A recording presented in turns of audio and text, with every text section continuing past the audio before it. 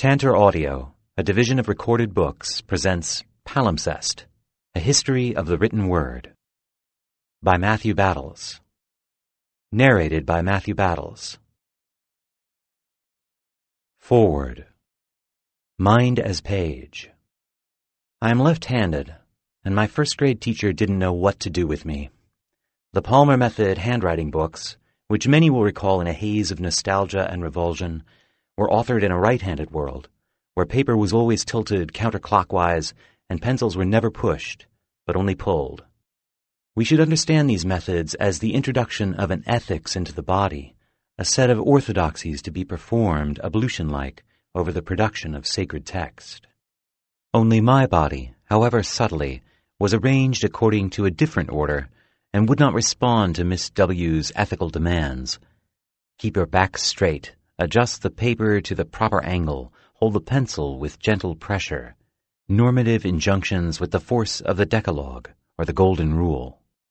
Despite the admonishments, and despite the multicolored variety of rubber appliances and prostheses affixed to my pencils, I persisted in hooking my wrist, turning the paper the wrong way, and giving my apprentice characters a reprobate slouch and a blurry smudge. Where it had slid across the paper, the meat of my left hand glowed with the dull shine of graphite. I soldiered on, however, for even before I could read or write, the letters of the alphabet had achieved fixed and peculiar characters known only to me. The letter M, for instance, was clearly brown, a low-nosed, snuffling, square-bodied beast. H was a house, alliteratively enough, black and strong, with room enough for all the other letters if it rained. As for A, which was white as distance itself, it was clearly a pair of railroad tracks receding, or sometimes the house of H seen from below, looming in enormity, its topmost ramparts converging in the sky. And so on. For such reasons, for the glamour of the letters, I persevered, despite Miss W.'s impatience. As I grew older, the graphic synesthesia faded. My devotion to letters only grew, however, and when I was about 11, I took up calligraphy. I borrowed library books describing chancery italic, blackletter, and something breezy and chilled called Gaelic roundhand.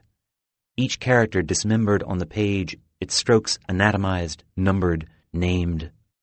My parents indulged me with trips to the art supply store for the necessaries, penholders, fat, promising bottles of ink in all colors, and the faintly menacing steel nibs, which I was gratified to discover came in left-handed models with points specially angled.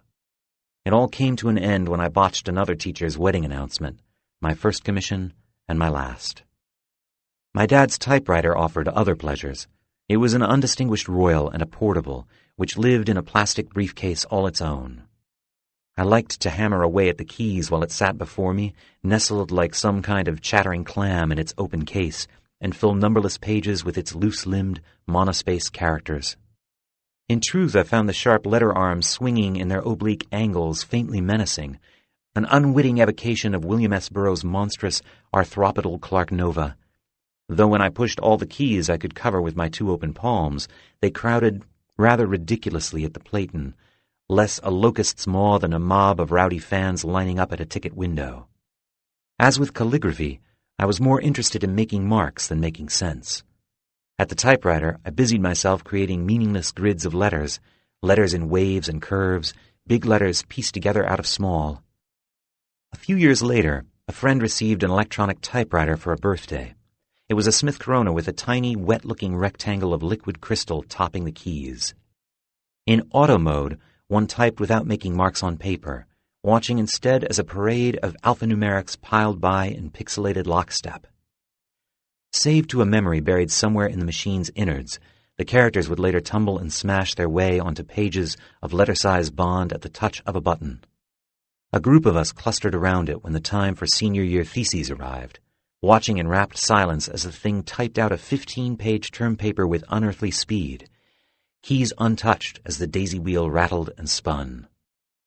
Already by junior high, however, there had been rumors of computers. One midwinter quarter, a clutch of beige Apple IIs took up residence in a disused shop classroom. Their displays filled up with letters in unearthly green, stacked clumsily out of tiny blocks of glow. But these were letters that could do things, make things, They seemed to pick and choose their forces and effects in ways unknown to the letter on the page.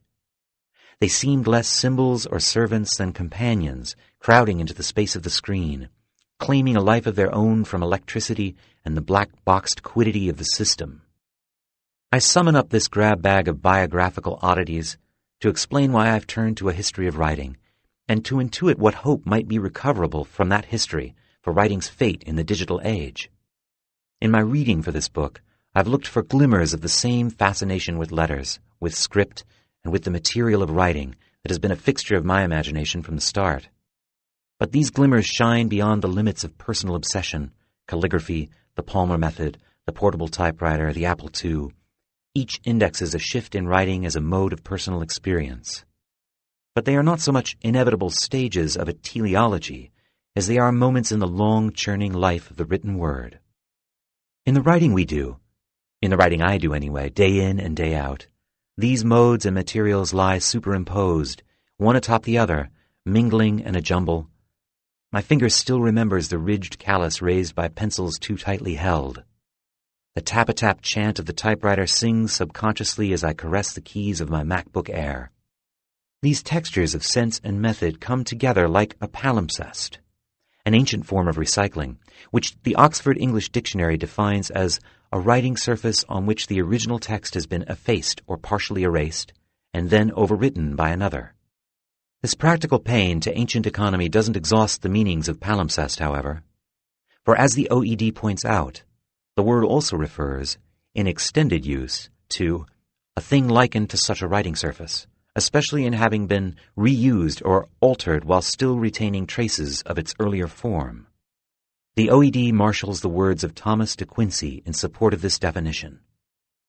What else than a natural and mighty palimpsest is the human brain? Books in running brooks. A letter is a joy of earth. It is denied the gods. Emily Dickinson. See, I have engraved you on the palms of my hands. Your walls are ever before me. Isaiah 49:16. A letter always arrives at its destination. Jacques Lacan. Reading has existed for hundreds of thousands of years, but writing is a recent invention. The exclamation of a flower in the forest's green expanse, the broken phrase of tracks in the snow, the ragged rhythm that certain species of game birds make when gathering for migratory flight, murder and murmuration. Our ancestors' interpretations of these broken melodies were always reading's precursors. Find tongues in trees, books in running brooks, sermons in stones, Duke Sr. instructs in As You Like It, and good in everything. All the clarity and confusion, all the rapture of reading is found in our pattern-haunted want. So while writing is a recent invention, the needs it answers are ancient ones. Its mandate emerged as our ancestors by slow, imperceptible degrees started to turn mere stimuli into the thousand-figured faces of the imaginal world, imbuing them with agency, with identity, with life. The empathetic encounter that takes place in a reader of a novel, in which characters' states of mind leap off the page, has its ancient antecedents in our meaning-pregnant engagement with the natural world. The stages of this transformation were more likely those of an imperceptible blossoming than a disruptive transformation. An evolved and evolving state, revolutionary only in retrospect. The characters in which this page is set, too, are products of, and in a sense escapees from, evolution. Indeed, they comprise some of the most complex and highly evolved of all the endless forms most beautiful and most wonderful, found on the tangled bank Darwin contemplates at the end of On the Origin of Species. We do well to remember that letters are born of the natural world. Their loops and serifs contain, coiled within them like DNA, the story of their making and remaking, the imprint or inscription of pixel, machine, steel tool, nib, quill, brush, and reed. Like trees, their past lives encircle one another, bound into their matrix down to the very sapling in the heartwood. And in the process of evolutionary change, writing has buried its roots deep within our cultures, our very consciousness. Writing is a meme, a whole flock of them really, a community of beguiling ideas nesting within one another, for whom the mind, extended, distributed, is the essential ecology. And yet, unlike with language, unlike even reading of the broad, ineluctably humankind described previously, we can get by perfectly well without writing. For tens upon tens of thousands of years we did get by without it, and millions of people do today. Writing can be absent from the brain without causing trauma in a way that cannot be said of language. And yet once rooted there, it will not be excised. Writing needs us more than we need it. Like chess, neoclassical architecture, and religion, it is a thing that feeds on consciousness, requires the human mind in order to survive and propagate. To describe it this way takes away no grandeur or wonder from the magnificent contingency that is writing. Indeed, it's the basis of my celebration. Writing does not have to be, and yet it is, in a multitude of forms. And it is evolving ever more speedily in minds made fertile with text, image, and imagination. Like Darwin's tangled bank, writing's elaborately constructed forms, so different from each other and dependent upon each other in so complex a manner, have all been produced by laws acting around us. Only, in the case of writing, these laws act through us, not as dumb or blind agents, but as a very work of the human brain.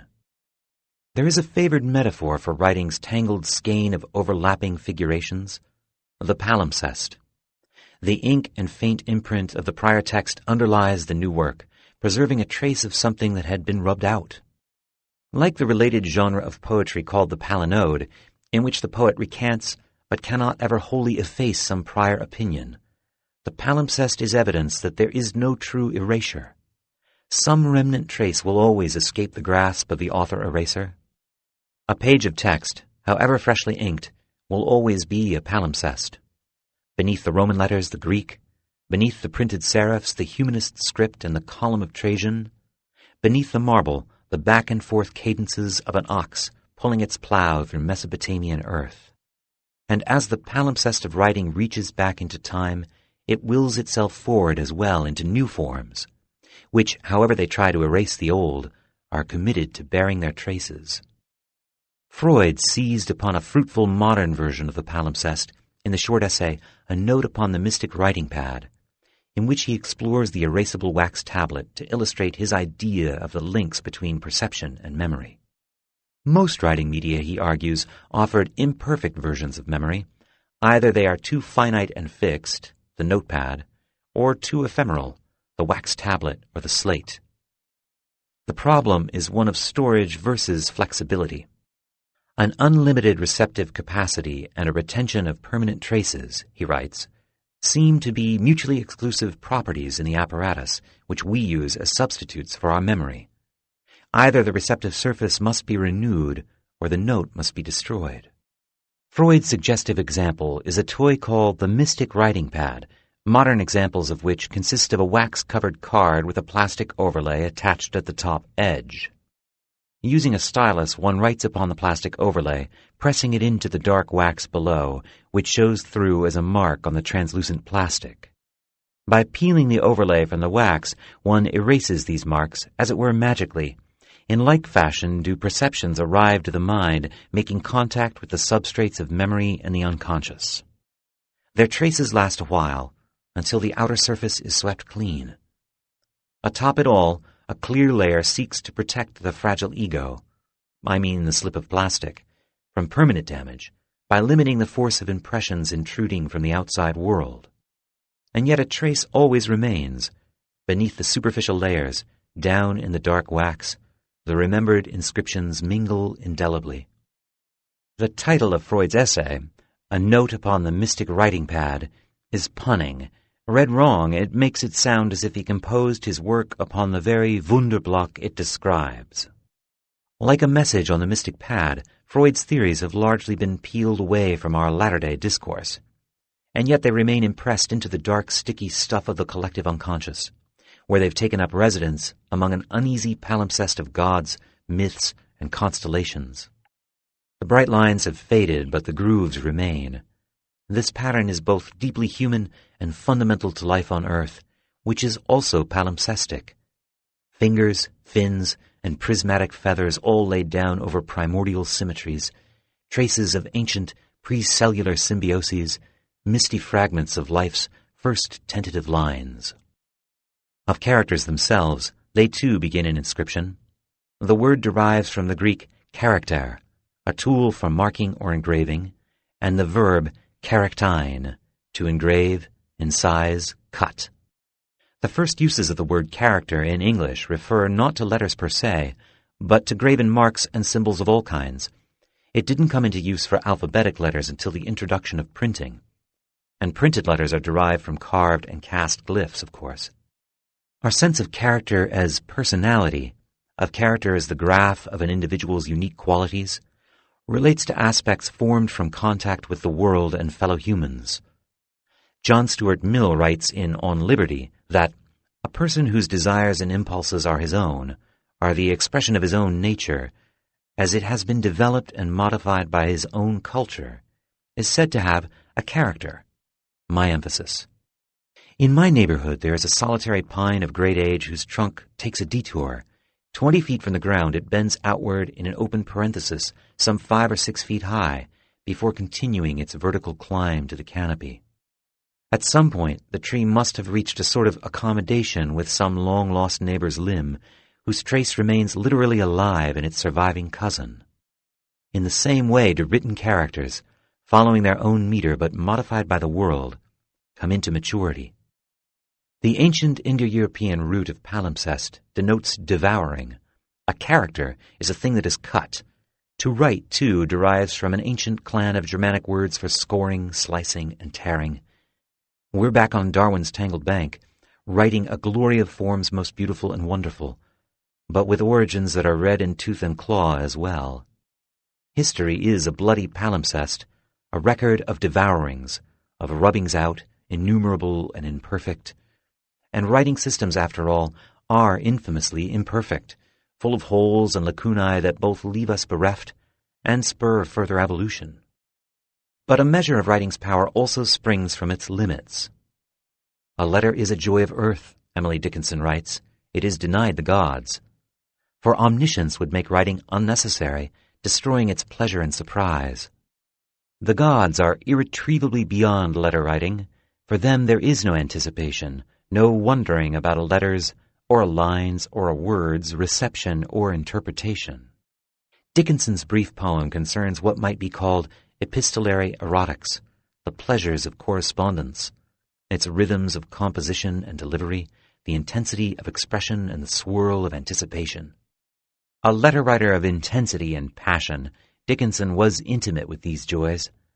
And what she says about the epistle holds true for written characters, and doubly so for Dickinson herself, who unspooled her poems in cursive and carefully stitched them into the little booklet bundles scholars call fascicles.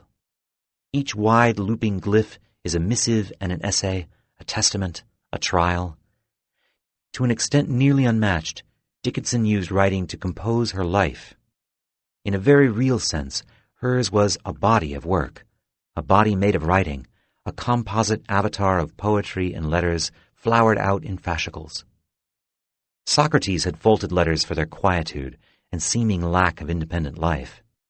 For Dickinson, these faults were the powers through which she both concealed and extended herself. Letters are for bridging gaps. Misunderstood, they stand like piers of intention at the edge of meaninglessness, the disappointed bridges of Joyce's Stephen Dedalus.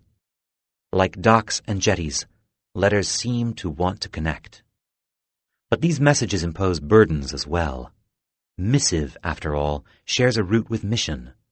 Letters not only go on missions from writer to reader, they impose them as well. The magisterium of writing turns composition and comprehension into labor, vocation, even profession. They cannot act alone, the letters. They require putting together and pulling apart. If Dickinson's plural divinity finds writing's needs and pleasures alien, it is God with a capital G who would seem most estranged from the scribal burdens, for his solitude, like his knowledge and his power, is absolute. With whom could the omnipotent epistolate, after all? God is a creator, not a communicator. And yet in the Bible, contra Dickinson, Yahweh is a writer and a frustrated author to boot, his correspondents being the constrained beings of his own creation. Only when his tablets are smitten and lost, it seems, do his characters find their way, palimpsest-wise, into the consciousness of his creatures, who still ignore the import of the grand text of creation itself, forever rewritten around them and for them. Thus Isaiah 49:16, "Behold, I have graven thee upon the palms of my hands." Yahweh reduced, like a child suitor, to scrawling his love for humankind in the palm of his hand. For mortals, too, the inscriptions are never certain. With writing there is always the uncertainty of reception, the mystery of the reader. Who is the reader, and who else is reading? Socrates will condemn this mysterious message-in-a-bottle quality of writing. But like Emily Dickinson, we can learn to embrace these mysteries as well. An implacable corollary of Dickinson's epistolary theology, the fallibility of letters is only a fiction of time. The gods see them written to the very last finis, to an end in which their purposes will be fulfilled, their story revealed. "A letter always reaches its destination," wrote Jacques Lacan, concluding his discussion of Poe's story The Purloined Letter, in which a letter stolen by a blackmailing government minister is found hidden in plain sight. With Lacan, we might agree that even the misdirected message finds, in its unintended recipients, its mission. Only when there are no more readers left to be discovered will the words have exhausted their possibilities. It's as if letters have the need to be read, to find their way into the minds their forebears prepared for them, and to prepare those minds for future letters as well. Proliferating, fascinating, fixing, and transforming, these qualities are bound up in what Lacan calls the urge of the letter. And yet, for all its beauty, for all its willing proliferation, transformation, and abundance, writing is hard. It submits us to a painful tuition. It exacts a price. It's fair to ask, what does writing want? Writing presents us with enormous, nearly insurmountable cognitive hurdles. So much about it resists the easy transmission of thought and sensibility made possible by 500,000 years of human evolution. We evolved to communicate face-to-face and side-by-side. Gesture accompanies word like cleaner fishes clinging to the body of a shark. The flicker of eyelids, the rhythm of the breath, even the odor and heat of the body contribute to the conversation. Writing does more than simply strip all this away. It presents the reader with a new set of challenges: decoding and computation, assembly and algorithm. When school children struggle to learn the craft of the personal essay or the short story, they're addressing the same questions faced by the scribes of ancient Sumer who turned the rude numeracy of gouges in clay into a net for catching language. Pushing arithmetic scroll beyond the hash mark entailed a leap into symbolic life, into games of metaphor and this for that, into poetry. And what did the ancient scribes have to draw from but their own lives as readers already, as watching children glimpsing monsters in the cedars and gods in the clouds? When I've taught writing, Richard Sennett writes in The Craftsman, I've asked my students to rewrite the printed instructions that accompany new software. Perfectly accurate, these nefarious publications are often unintelligible. They take dead denotation to an extreme. Not only do engineer writers leave out dumb things that everyone knows, they repress simile, metaphor, and adverbial color. The act of unpacking what's buried in the vault of tacit knowledge can make use of these imaginative tools. By invoking the signals birds send by singing or bees by dancing, the person rewriting software instructions can make comprehensible what hypertext does and how economically it should be used. Of course, writing is a craft, and like any craft it must be learned, and to do so one must submit to a discipline that takes place not in the world of words and images, but in the body. The writing teacher can only make use of writing itself to a limited extent. She must resort in the end to somatic realities that reside outside written language. Cast back to school days, the hunched posture, the cramped hands, the tongue clamped between the teeth, all indicating the extent to which gesture, posture, and the calisthenic rigors of practice go where written instructions do not. Writing is not learned from written instruction alone. It's a craft of the body, learned corporally. And alas, as novice scribes have attested since Mesopotamian days, one often accompanied by corporal punishment. A contemporary handwriting curriculum calls itself Handwriting Without Tears, a noble effort to rid the learning of writing of its wonted discomfort and shame. In time, those discomforts are tempered, the gestures and postures are internalized, and writing becomes a habit, a reflex, an impulse. This remarkable and remarkably simple capacity for writing to become a symbiont of the consciousness, for a craft so sophisticated and cognitively demanding to knit itself securely into our quotidian ways, is as responsible as its great utility for the ineluctable role it plays in modern life. Despite massive technological changes in the media of writing, mere handwriting remains an impulse for even the computationally sophisticated, as the many-petaled blossom of adhesive notes affixed to so many computer monitors attests. Even in a networked age, if handwriting didn't exist, we'd have to invent it. Such notes typically lack the elegance associated with historic handwriting, and yet the traces of the ideal letters live within the most tortured scrawl. Writing confers a utopian belief in what I might like to call eugraphy, the formation of true letters, beguiling, eternal, unattainable. We always arrive to writing as beginners in the midst of experts, finding our way by dint of prior written documents, which both inspire and oppress our apprentice efforts. I call writing's influence on human experience by the name of magisterium, a word first used to denominate the teaching authority of the Church in theological matters.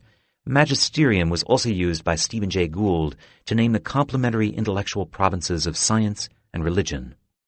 The magisterium of writing is far from the oldest magisterium, not nearly so venerable as music or mythology. But it's one that, for its historical novelty, is deeply interwoven in the individual minds and collective consciousness of we who read and write, so profoundly and intimately reorganizing the literate psyche that the manner in which it wields its power is all but invisible to us.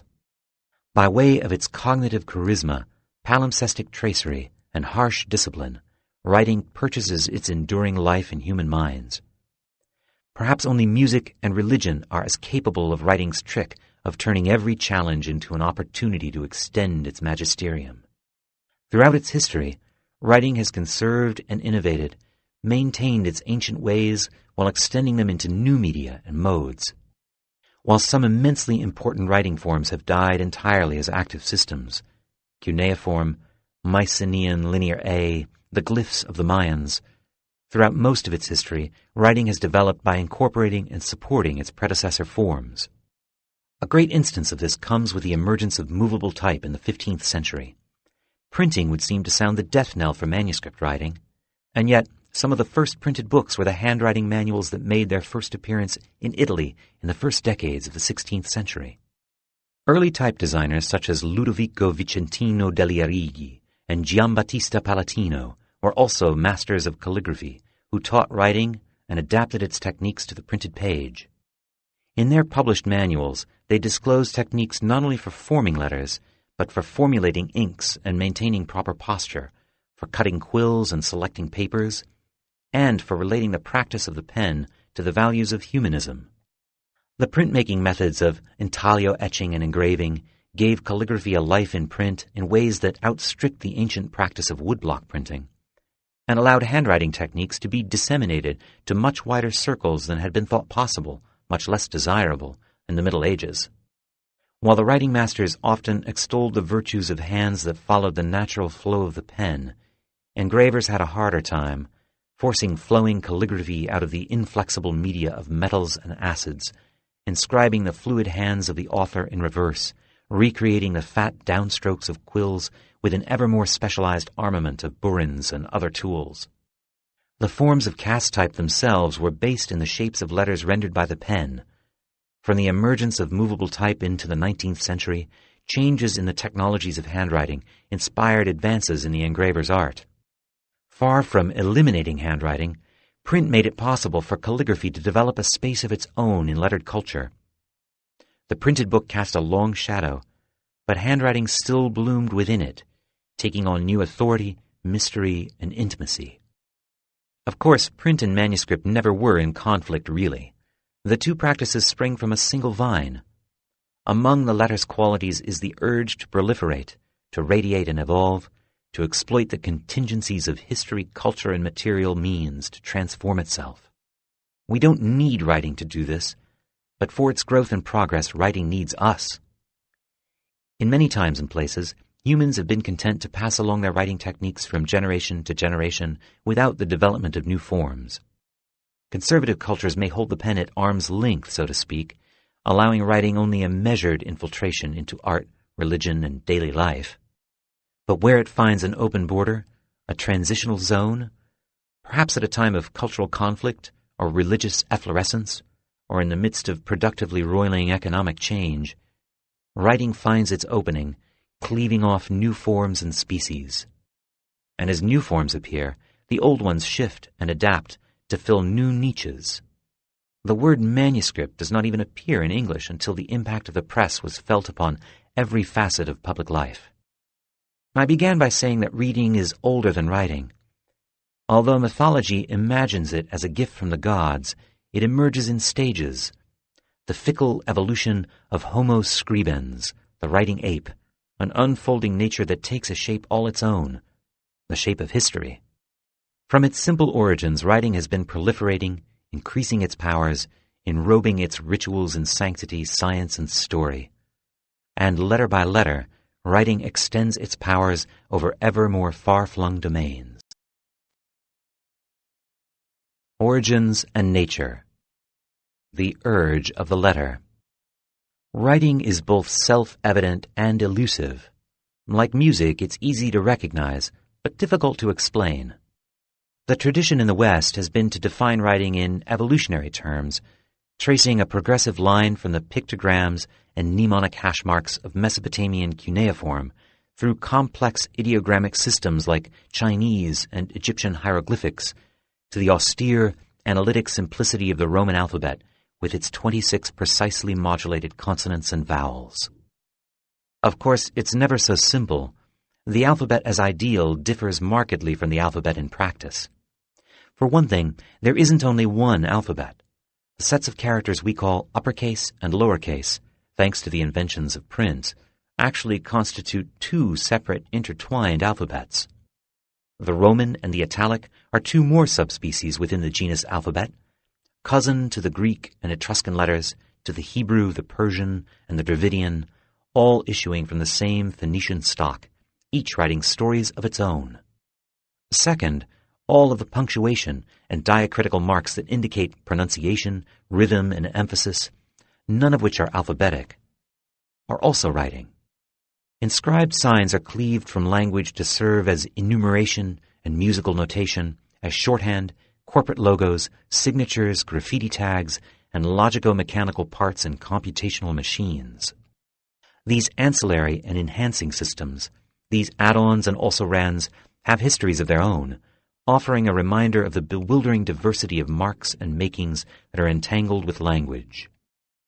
The qualities that separate humanity from the other animals, qualities upon which the most magnificently developed aspects of civilization are founded, are also so basic to our species that they can properly be called instinctive.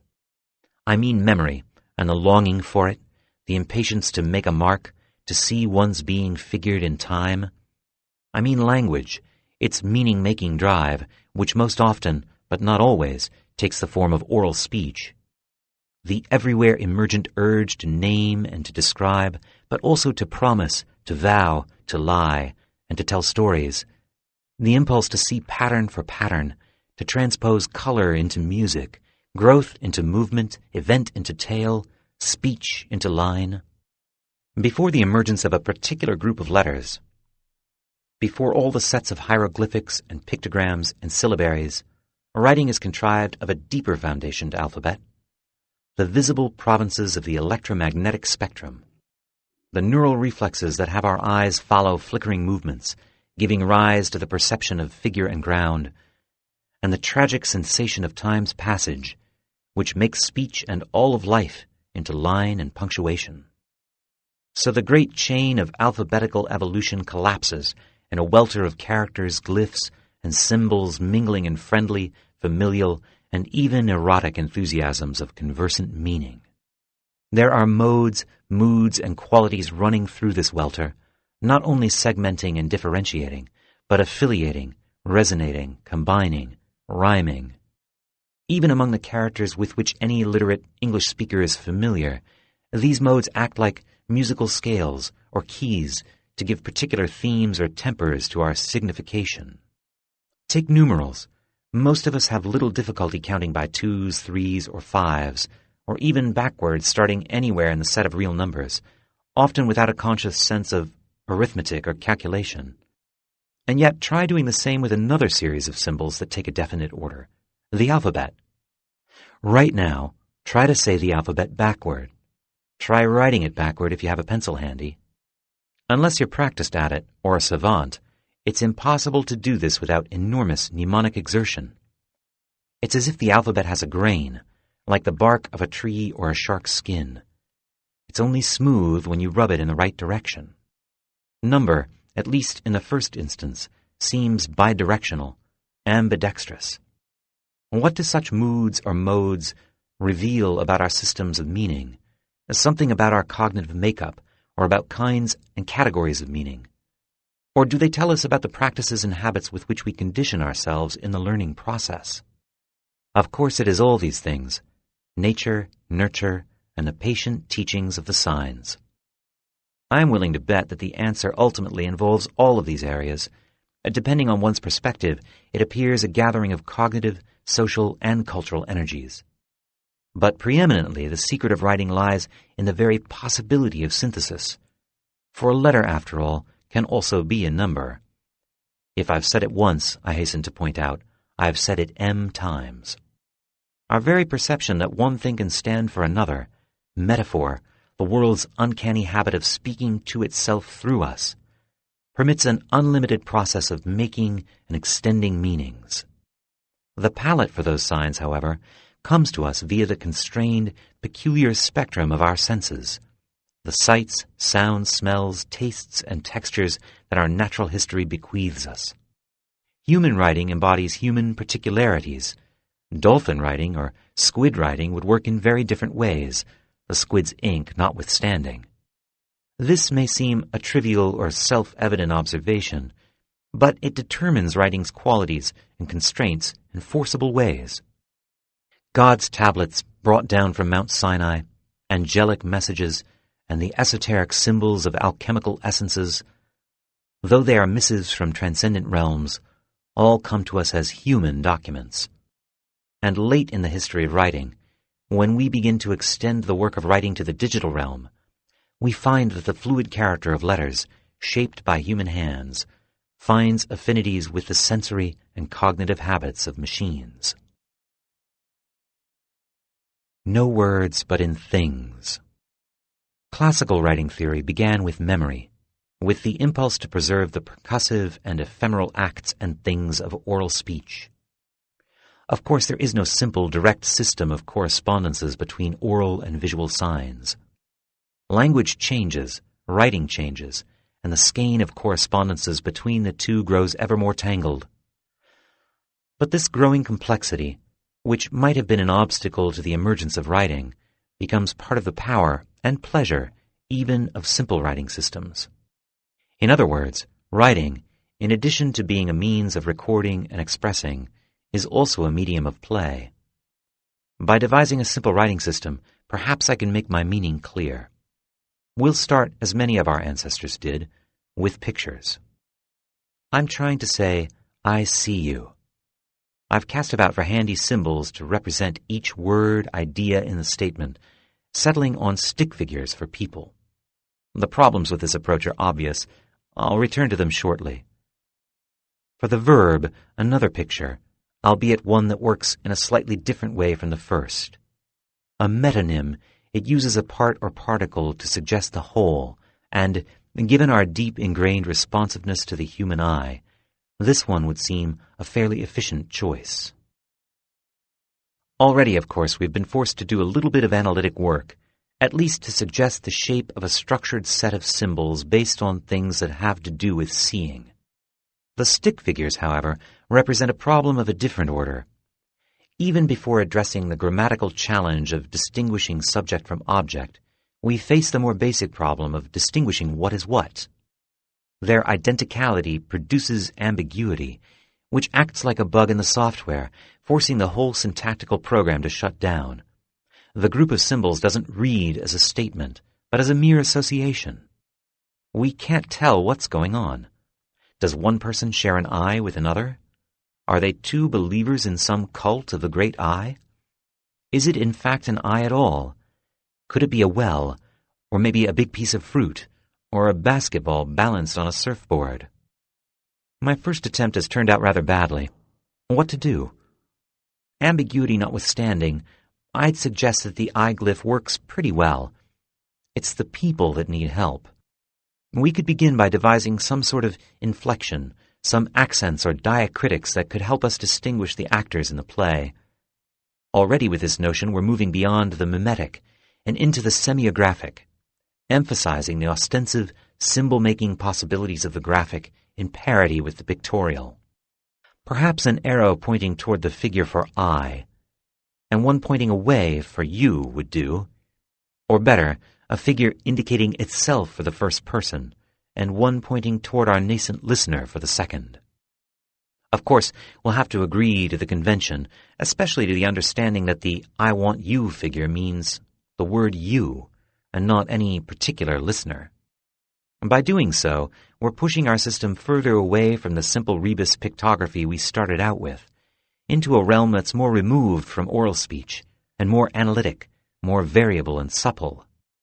But the trade-off is a loss of immediacy and universal translatability, ideals that have haunted writing from the very start. But there's another route to a solution, one that plays with the strange flavors of oral speech and graphic possibility. Remembering the strangely echolalic nature of words, we cast about for a homonym and tender a transposition, to use the figure of a sheep or a ewe. We've lost the metonymic part-for-whole immediacy of our verb's sign. We're playing quite specifically with the basic stuff of language, a particular language, in fact, English, with all its special sounds and effects. In tying our signs to one oral language, we've gained a bit of comedy, admittedly of a low sort. In a kind of metaphysical drama, meanwhile, we've also reenacted humankind's expulsion from the garden, the fall of the Tower of Babel, or Babel, perhaps, and the confusion of the tongues. From the great stream of history that flows out of the once fertile region between the Tigris and the Euphrates, building from the incised clay of cuneiform into all coves and harbors of the alphabet, to the equally strong current rising out of China to fill the East, writing systems seem to leap up fully formed to flood the tablet, the stone, the leaf with words. And yet, like a flood, writing expands a language by stealing into it, disciplining and ordering it, noting its nakedness and making it visible. And as it clothes language, writing hides its own traces, leaving metaphysical lacunae that have haunted thinkers about writing for ages. But this pictographic play doesn't begin to approach the complexity of writing's emergence. Minimally, writing is a visual encoding of language. In practice, ways of writing transcend oral speech. Written symbols can stand for musical tones or rhythms, mathematical operations or denominations of currency, to name a very few possibilities. Our system could make more extensive use of semiographic signs, accents and marks to distinguish cognitive tones and colors, to specify and intensify. Such sigils featured in early writing systems like cuneiform and the systems that arose from Egyptian hieroglyphs to differentiate homophonic words. They return in the forms of tags and character encodings that allow us to index electronic texts for searching and manipulating them in meaningful ways. In the present case, we could agree to conventions that tell us when the I letter is referring to the organ of vision or to its first-person singular homophone. Unlike our tentative finger jab in this direction with the stick figures, our semiographic intensifier will be abstract and explicitly arbitrary. Perhaps a simple horizontal line across the top will do. I've given the U the same treatment, thus making it a U. And I've thrown another surprise into the bargain, adding a new symbol to stand for a different verb. I suspect you've managed to understand the statement without difficulty, as it expresses itself with a commonly accepted semiotic marker for romance, eros, cupiditas, Valentine's Day. And now, dear listener, for such you have become, my writing system can express my sentiments, engendered by your patient and thoughtful consideration. One of writing's great achievements is that, like the language it encodes or completes or parasitizes, it manages to be extensible. By means both cognitive and social, it enlarges itself to address novel states of affairs. It proceeds with this magic by means that are native to human minds, analogy, metaphor, mimesis, and classification, to name a few. It also exploits and transforms circuits in our brains to make itself at home there. You may not be able to say the alphabet backward, but most people can read written statements that scramble the letters within words, a powerful example of writing's powers of cognitive domestication. Writing teaches our brains to do all kinds of somersaults and tricks. Writing also exhibits the uncanny property of disembodiment. A written sign can stand and deliver its message ad infinitum, regardless of its author's fate.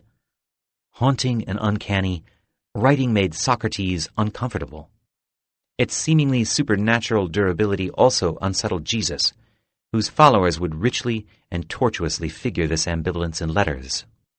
This immortal tendency of writing entranced and troubled the kings of Mesopotamia with its capacity both to underline and to undermine royal authority. Inscribed in stone, recorded on tablets, their victories were both preserved and subject to revision. According to an old understanding of human nature that remains quite popular, writing marks a divide between savagery and civilization.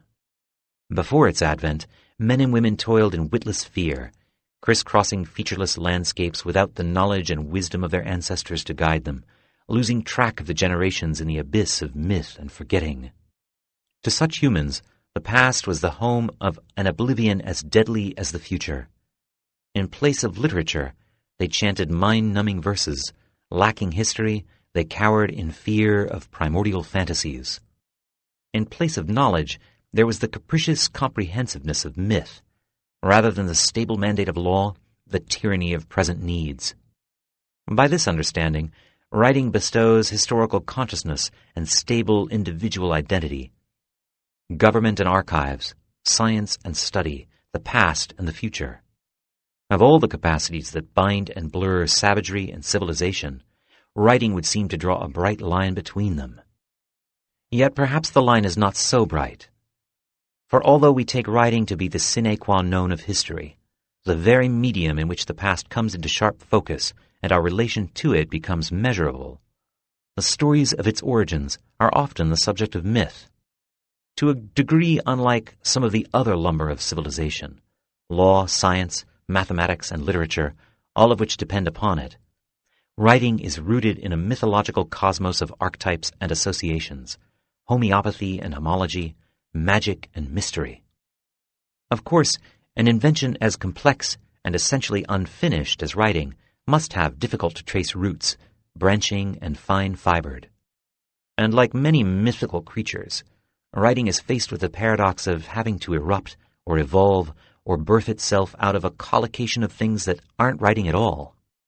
This is not only a logical conundrum, but the very problem of existence queried in 1,000 ways by mythology, a way of making and taking stock of meaning in the world that writing, historically, fundamentally disrupts but never eradicates. It's also the compelling mystery figured by the theory of natural selection. But the challenge of writing's history is more deeply inscribed than this. For there is among those who read and write the sense that written characters exist apart from time, that they partake of the ineffable and the ideal. Letters are things, not pictures of things, said type designer Eric Gill, echoing the intuition of the Kabbalists. Regardless of the writing system or the medium in which they are inscribed, glyphs have qualities that lend themselves quite readily to reinscription, proliferation, and transmediation.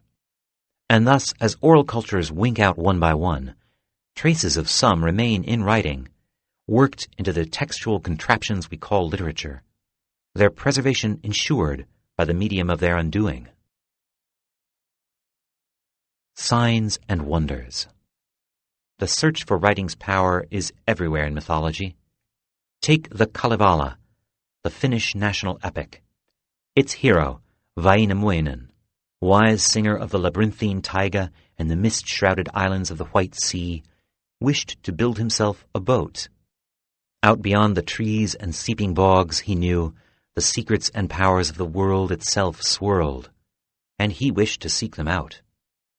His helper, young Sampsa Palavoinen, had already spoken to the trees to ask for lumber, had found that oak would answer where ash and fir demurred. And Wainamoinen took up the wood and did what any eternal bard would do. He sang to it. Wainamoinen, old and skillful, the eternal wonder-worker, builds his vessel with enchantment, builds his boat by art of magic, from the timber of the oak tree, from its posts and planks and flooring, sings a song and joins the framework, sings a second, sets the siding, sings a third time, sets the rowlocks, fashions oars and ribs and rudder, joins the sides and ribs together. At first, the hero's magic is entirely oral, the glamour of the singer. But the boat is not yet made ready. Wainamoinen realizes that he lacks the 3 words of master magic that will join the handrails, smooth the stern, and shape the prow. Where to find these words of magic? Find the lost words of the master. From the brains of countless swallows? From the heads of swans in dying? From the plumage of the grey duck? For these words the hero searches, kills of swans a goodly number, kills a flock of fattened grey duck, kills of swallows countless numbers. Cannot find the words of magic, not the lost words of the master. Wainamoinen, wisdom singer, still reflected and debated. I perchance may find the lost words on the tongue of some reindeer, in the mouth of the white squirrel. Amidst the avatars of the natural world, these words of power pre-exist as things, but the epic of Wainamoinen makes no particular mention of written signs. For their specific emergence in old tales, we can look west to the haunts of the Norse gods and to shape-shifting Odin, who sought the wisdom that would give him power throughout the 9 realms of existence. It was a boon that only sacrifice could grant. And Odin so desired this power that he scourged himself and hung gibbeted upon the world tree, Yggdrasil the ash. I know that I hung on a windrock tree 9 whole nights with a spear wounded, and to Odin offered myself to myself, on that tree of which no one knows from which root it springs.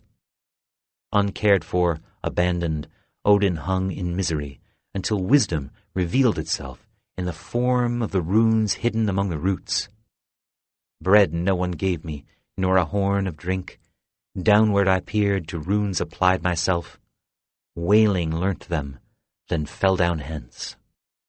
These runes, like the poetry that can be made from them, were not Odin's alone. They are the gift of his sacrifice to men and the gods. Runes thou wilt find, and explained characters, very large characters, very potent characters, which the great speaker depicted, and the high powers formed, and the powers prince graved. Knowest thou how to grave them? Knowest thou how to expound them? Knowest thou how to depict them? The myth-inspiring glamour of letters isn't a power restricted to their earliest phases. Throughout writing's career, people have been looking at the letters they inscribe and seeing signs, wonders, and origins. The characters of the alphabet were adapted by their Semitic-speaking creators from a combination of cursive cuneiform figures and Egyptian hieroglyphs that had come to stand for syllables in polyglot ancient Western Asia. Modern archaeologists have associated the glyphs of the Proto-Canaanite alphabet, which coalesced about 1700 BCE, with a putative mnemonic tale, a story about an ox, a house, and a plow, now lost, which gave the alphabet its order. It's a marvelous story, and, like most marvelous stories, no one knows if it's true. Even the science-molding scholars of the 19th century, smitten with the rediscovered marvels of cuneiform, began telling just-so stories in which they dreamed from the scratched, angular rudiments of Mesopotamian scripts tales of alphabets reduced from spells and stories, an ox in the Aleph, a house in Beth. In the 16th century, English astronomer, alchemist, and mystic John Dee claimed to have discovered the language of the angels, the primordial pre-Babel tongue from which human language is descended, transmitted to him in a writing system of enigmatic runes and glyphs. Dee's angelic language held more in common with the glossolalia of ecstatic Christianity than early writing systems, but this didn't keep his wonders and fancies from finding an audience. Dee's Enochian alphabet exists today in several digital fonts. Perhaps the most evocative of writing's origin stories thrives not because of its mystical glamour, but for its poetic expression of the fickle and troubling powers writing carries right down to our own time. Socrates, who will leave no words written in his own hand, calls into question not only the utility of writing, but its safety. Discoursing with Phaedrus on the nature of love and the trouble caused by persuasive words while walking on the road outside Athens, Socrates tells the story of Thoth, the Egyptian god of messengers and calculators, who took the form of the ibis, a water bird that frequents the muddy, papyrus-laden banks of the Nile. Thoth was keen and curious, a handy inventor of tools which included arithmetic and astronomy as well as dice. But of all his inventions, he was happiest with letters, the rudiments of writing. Proudly he shows them to Thaumas, the god-king of Egypt. "Letters," said Thoth, "will make the Egyptians wiser and give them better memories. It is an elixir both for the memory and for the wit." But Thaumas, in his wisdom, is skeptical. "You who are the father of letters," he continued, "have been led to attribute to them a quality which they cannot have. For this discovery of yours will create forgetfulness in the learners' souls, because they will not use their memories.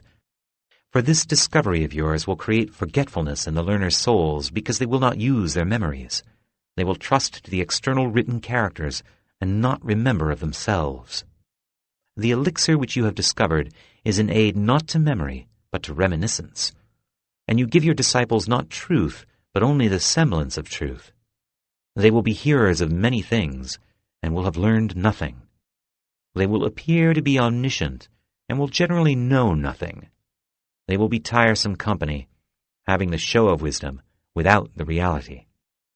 Comparing word work to farming, Socrates tells Phaedrus that writing sequesters ideas in a garden of letters, beautiful, fascinating, but walled off from the soul. He admonishes Phaedrus that it may be noble to sow in the garden of letters, but nobler far is the serious pursuit of the dialectician, who, finding a congenial soul, by the help of science, sows and plants therein words which are able to help themselves and him who planted them. Far nobler, certainly, Phaedrus agrees. The relationship to writing evinced by Socrates, as well as by his amanuensis, poet and explainer Plato, is ambivalent and complicated, especially when considering the role of writing in creating and sustaining power and authority, a subject this book takes up in a later chapter. Plato's and Socrates' different perspectives on writing, poetry, and learning clash and combine in ways that would prove unsettling and productive for Western thought. But here, in his dialogue with Phaedrus, we have Socrates' intuition that writing emerges as a rupture, that it breaks a healthy order reaching back to the roots of humankind. This skepticism about writing, arising from the oral world of mythology, will itself prove perennially influential. It's tempting to look for space between the lines of myth and text, between nature and culture, the imaginal worlds of ancient strivings, to put the disparate energies of these mythical accounts of writing's origin into dialogue. Here I introduce another one of writing's mythical personae, a cousin to the company of gods and heroes whose inventiveness and industry the stories have credited. Calamos was the son of Meandros, a god who took the form of the Meander River in Asia Minor. He fell in love with another youth, Carpos, the child of a nymph and the west wind. In a riparian rage, Calamos's father drowned Carpos. The two youths were in the midst of a swimming race, but were left to wonder whether the river god disapproved of their intimacy. And Calamos, in his despair, drowned himself. At the moment of his death, he becomes the river reed. In the guise of Nilotic papyrus, perhaps, he is the medium by which Egyptian hieroglyphs leap from stone into circulation. But he also gives his name to the writing implements made by people across the ancient world from reed and stem. Sanskrit kalama, calamus in Latin, in Arabic kalam. By the nonverbal mimesis that is prior to words, Calamus also names the quill of the feather. But all that comes after the tale I want to tell, a syncretic, enjammed mishmash of a riff, a thought experiment in mythic key. Sunstruck and warm, grieving and green, the youth lay in the river where the mud gives way to water. He sighed, and ripples wrote their way across the long surface of the stream, as he runs in his mind over the long legend of the days and nights of his family, of his father, who was the river himself, and of the titans and nymphs and spirits of their lineage, and of his love who was fleet as the wind but no swimmer. The youth occupies himself this way through the blinking of days and floods and seasons and civilizations, down the half-life of his grief, a long-ebbing energy in search of an entelechy. Amidst this musing on the strange past, this rhyming and reasoning and sighing, he spies a curious figure, black and white and all business, his dark head sharpening to a long hooked beak, dipping along the muddy bank. "Dear Calamus," says the beaked fellow, "still rustling with discontent?" "Ah, Thoth," Calamus replies, wind passing through nodding corn, "if only you knew what I have known, such restless beauty, and the hateful implacability of fate, the very stuff of life in the universe is fickle and inconstant." "Yes, quite," says Thoth, rearranging the feathers of a glossy white wing. "I find that I have so little time to trouble myself with such things, however." "Dear bird," says the youth, "whatever else is there to trouble over?" "Business," croaks Thoth, "the balance of good and evil, the infinitely variable weights of souls, the entire catalogue of random events and associations that constitute the universe." "Ah, yes," Calamus sighs. "But then you are Ra's vice-regent, the very mouthpiece of divinity itself." "Precisely," Thoth says. "And permit me to take your mind off your troubles by offering for contemplation an invention I'm working on, something to ease the burden of my endless thankless vocation." "It sounds quite useful," Calamus replies. "What is it?" Thoth's head swivels, his beak describing a suspicious arc as he checks for spies and eavesdroppers in the reeds. "It's a system," he hisses conspiratorially. A system," Calamus muses. "Well, there are plenty of those already. The sun rises and sets, the stars wheel about the pole, even the weather is a system. Why does the cosmos need another?" "It's not for the cosmos, it's for me," Thoth clacks, bounding up and down on bending legs. "I have so much to keep track of, so many ideas, so many things." "That's what this is for," Calamus says, reaching over and tapping Thoth on the head. "So in any case, what's your idea?" "I got it walking along this river just now," Thoth replies. "I'm stumping along trying to keep track of the souls I have to judge, and all of Ra's pronouncements and plans, my feet sinking into the mud with each step a new concern, a fresh fact, an emerging edict. And I'm looking at my footprints in the mud, each one a perfect imprint of my soul." "They are fetching," Calamus remarks, admiring the long line of Thoth's tracks tracing the ripples at river's edge. "And I thought, a thought for each step, an idea for each trace. Each footprint represents an idea." A remarkable notion. But how to keep track of which idea formed with which footprint? It's Thoth's turn to tap his head, flourishing the fan of one wing. "Memory, my grief-stricken reed," he replies. "Memory is the thing." So, you picture in your mind the track you made in the sand at the moment you were thinking the idea you wish to remember? "Precisely. So just now I was thinking of this new system of mine, and so there it is, the track that signifies this very system." Quite effective. Only it looks like almost all of the other tracks, more or less. Yes. Yes. Even the ways it differs aren't all that different from track to track. Yes. So, What will you do when you wish to remember the ideas you've had, but in a different order? Thoth can withdraw into himself at such moments, wings sealing to form a smooth shield, unruffled in the inscrutability of his wading-bird nature. But after a long while he says, I do see a whole set of new problems in light of this. But there is a solution. Make each track slightly different. Each track, tied as it is to a unique idea, becomes unique in itself, like so. And Thoth staggers off along the riverbank, varying his gait according to the ideas passing through his mind. Calamus watches a while bemusedly. The bird god's japes do take his mind off his world-consuming grief.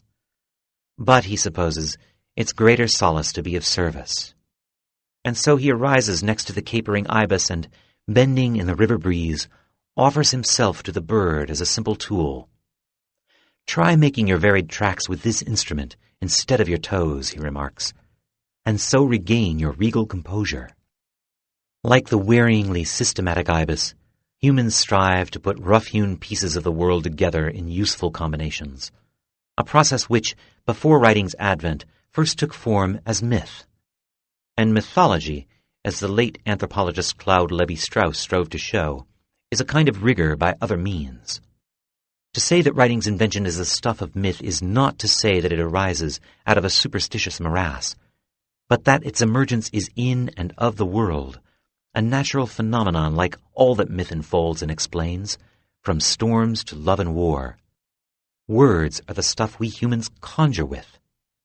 Like Thoth and Wainamoinen, we seek to build things with words. Like Calamus and Odin, we suffer to conjure their power and saving splendor.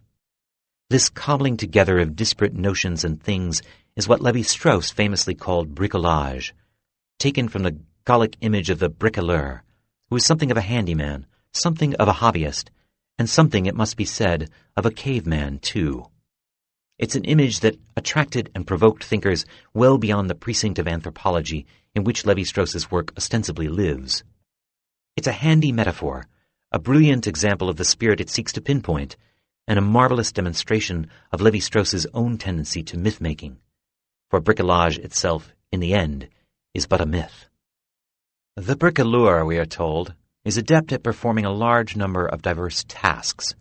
The rules of his game are always to make do with whatever is at hand.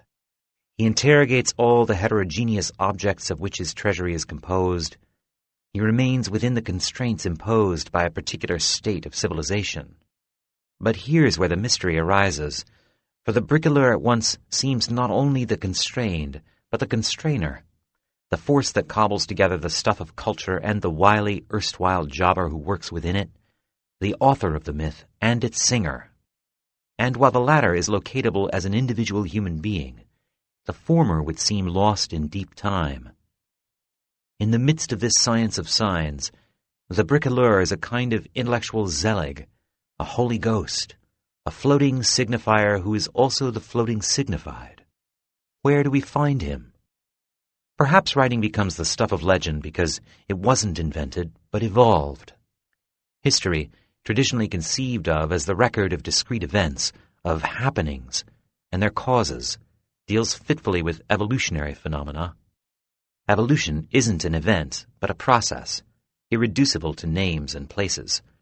It's distributed, occurring in many places simultaneously, and gradual, not likely to produce sudden perceptible transformations. And from this blind, implacable creation arises all the clamor and caprice of culture. Writing's effects are radical. Its emergence, its intimate role in consciousness, its very appearance, all strike at the roots of language, memory, and civilization. And that's what radical means, of course. It's from the Latin radix, for root. Letters and signs can look like roots, pulled from the ground in their tangled skeins of lines and loops. Dredged up from the dark, they nourish and support the meaning we cultivate in words. In semantics, a word's uninflected meaning is termed its radical. Chinese dictionaries are organized according to fundamental graphic units out of which characters are compounded.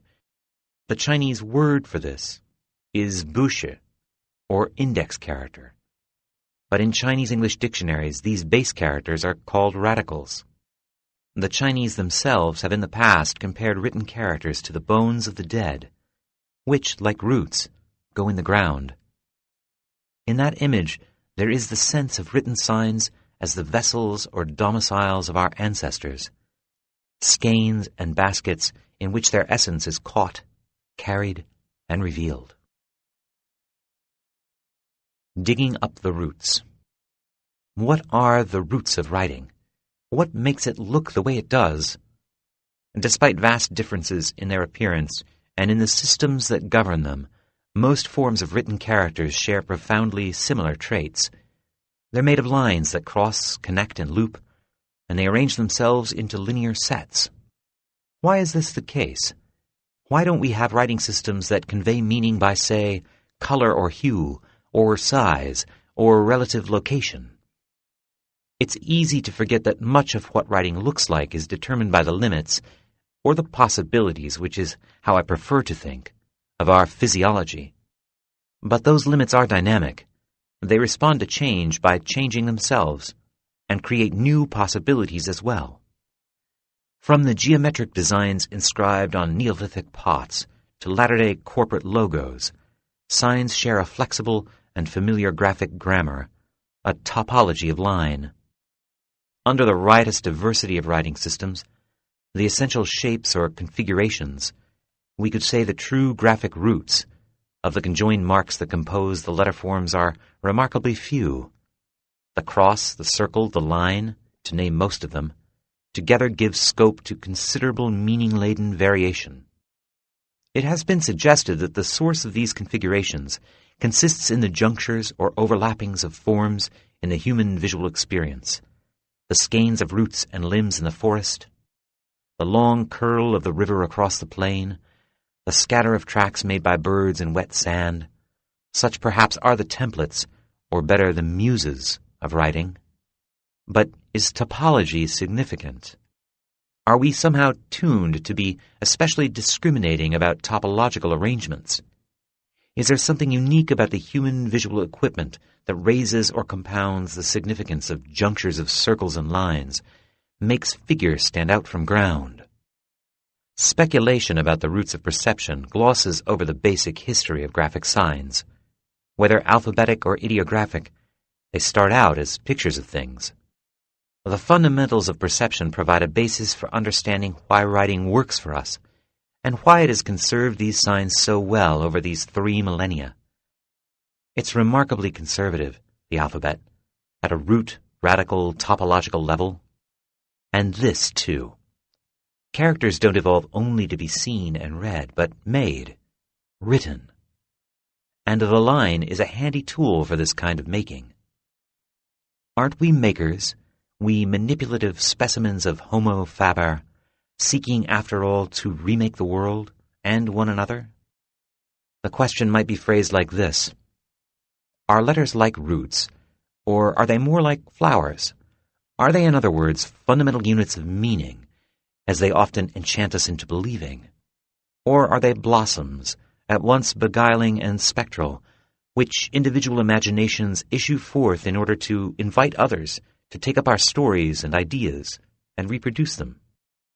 Evolutionary psychologists who focus on the persistence of atavistic and primitive cognitive traits argue that the brain did not evolve for reading and writing, and thus its adaptations to that purpose are somehow incidental. By the same lights, the spinal column's role in supporting our vertically aligned trunk and head for bipedal terrestrial locomotion is incidental to its original purpose. Perhaps we were never meant to read and write. But this is like saying that we're not meant to be bipedal, because the spinal column didn't originally evolve to support a large cranium atop the body of a striding erect land mammal, that our ancestors should have never left the seas, let alone stood upon their hind legs and started telling one another stories.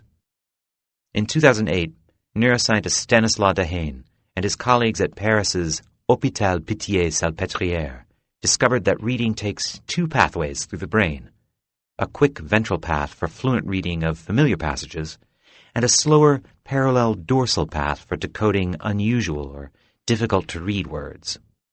The trade-off between the two isn't seamless, but has thresholds, like triggers, which are set at different points for readers of different expertise.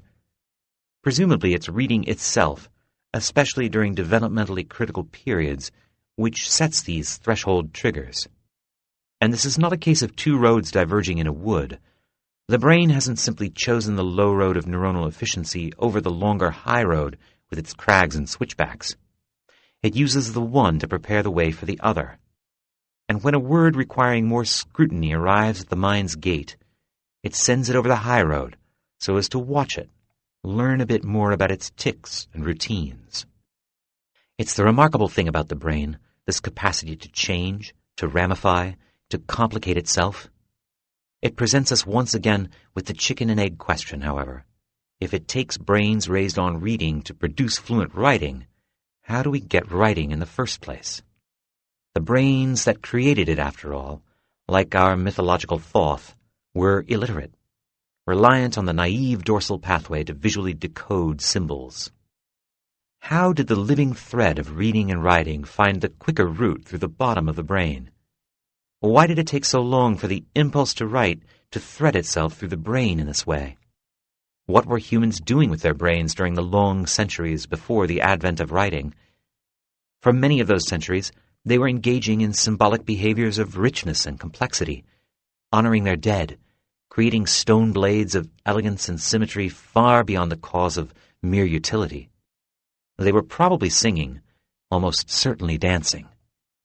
And they were drawing and painting, prolifically and sometimes prodigiously.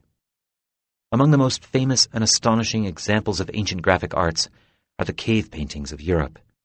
Beginning about 32,000 years ago, Paleolithic peoples across what is now Western Europe filled caverns like those at Altamira in Spain and Lascaux in France with images of game animals, predators, and sometimes themselves. Lascaux Cave alone contains some 2,000 images. These prolific artists of the Paleolithic continued to draw in their dark, smoky caverns for more than 20,000 years, a record of continuous cultural production that may be unmatched anywhere on Earth save Australia.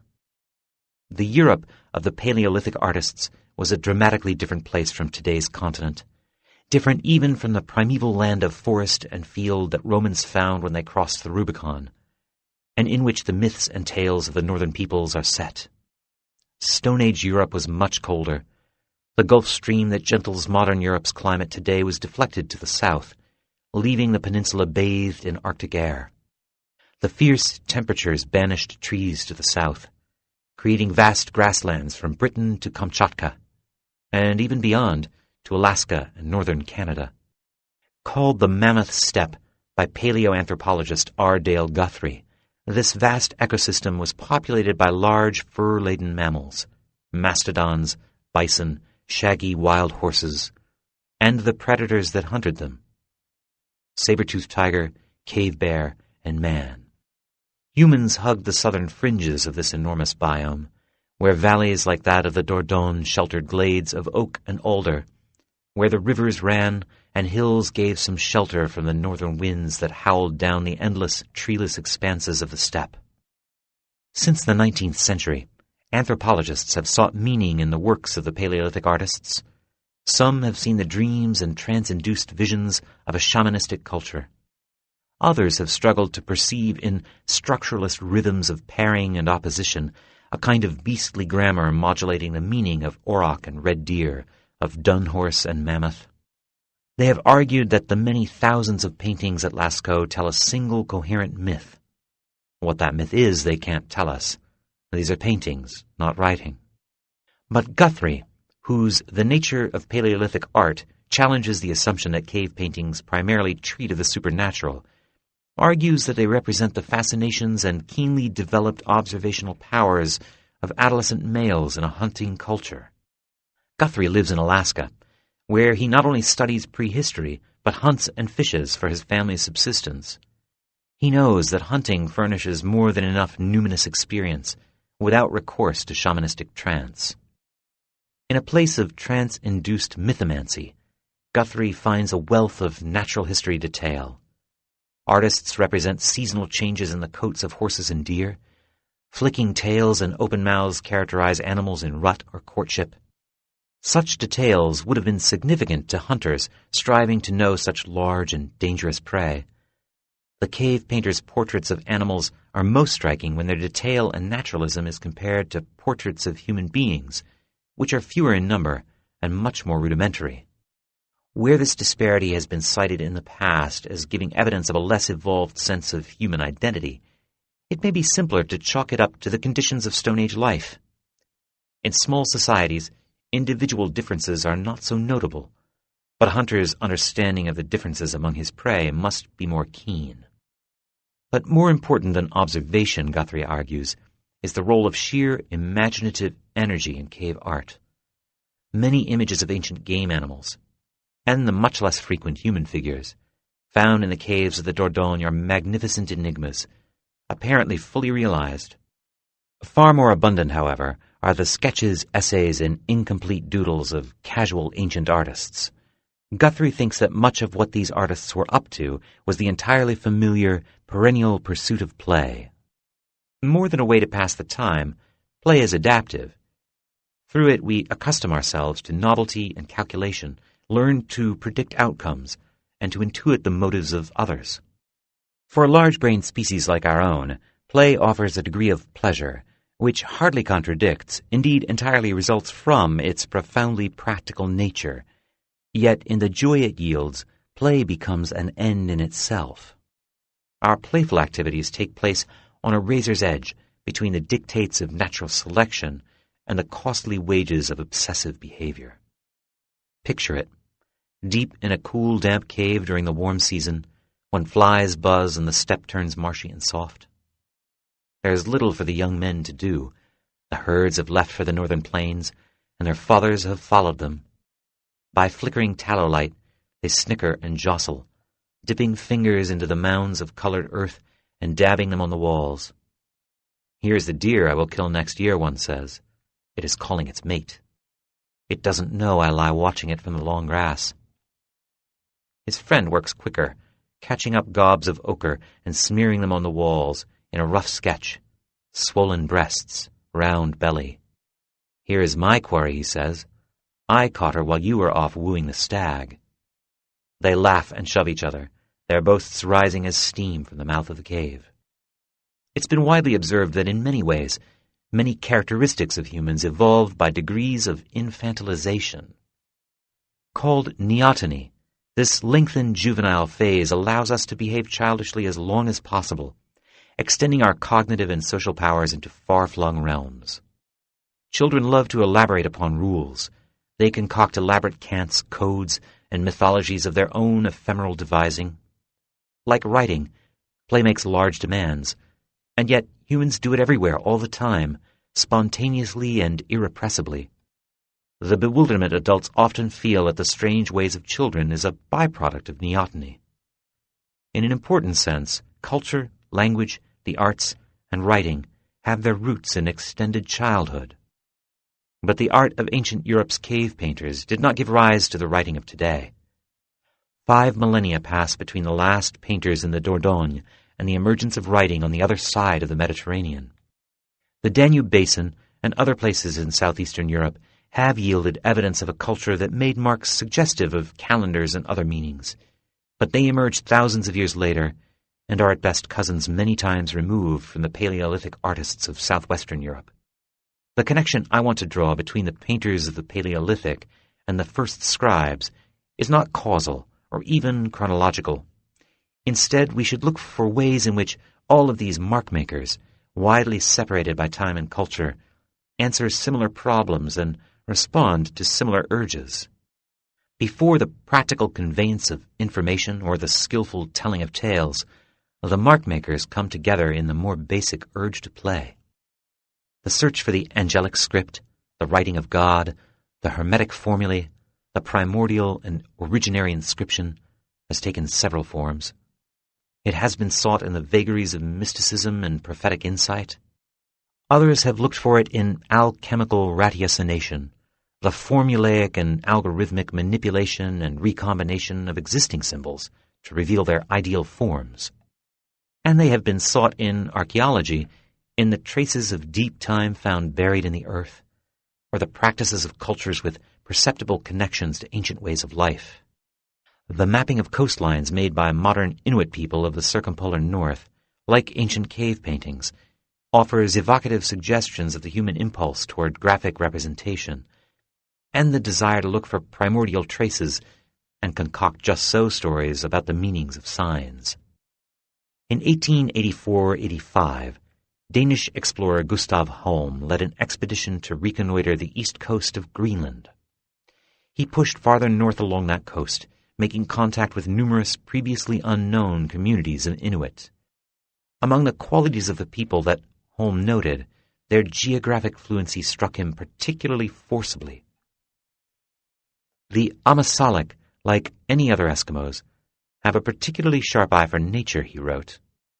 A place they have visited one time, even if it be 20 years back in time, they could describe very carefully, and they could provide a picture of it on paper, even if they have never drawn before. But one Inuit man in particular took things further. The section of coast between Sirmiligak and Kangerlug-Swatsiak, a pagan named Kunak carved in wood, Holm reports. Seen in the illustration is a reduced reproduction of these wooden maps, on which the coast is continuous from one side of the block to the other, while outlying islands are reproduced on the stick, on which the connecting pieces, of course, must be conceived omitted. The stick must gradually be moved as you explain the map, shifted to position islands in the right place. The accompanying illustration in Holm's book depicts a pair of charismatic objects, one plank-like wooden artifact, its long edges deeply dentelated with fjord-like notches and insular knots. Another, more stick-like, exhibits a series of toothy capsules along its length. The previous quote in translation is the extent of the documentation Holm gathered about these so-called wooden maps and their use. Today they reside in the Greenland National Museum and Archives in Nuuk. And yet they've developed a rich place in the history of the cartographic imagination. In a recent book on design and communication, they're taken as the primitive ideal for the expression of ideas in robust, transmissible, practical form. Imagine that you were kayaking along the coast of Greenland and needed a chart to find your way. You might have a paper chart, but you will probably have trouble unfolding it with your mittens on. You probably can't get cellular service where you are in your kayak, and even if you can, your battery is probably dead because it is so cold. Now, let's look at a third approach, one that the Inuit have used. 2 tactile maps of the coastline carved out of wood. They can be carried inside your mittens, so your hands stay warm. They have infinite battery life and can be read even in the 6 months of the year that it is dark. And if they are accidentally dropped into the water, they float. All of this is true up to a point, for in fact, so little is known about the Ammassalik wooden maps. Holm's account doesn't even give measurements of the pieces, and no subsequent scholarly article I have seen offers a complete description of them either. More crucially, no other substantial examples of such maps made by the Inuit near Ammassalik or elsewhere appear to have been collected.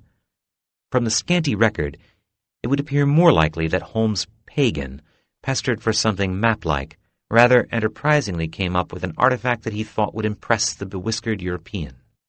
And yet, these evocative objects have managed to attract quite a bit of power to themselves as symbols of the symbolic life, as it were. One even appeared on a Greenland postage stamp.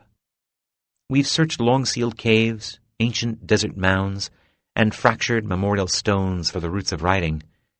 Everywhere we find fully formed human imaginations already at work. Just so stories about the Ammassalik maps betray some of our deepest assumptions about the origins of consciousness and its manifestations in symbols and things in the world. We keep looking for easy narratives lacing the primitive to the progressive, but the closer we look, the more we find that it's human complexity all the way down. Tabula rasa. The first writing system, known to the modern world as cuneiform, arose in Mesopotamia during the 4th millennium BCE, most likely in the city-state of Uruk. The ancient scribes didn't call it cuneiform, of course. This Latin term was first used to describe ancient writing by the Romantic literary scholar William Taylor in 1818. The cuneiform character is so simple in its component parts, Taylor wrote, that it consists only of two elements, the wedge and the rectangle, just as the Roman alphabet is simple, consisting merely of the dot and the line. The Sumerian word sataru, to inscribe, named the act of writing as well as its effects, becoming in time a metaphor for the fame of kings. Cuneiform would come to be ineluctably associated with the rise of civilization, with martial economic and governmental power ramified and elaborated upon as never before in the human career. Its beginnings, however, were more modest. Farmers and herders in the villages of the Fertile Crescent sought a means by which to count and track their herds and harvests. They did so by making use of materials abundant and close to hand. The rich mud of the Tigris and Euphrates rivers and the reed, our bending, wayward, ever-youthful friend, known as calamus by the Greeks, which grew along the banks. For thousands of years they made tokens of clay to count their holdings. And Pache Eric Gill, the earliest characters took shape as pictures of things. Even in today's abstract and decadent alphabet, written figures resemble tracks and trees, bones, houses, and ants. And then something happened. At some point in the last centuries of the fourth millennium, someone mixed counting and marking with picture-making. Although its first uses were for accounting, it was not tallying alone that drove the emergence of cuneiform. The glamour of image-making exerted its influence through the rough figures representing sheep or talents of grain, and a kind of marriage commenced between sign and concept, which spread to link and encompass figuration and the word. The marvelous cosmos of mark-making possibility, a world lost and regained every time a mind connected to a hand picks up a stick on the beach, link by link, glyph by glyph, merged with the copious universe of things and words. From digging and scratching in dirt and mud, the numerate writers of Mesopotamia graduated to cutting their reeds in wedge-shaped cross-section and pressing the end into the soft clay to make neat, sharp-edged marks, and to combine them cleverly into signs for things, concepts, and ultimately words and the sounds and parts of speech. How did it happen? It's impossible to know for certain, of course, but as mark-making grew in economic importance, it would have been taught as a skill to children, the prototypes of the scribal academies we know from the literature of cuneiform itself. And here, perhaps, the neoteny we find among the Paleolithic artists comes into play. As children are exposed to such things, they transform them. Through play and idleness, through scribbling and doodling, they enlarge and extend them. In a closed, hierarchical society like those of the burgeoning proto-cities of ancient Mesopotamia, the playful and absent-minded children of one generation grew to become the scribes and the teachers of the next generation. Some small part of their own scribbling play, the fittest figures, the most attractive signs and structures, could have been seamlessly inscribed as innovation. It may seem far-fetched, this image of writing's emergence as a product of children's play, and yet in a vastly different time, using vastly different tools and media, a similar dynamic is flourishing today. It goes by the name of social media. In the 3 millennia that followed its emergence and rapid development, cuneiform would undergo many changes. It would come to be inscribed not only in clay, but also wax, stone, metal, and even paper in the form of papyrus. The medium in which it was born was ancient. People had been scrawling images in mud for tens of thousands of years, and of course pottery by this time was an ancient craft in the Fertile Crescent and beyond. But the mud and clay that gave cuneiform its distinctive style would, in the wake of its obsolescence, become utterly foreign to the literate hand. Today it's all but impossible to bring into focus the strange sensorium of the Mesopotamian scribes, with the smell of earth heavy in the air, the slip or liquefied clay drying and cracking on fingers and clothes, the rough adhesive texture of the damp linens used to swaddle unfinished texts between sessions of scribal labor. The latter-day strangeness of the clay medium makes it hard to conceive of cuneiform not as a kind of media dead end or a primitive stepping stone to the more advanced alphabet, but as the fully formed writing system it was, ancient in its lineages, supple and sophisticated, clever and complex, able to express multiple languages, even in some cases simultaneously. The Sumerian tongue is what linguists call an isolate. It lacks clear relationships with any other known language family. Through the long centuries of turmoil and transformation, Sumer became the sacred and scholarly language of Mesopotamia, giving way to Akkadian, Elamite, Hittite, and others, Semitic and Indo-European languages that had little in common with the original Sumerian. The drive to shape cuneiform to new languages drove constant innovation and created a need for symbols that expressed not only words, but sounds and modes and parts of speech. The question is not why writing emerged, or how it managed to do so despite enormous odds against it. Instead, it's this: what took it so long?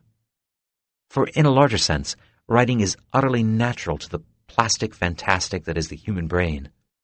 We don't need writing to be fully human, but full humanity means that the emergence of writing is always and everywhere possible, even likely. Our brains make minds by virtue of their ever-ramifying expression of cultural possibility. Once we understand writing in this way, it's easier to be sanguine about the eruptions and transformations of written expression. It's in the nature of writing, it's in the nature of cultural things, to change, to break and remake themselves. Technological transformation in the modes and manner of reading and writing is not a rupture, but the expression of writing's inevitable, inexorable life as a cultural thing. It's not the specific changes, but change itself that is the necessary thing. And writing has been changing all along. So curiously, where I've been trying here to describe the situation at the dawn of writing, I end up concluding that we're always poised on writing's cusp, always tipping into invention. Pictures and things. Writing begins in China at about the same time it first appears in Mesopotamia. The exact starting point is veiled, contested. The origins of Chinese writing, like those of writing in general, are bound up in an essential paradox. The best evidence for writing is found in writing itself. Characters mass on pages, walls, and screens like ever-multiplying forests, the traces of their beginnings secreted in serifs and flourishes like rings within trees. For the Western eye, the problem is compounded when turned to Hanzi, the characters that comprise written Chinese. In form and usage, as well as the sheer number of glyphs, Chinese writing is so utterly different from alphabetic writing, and yet so utterly recognizable as writing, that it has prompted a great deal of the fascination and puzzlement Westerners have often reserved for Asian culture. In its fascination, the Occidental imagination inclines eastward in ways that have both troubled and enriched cultures east and west. The uncanny mystery of writing has seemed, to certain Westerners in certain times and places, more glamorously, promisingly, and troublingly encoded in Hanzi than in more familiar writing systems. For these are characters speaking to and through our eyes in ways that would seem to unsettle the streaming, lineal, wave-like ebb and flow of language in the medium of the alphabet. Language arrived through alphabetic writing in waves of discourse, while Hanzi seemed to light up as individual novae of meaning-making intensity. Alphabetic characters, it is often assumed, are particulate and elemental, something less than fully determined in their individuality, but in aggregate closer to the living vectors of language, bobbing on the stream of discourse like flotsam on the waves. Hanzi, meanwhile, seem like visual insularities of expression, pictures of things, at once closer to meaning's bone and more alien to the flickering, warm life world of language itself. But to describe things this way is already to partake in Occidental fantasies about Chinese writing that have long goaded and bedeviled encounters between East and West. In the traces of the living history of Chinese writing, we find much that is at once more mundane and more wonderful than the Orientalist fantasies of questing colonials. The earliest Chinese writing, the oracle-bone script of the late Bronze Age's Shang dynasty, as early as the 14th century BCE, also called shell and bone script, was used in divinatory practices now called scapulomancy, pyromancy, and plastromancy. These fortune-telling rituals required that questions be engraved into the scapula of an ox or the ventral shell or plastron of a tortoise, then laid in a fire or pressed with hot pokers, the bony material cracked in patterns connecting and cleaving the written message. While this earliest Chinese script is named today for the divinatory arts with which it is associated, it was not devised for fortune-telling, but for the fluent expression of language. It emerges not as a fragmentary picture-writing practice, but a fully formed system for recording the whole of the language. Writers of the Shang period also used brushes and ink, and incised writing into clay for later casting in bronze. It seems that the preponderance of oracle bones in the material history of early Chinese writing tells us more about the longevity of bone in the archaeological record than it does about the full range of uses to which early writing was put. Although inscribed on large flat expanses of bone, oracle script is typically composed in vertical columns, which seems to indicate that writing on strips of bamboo, well documented from later periods in early Chinese history, was already a practice in the late Bronze Age. In all likelihood, Chinese writing matured in the centuries at the start of the second millennium BCE, in media more ephemeral than the bones of the ox and the turtle. Oracle bone script appears in ancient China at roughly the same time as cuneiform does in Mesopotamia. The question of which system comes first and whether there is some link between them has long been contested. But one thing is clear. In both cases, writing emerges in full, committed not to ideas or images, but to language in all its complexity and flexibility. The Hanzi, Han characters, of modern written Chinese descend from this system, which from very early on consisted in thousands of glyphs representing not only pictograms, but ideograms, phonetic characters, and compounds of these. In short, every one of the several ways of organizing modern Chinese characters already existed in the middle of the second millennium BCE. Chinese characters would undergo many transformations over time, continuing through the 20th century. And yet, in its sophistication, abstraction, and complexity, writing emerges around the Shang court of Anyang in Henan province, seemingly fully formed. A percentage of Hanzi are pictograms, pictures of things in the world. Such symbols aren't the traces of some more primitive, picture-based stage of symbolic activity, but the product of a mind already conversant in abstraction. For a pictogram is a picture of a thing made conventional.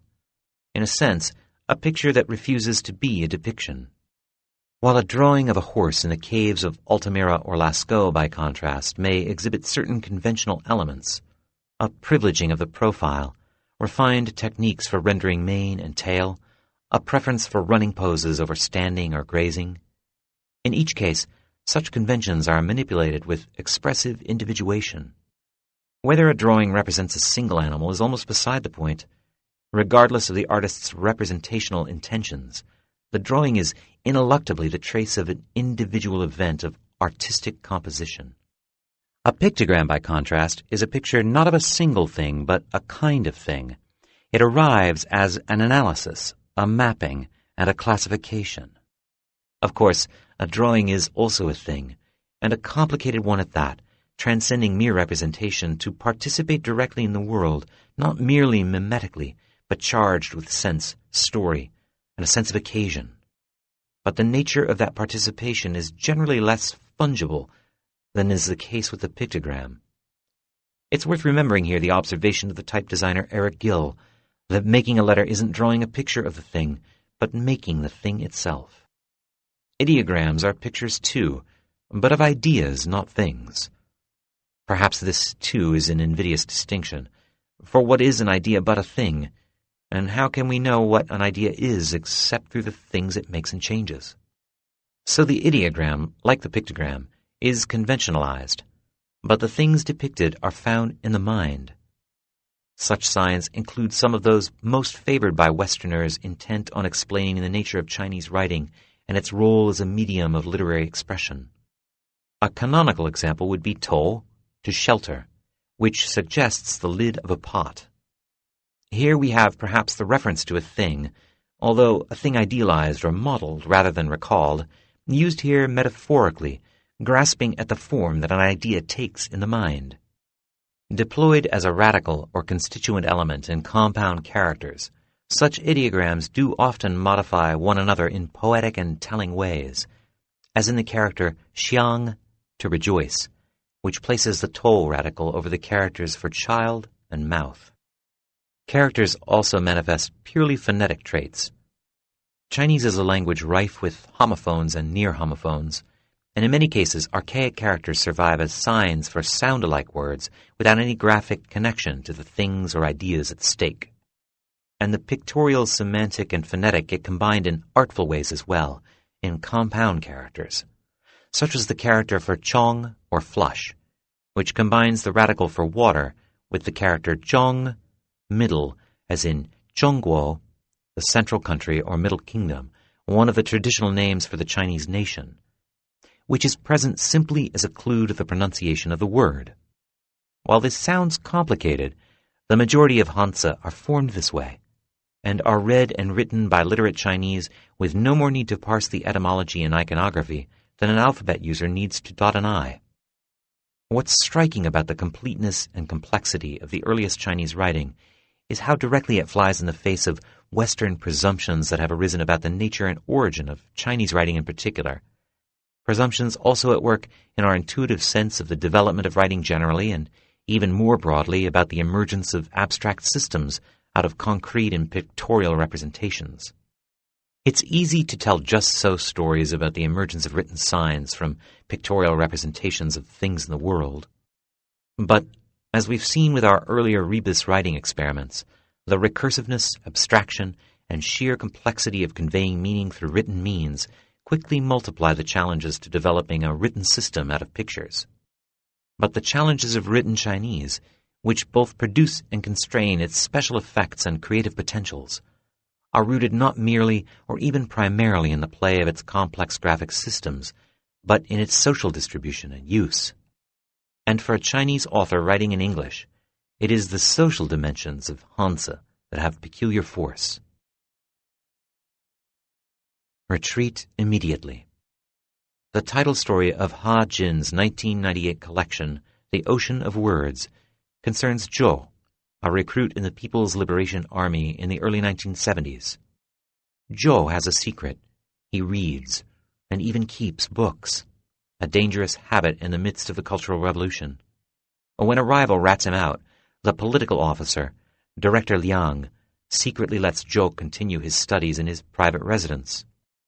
Zhou pesters him to understand why he breaks the rules to help him, and Director Liang responds with a story. During the war with Chiang Kai-shek's nationalist army, Liang had led a machine gun company. He was ordered to hold a hilltop while the main body of the army retreated and await orders. The next day they fought a great battle but held the hill. That night, a messenger delivered orders, a scrap of paper with 2 characters on it. I turned the paper up and down, left and right, Liang tells Zhou, but couldn't figure out the meaning. I shouted to the whole company, "Who can read?" Nobody answered. In fact, only the party secretary could read, and we had lost him. After conferring with his officers, Liang decides to hold the position. The nationalists attacked again and again, and many of his men were killed before the company was driven off the hill. Liang lost his arm in the fighting, and when he and his few remaining men straggled into the retreating army's camp, Liang's commander nearly killed him on the spot. For the 2 characters in the order had said, "Retreat immediately." "You see, little Zhou," Liang concludes, "just 2 small words, each of them cost 60 lives. 60 lives! It's a bloody lesson, a bloody lesson." Ha Jin's story furnishes a telling example of the manifold importance of writing. In the first instance, the didactic nature of Liang's anecdote frames writing at its most functional, in this case serving the violent establishment of a totalitarian regime. A political, state-making move like this is bound up in the origin stories of writing, with Mao here in the position of the Mesopotamian kings of old. This rough-hewn tale of the costs of illiteracy is a tale figured in writing, justifying writing's ways to its audience both through its purported moral and through the pleasure and impact of its presence as a thing made of written words. And, crucially in this case, that impact serves to call the state-making power of war and totalitarian control into question.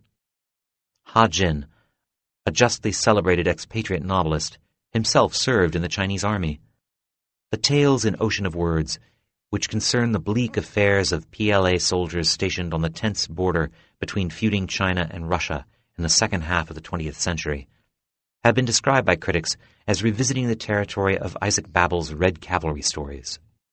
But Ha Jin's own story, and his relationship with language, literature, and writing, are starkly different from those of the doomed Russian author. Babel, martyred in the madness of the Stalin regime, is remembered as a master of Russian literature, one devoted to the rhythms and tensions of his native language, although it might be wiser to reserve that term for Yiddish in Babel's case. He also composed stories in French, a gesture much favored by Russia's pre-revolutionary literati. Ha Jin, by contrast, who came of age in the Cultural Revolution, made a radical commitment to become an author not in his native Chinese, but in English, and at a time in his life when he was far from fluent. In this connection, Ha is perhaps more immediately comparable not to Babel, but to Vladimir Nabokov, whose lapidary English is the product of a similar choice and refusal rooted in both literary and political impulses. Aesthetically and politically, Ha Jin's refusal of Chinese as literary language is a deep and doubly freighted move.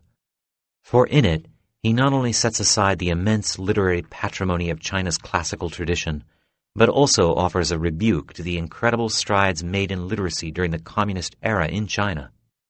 Under Mao, a mass literacy program emerged to rival the world-defining exploits of the emperors of old.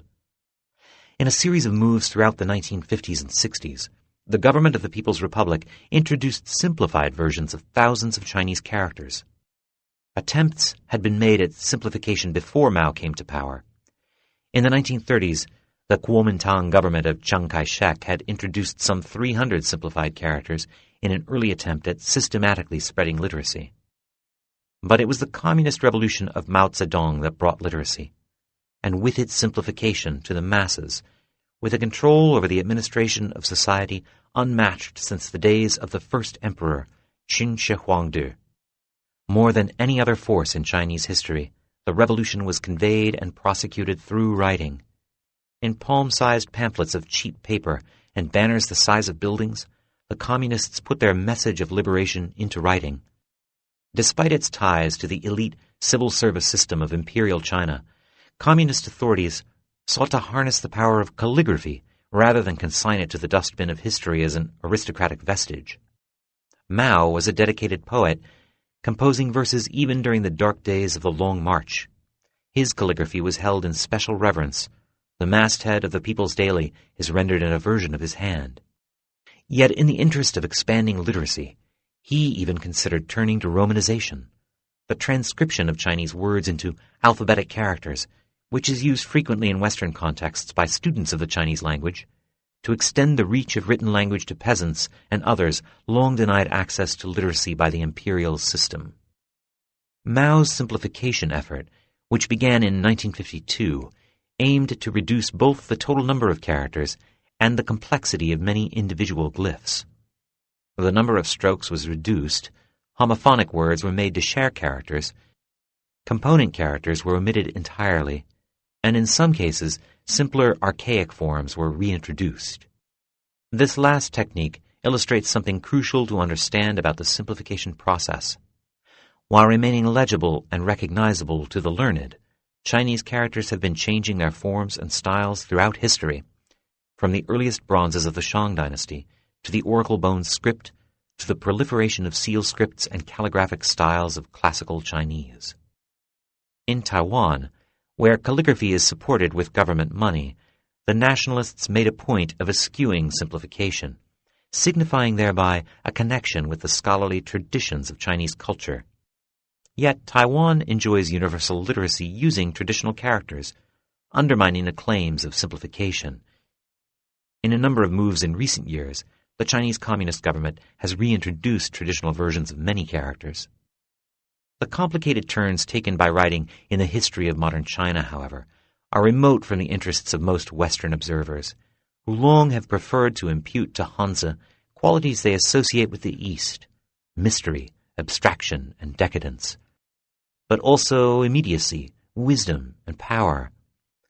The fancies inspired in Occidental thinkers and artists have not only fueled misunderstandings between East and West, but have inspired epochal transformations in Western art and literature. The Chinese Recorder, 1871, a newsletter for Western businessmen associated with the China trade, offered an explanation of the character Chuan for the word ship. Radicals comprising the character include pa, meaning 8, ko, meaning mouth, and cho for boat. To a soberly Protestant, business-minded writer of the mid-19th century, such a figure evokes the image of Noah and his family. Thus the character seems to support the authenticity of the Christian story of the flood. Why should this idea be found in the character for ship, writes the Recorder, unless at the time of the formation of the character there had been a tradition about the ark in which Noah and his family escaped? But Chinese thought and writing reached deeper into North American Victorianism than the fancies of investors in clipper ships. Ralph Waldo Emerson, for one, famously was influenced by his reading of Eastern ideals, especially those drawn from Confucianism. A chief resource for the Confucius-curious English-speaking reader in the first half of the 19th century would have been the Elements of Chinese Grammar by Joshua Marshman, which contained a translation from Confucius known to Emerson, who transcribed from Marshman's version of the sentences in his journal. In the early 19th century, when few Westerners yet understood Chinese, Marshman shows that a mythical sense of the pictorial foundation of Hanzi, the imitative system, as he calls it, was fully in place. To some it may be interesting if we inquire what objects among those of sense have been selected for the sake of forming the basis of this medium of communication. And though we can scarcely imagine that, while most of the languages formed on the alphabetic plan bear evident marks of being formed rather by accident than design, a number of Chinese sages should have sat in deep divan in order to select certain objects as the basis of the imitative system.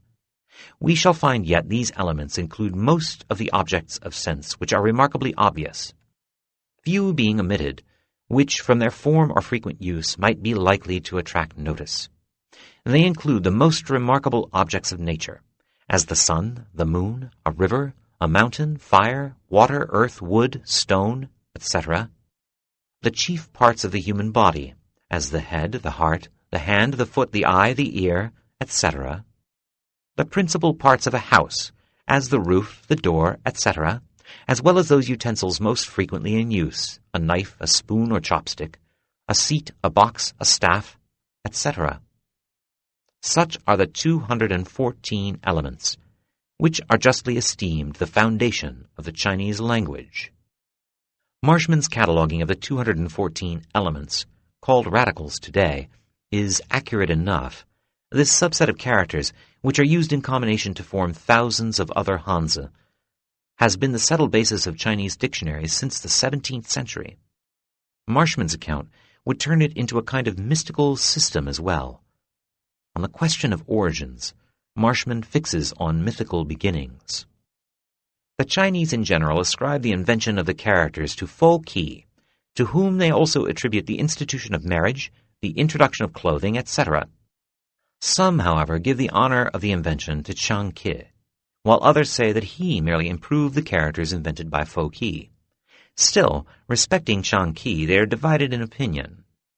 Some esteem him one of Fo Qi's ministers, while others place him in the reign of Huang Ti, the inventor of the cycle of 60 years and of certain useful arts.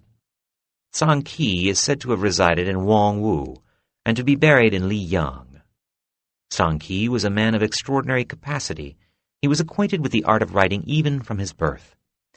One day, with a tortoise, and observing its shell distinctly and beautifully spotted, he took it home, and thence formed the idea of representing things around him.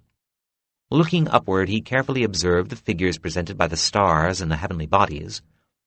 He then attentively considered the beautifully variegated shell of the tortoise, the wings of birds, the form of mountains, rivers, etc., and at length formed the written characters.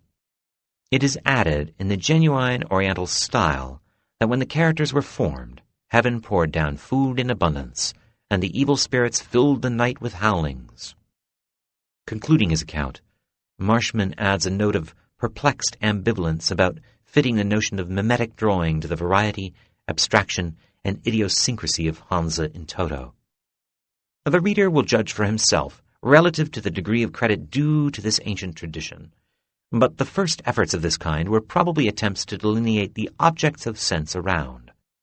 Whether such imitations would bear any likeness to the thing represented is another question.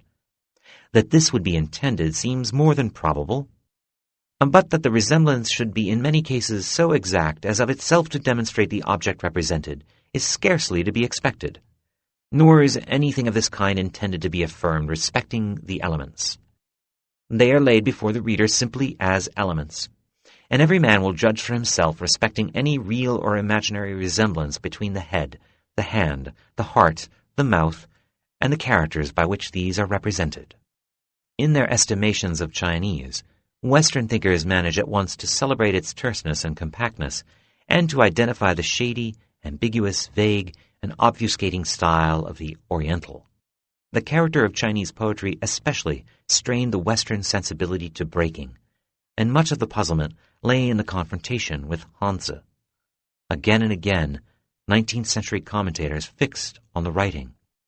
John Francis Davis, in his Poesios Sinacae Commentarii, a substantial early English-language discussion of Chinese poetry, recounted that when his treatise first appeared in the 1830s, written Chinese was so little known in England that Lord Palmerston, with his usual pleasantry, said he took it at first sight for a work on entomology.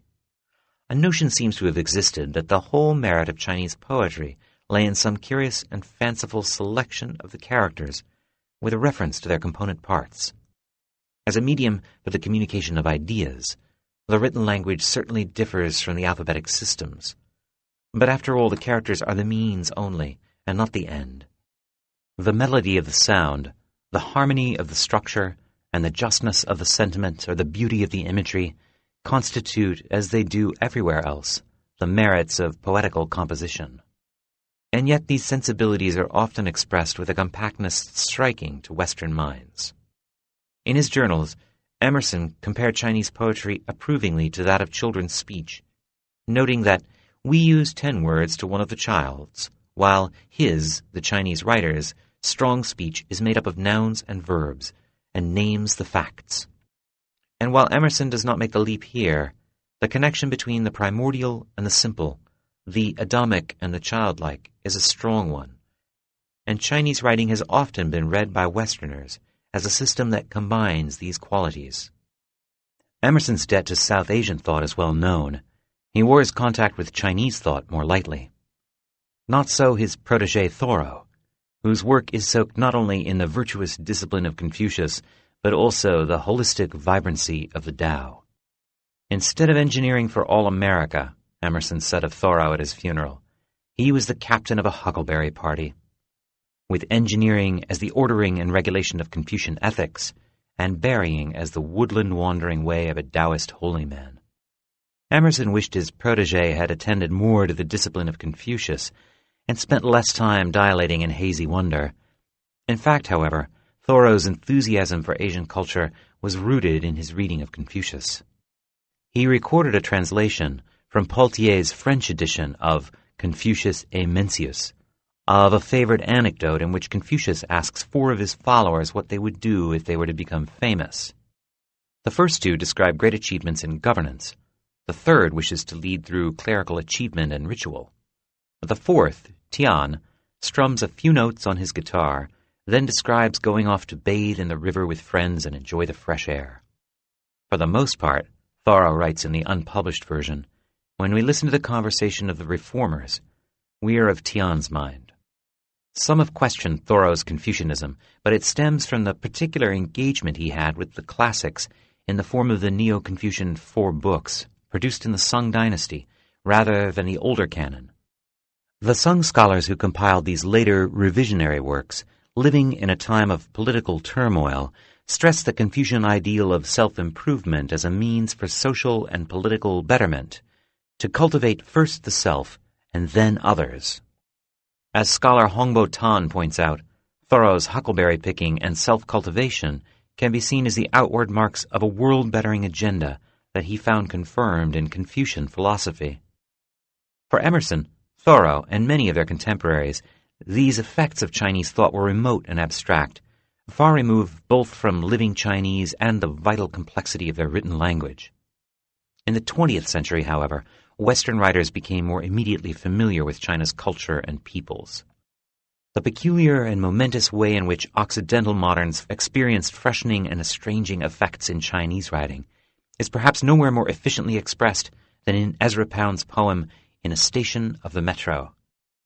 The apparition of these faces in the crowd, petals on a wet black bough. In this famously swift-spun distich, Pound sought to overturn the ornate lyricism and patterned, hieratic, lapidary prosody handed down to the 20th century from Victorian verse. Pound's austere, deft apposition prefigures the uncanny edict with which William Carlos Williams set the tone for poetic high modernism. No ideas but in things. If written characters are things, they are the objective means by which poetry dreams its way into the material realm. For such poets, explosive and imagistic immediacy would become a chief virtue in the early 20th century, and the influence of that revolution is still felt today across the fragmentary, hyperlocal worlds of poetry in the 21st century. The transmission of Pound's metonymy here, two metonymies really set alongside each other, each one earning its peculiar force from the other, at least in part evokes the construction of certain Hanzi as well, in which radicals with pictorial roots combine like mathematical factors in a dense, ramifying formula. It's no surprise, then, that in the same year this poem was published, 1913, in Poetry, Pound received from the writer Mary McNeill Scott a manuscript bundle of notes by her late husband, Ernest Fenollosa, on the workings of Chinese written characters. Struck by the ramifications of Fenollosa's theory of Hanzi for making poetry and for limning its nature and impact, Pound reworked the late scholar's notes into a book called The Chinese Written Character as a Medium for Poetry. Its influence on modernist poetics, and upon Western notions about Hanzi and Asia, would prove deep and long-lasting. Born in Salem, Massachusetts, Ernest Francisco Fenollosa was the son of a Spanish musician named Manuel Fenollosa and Mary Silsby, the daughter of one of Salem's oldest seafaring families. Ernest graduated first in his class at Harvard in 1874, his years there coinciding with an efflorescence of interest in art at the college. Charles Eliot Norton would become America's first professor of the history of art in 1875. Boston as a whole was alive with interest in the arts at that time, with the new Museum of Fine Arts opening its school, and wealthy Bostonians such as Isabella Stewart Gardner traveling the world and returning to the city with works from Renaissance Europe, the ancient Mediterranean world, and the Far East. Through a Salem connection, the newly married Fenollosa was offered a teaching appointment at Tokyo Imperial University in 1878. This was at the height of the Meiji Restoration, which had begun with the fall of the shogunate and the consolidation of political power under the emperor in 1868, leading to Japan's definitive opening to Western contact and influence. The process was active on both sides, with reform-minded Japanese not only looking to the West for new ideas, institutions, and opportunities, but seeking to fuse traditional mores with novel influences to create a specifically Japanese take on modernity. As a teacher, curator, and maker of art, Fenollosa cultivated precisely this fertile, ambiguous territory between East and West. On behalf of the modernizing imperial government, Fenollosa worked to document and preserve temples, landscapes, and art across Japan, which were threatened not only by rapid modernization, but by the resurgence of old nationalist prejudices against Buddhism that led to the seizure and desecration of temples and holy sites. Smitten with the aesthetics of old Japan, Fenollosa strove to preserve and update the arts and crafts. Adopted into the ancient Kano lineage of artists, he helped to define the Nihonga, or traditional style of painting, a genre meant to be complementary to newly westernized pictorial styles. And yet, in his teaching, he sought to reform art training by replacing rote copying with the vitality of working with live models and en plein air composition. Fenollosa returned to the United States in 1890 to teach, lecture, and head the new Department of Oriental Art at the Museum of Fine Arts in Boston. In the next 2 decades, he became an impresario of encounter between the arts and cultures of East Asia and the Occident. Although inclined to mysticism, Fenollosa was no naive exoticist smitten with the mystery of the Orient. To his thinking, East and West were embarking on a grand, historically determined process of cultural fusion, which would eventuate not only in open markets and cultural tolerance, but a new metaphysics as well. And in the early years of that century, his mind bent towards Hansa as a writing system capable not only of typifying this syncretic mentality, but of bringing it into being. For Fenollosa, the word was not the thing, but a means to it. His ultimate interest and object wasn't poetry per se, but human engagement and understanding in full. His own experience of Asian culture was born in a time of Western expansion and renewed cultural conflict between East and West. Fenollosa's hope for a rectification of names wasn't literary but political and spiritual. The encounter of Occident and Orient should be no conquest but a fusion, he wrote in an article for Harper's in 1898 called The Coming Fusion of East and West. We are not to court Japan for the number of her battleships, nor China by the tonnage of her imports, rather to challenge the East soul to soul, as if in the sudden meeting of two brothers parted since childhood. It is primarily a test of ourselves, whether we are capable of expanding local Western sympathy and culture to the area of humanity. Fenollosa thought of Chinese writing as a nearly perfect system of signs that could not only resolve the ambiguities, the absurdities, the essentially arbitrary nature of language, but also order thought itself better than language seems to do, in a fashion closer to reality, closer to the ideal forms. As scholar Hans Saucy puts it in an essay on Fenollosa's linguistic metaphysics, a language so organized by natural suggestion but not abstract would make possible a permanent zhangwing, or rectification of names, a term from Pound's translation of the Analects, with, as Fenollosa put it, no possible confusion of the real meaning. When Pound took hold of this idea, he gave it the twist of his peculiar paranoid economics. To him, language strayed into a kind of usury when it roamed beyond the concrete into modifiers, tenses, and logical operators. Through Fenollosa, Pound began to see in Chinese written characters a system in which such flights of spendthrift fancy were impossible. The power of the Chinese character as a medium for poetry was typified for Fenollosa and for Pound by the existence of compound ideographs, which combine two characters to produce another, and often seem to work through simile, synecdoche, or even compact narrative. Perhaps Pound's favorite example was the compound ideograph for the word shin, or trust or truthfulness, comprising run for person and yan for speech. There is the sense in this compound of a person standing by his word, a formulation not attributable to Pound or even Fenollosa, but to Xu Shen, the 2nd century lexicographer whose etymologies continue to be influential. For Pound in particular, the image of a man standing by his word could be taken to represent the action of the Chinese written character itself. Written words willing to stand beside things in the world, not covering over that which they signify or merely pointing to things, but standing by them. After Ezra Pound brought Fenollosa to the attention of his coterie of followers and rivals, the notion would become a dominant strain in American poetics for the rest of the 20th century. And while serving as the basis of a revolution in poetics, Pound and Fenollosa's interpretation of the Chinese character also underscored understandings of Chinese writing as an esoteric and atavistic system at the service of a conservative, decadent elite. The notion of a rectification of names means something different for Pound than it did to Confucius, however. In the Analects, Confucius describes the rectification of names as the maintenance of proper relationships, the ongoing discipline of creating and maintaining community. For Pound, by contrast, the rectification of names promises at once to purify decadent, routinized forms of poetic address and to restore writing to its originary intimacy and immediacy of address. This brings Emerson to mind again, and his notion that all language is fossil poetry, in which words emerge with lyric, even heroic force, which in time is undone by instrumentality, an instrumentality made possible by writing and its replacement of the primacy of oral speech. In editing together the Chinese written character from manuscripts given to him by Fenollosa's widow a decade after their composition, Pound further distorted the nature of Chinese writing. Fenollosa was a man of the 1890s, and his tastes showed the mark of Impressionism. He wanted a syncretic, synthetic theory to unite East and West in a blur of color.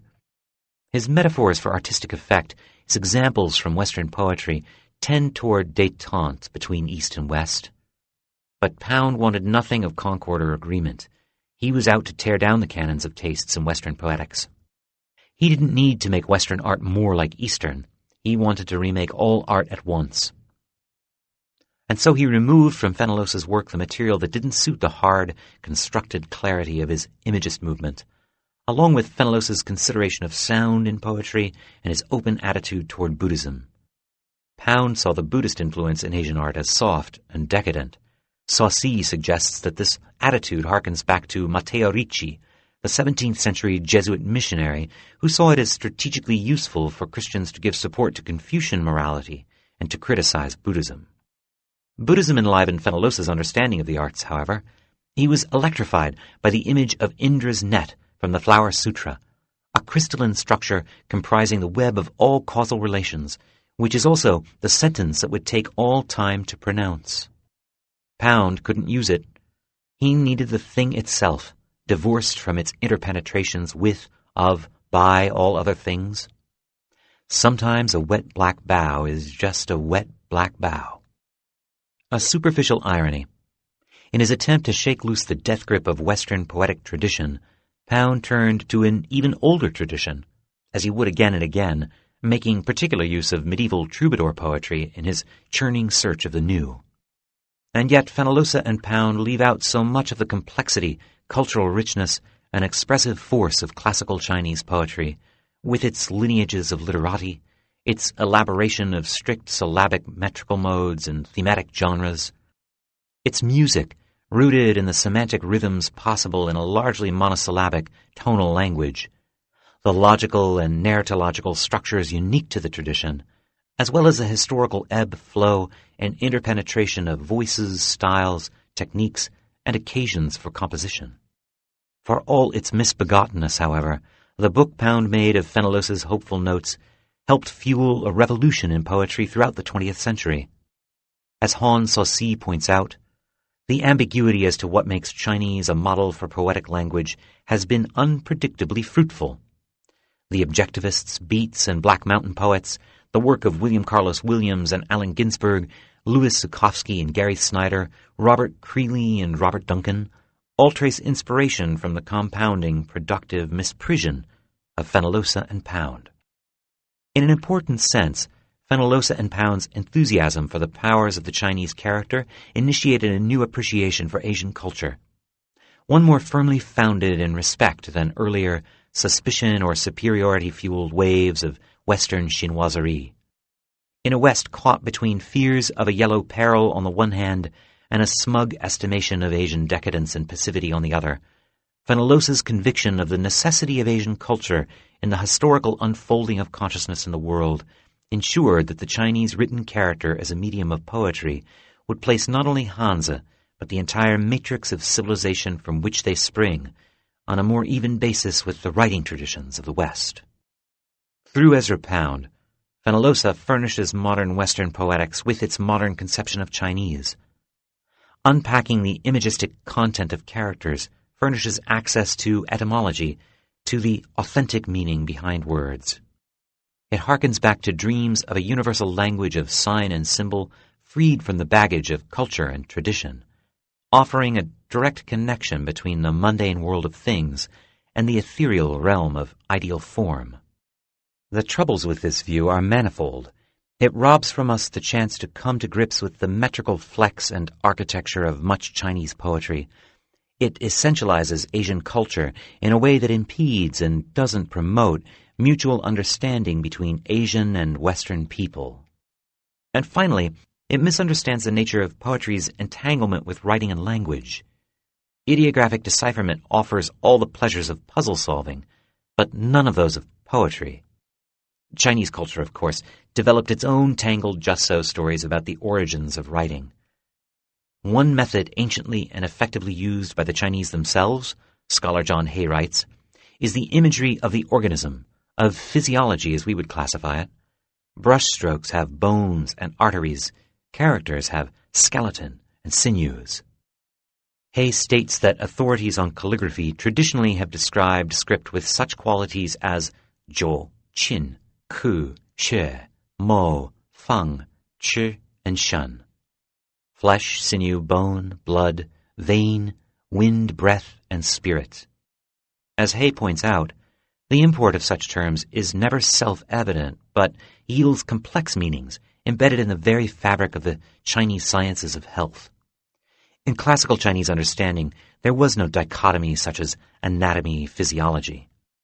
The body was not a set of meat parts set into motion, but a zone of overlapping spheres, the interplay of systems. The word liver, for instance, refers not to the material organ as such, but to the sphere of energy and functions for which the liver serves as structural basis. And the boundaries of health extend beyond the corporeal. In figure painting, Hay writes, it was clothes rather than flesh which proved the most suitable medium for representing patterns of energy. All is transformation. Even solid bone is a manifestation of qi.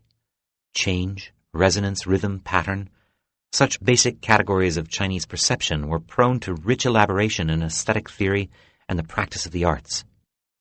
In Chinese medicine, the workings of the body are transformations taking place in a microcosm, a world within the world, reflective of the whole, a vast system with flows from above to below, trickling down from the wider domains through realms of the infinite to the particulate.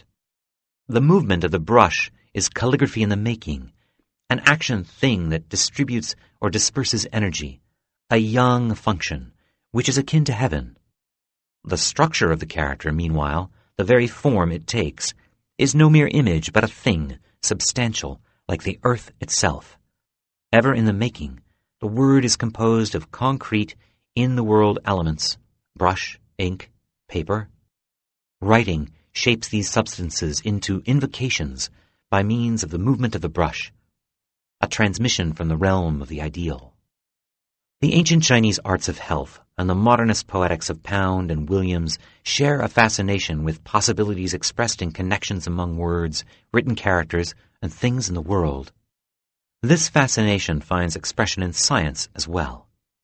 In 2006, a team of brain scientists argued that diverse writing systems exhibit empirical regularities in the shapes of letters and other human visual signs, which give us evidence of underlying principles governing the shapes of human visual signs. The authors examined 3 classes of sign systems: alphabets, Hanzi, and non-linguistic symbols such as icons and logos. Find broadly distributed similarities in what they call sign topology, the schematic arrangement and relationship of the strokes and volumes of written characters. Such similarities, they argue, emerge thanks to evolution. Shapes develop in response to a selective pressure that favors their susceptibility to visual perception and discrimination over the ease of their mechanical production. They're talking about topology, the abstract underlying geometrical arrangement of strokes distinguished from variations in the thickness of lines or relative size of loops, whorls, and serifs. Topologically, a capital P and a lowercase q are equivalent, as are a coffee mug and a donut. This isn't strictly true in the typeface in which the print version of this book is set, however, as the bout of the P doesn't close to make a counter. The range of topological variation is much smaller than that of graphic or even geometrical variation. Any environment with opaque, macroscopic objects strewn about, they point out, will possess strong correlations with the topology of signs found in visual systems. The researchers marshal impressive data and geometrical arguments to make their case, and yet it seems to add up to another just-so story, one tuned to the vogue for evolutionary explanations of human behavior. Patterning and consistency would seem de rigueur in writing systems. Without these qualities, they wouldn't be systems. If writing evolves readily from such basic facets of the human visual experience, we have to ask why it didn't emerge 10 or 100,000 years ago, instead of so recently in the human career. The imputation of fundamental topological unity across sign systems seems instead like an act of pareidolia, that trick of hyper-conscious human visual thinking that brings us the man in the moon and the face of Jesus in the tortilla. And yet our capacity for pareidolia, too, likely contributes to the flourishing life of writing in the human career. We're back in the books in running brooks and sermons in stones, in the pastoral vision of Shakespeare's Duke Senior. But for the topologists, this pastoral vision isn't limited to the planet Earth, but is shared with extraterrestrial life as well. Informally, we expect that if there is intelligent alien life, then so long as they live among macroscopic opaque objects strewn about, they will probably have a configuration distribution that is somewhat similar to ours. Why is topology significant? Methodologically, the investigators feel it's a safe bet because any given human visual sign can undergo significant variability in its geometrical structure without losing its identity, but typically its topology cannot vary. Thus we have sans serif, bold, cursive, block, Gothic, half-uncial, oblique, italic. In Hansa, grass style, seal script, bronzeware script, as well as printed forms in sans serif and block styles, a nearly infinite spectrum of variation, across which topologies, the deep shapes as it were, remain constant and constantly legible. And the creative possibilities of those characters extend beyond pictography and topology into even more eccentric geometries. The fact that Chinese may be read in any direction has been exploited by poets in a traditional genre called hui wei shi, or reversible poems, anagrams taken to a new level of multivalent complexity. The acknowledged masterwork of the genre, the 4th century Star Gauge, or Armillary Sphere by Su Hui, consists of a grid of more than 800 characters arrayed in regions and meridians, evoking the mechanical models of the heavens from which the poem takes its name. At its center, the character Xin for Polaris, also for words heart and mind, was left out of many editions, as the nature of the heart in Taoist cosmology is emptiness. What's extraordinary about Star Gauge is the sheer combinatoric prolixity of its many readings. The characters can be read in nearly any order, as long as the generic rule of dividing it into quatrains of 7-character lines is observed.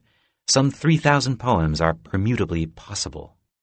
Some of these embedded and jammed poems strike notes of lost love and wounded passion, while others are statements of cosmic exploration. Su Hui was a woman, and there is a kind of just-so story about her composition of the poem. Her husband, a magistrate posted to a far-flung locale, took a concubine, and Su Hui made the poem to win him back. David Hinton, the translator and anthologist of Chinese poetry, thinks this is a fable dreamed up by male scholars. It is clear, he writes, that the poem is much more than a woman's plea for her husband's return. It is a complex philosophical statement, as well as an assertion of her own dignity and even superiority to the men who dominated her world. Star Gauge reads like a vast collage, lines juxtaposed almost randomly, a compositional strategy that would not reappear until 500 years later, and not in the West until the 20th century. This collage of combinations, this written expression of passion and precision, seems at once coolly abstract and intimately human. I want to say we're wired for writing, although it's more evocative and possibly even more accurate to say that writing employs our wiring to express itself in the world. Were we wired to see like dragonflies, our writing would take altogether different form. And yet writing is of our world, not that of dragonflies. There are no natural scenes, no standard configurations without our particular perceptions. Our world is woven from the weft our fibers weave.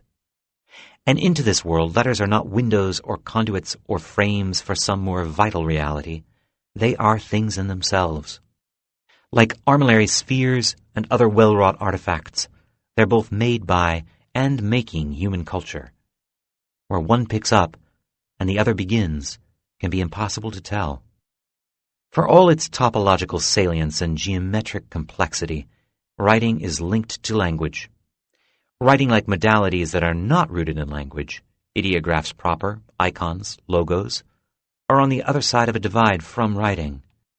They are free in ways that written things are not.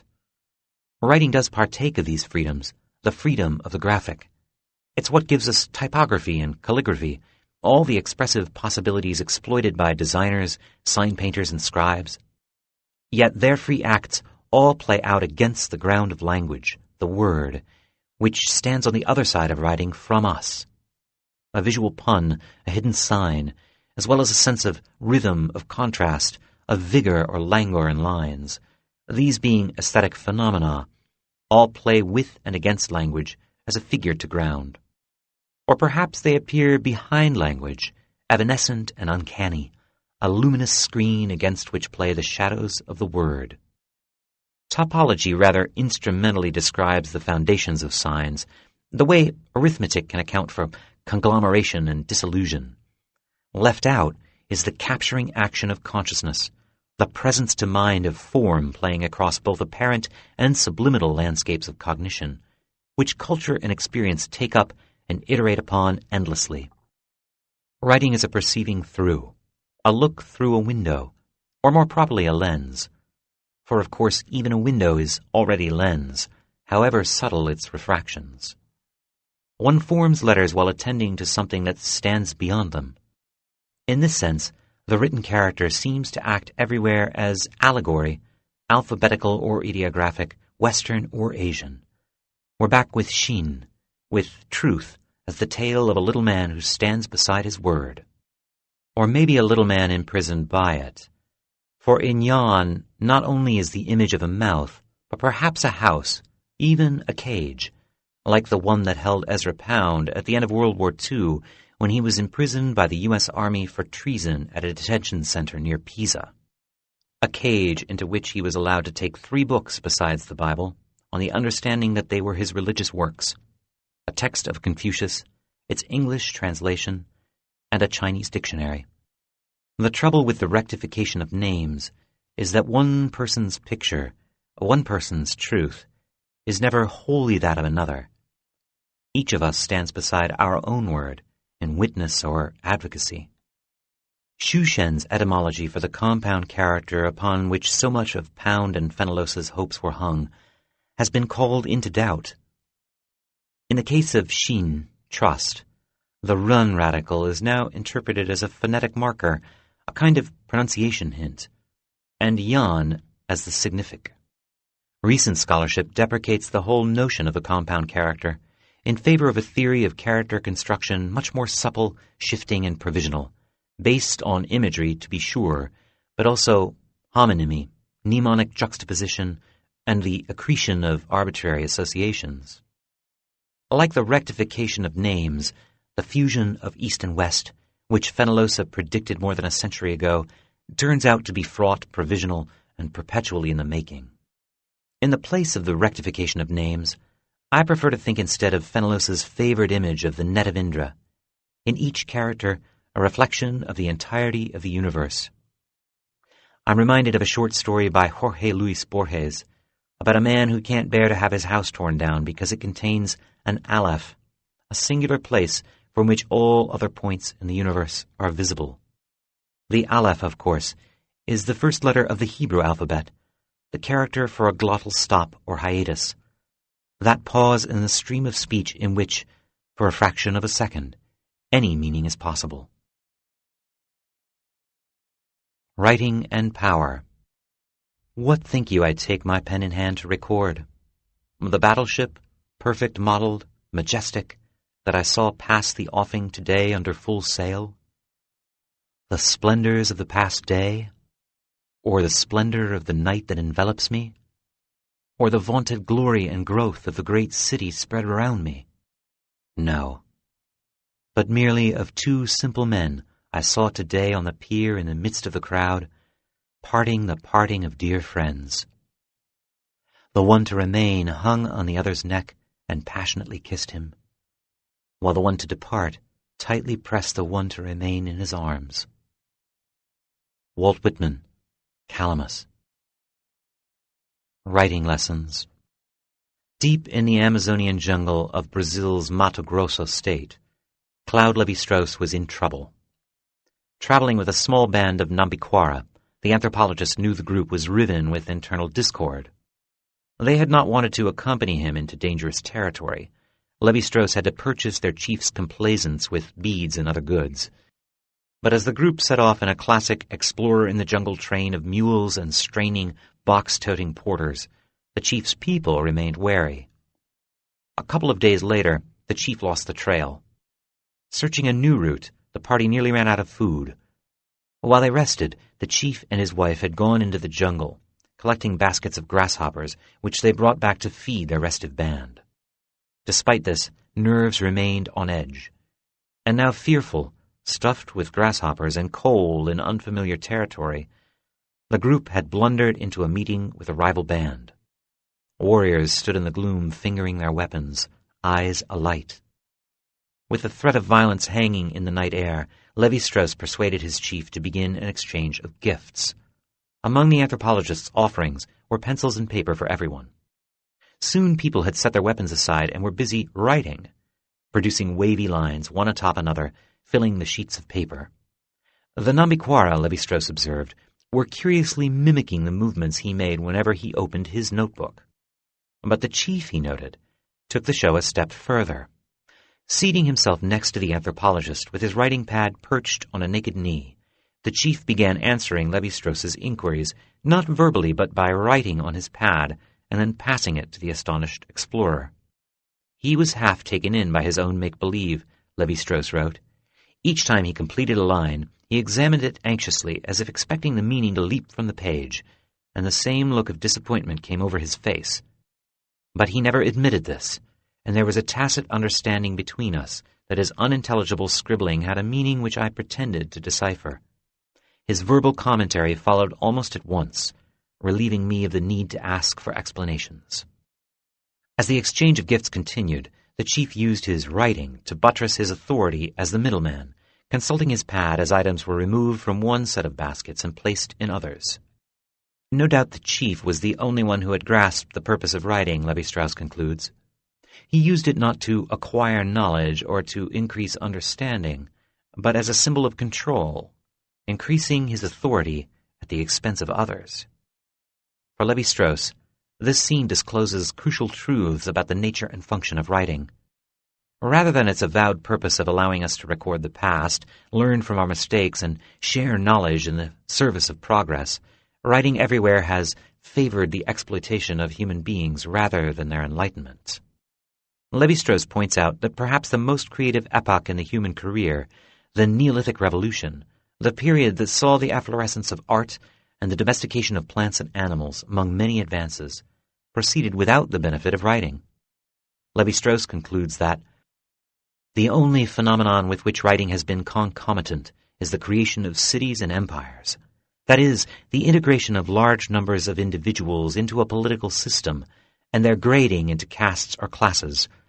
My hypothesis, if correct, would oblige us to recognize the fact that the primary function of written communication is to facilitate slavery.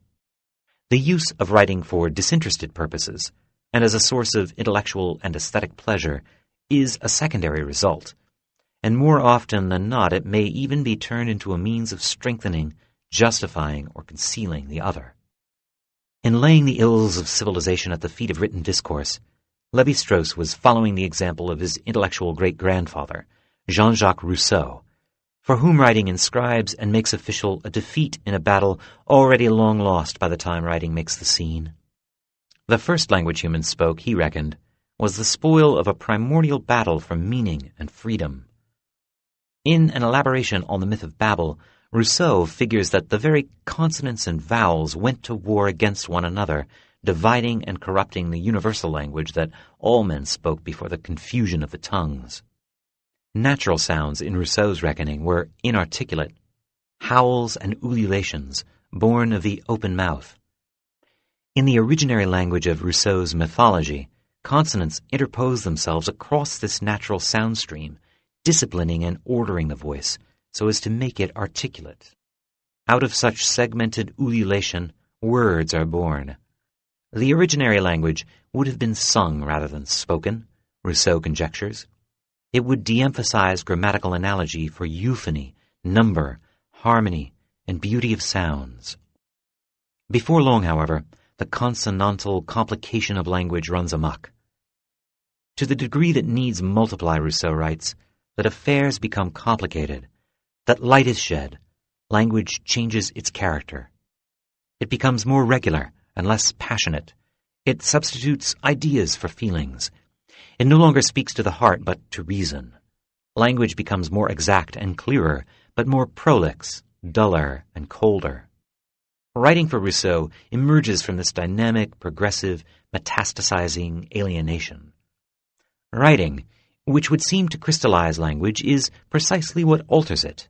It changes not the words, but the spirit, substituting exactitude for expressiveness.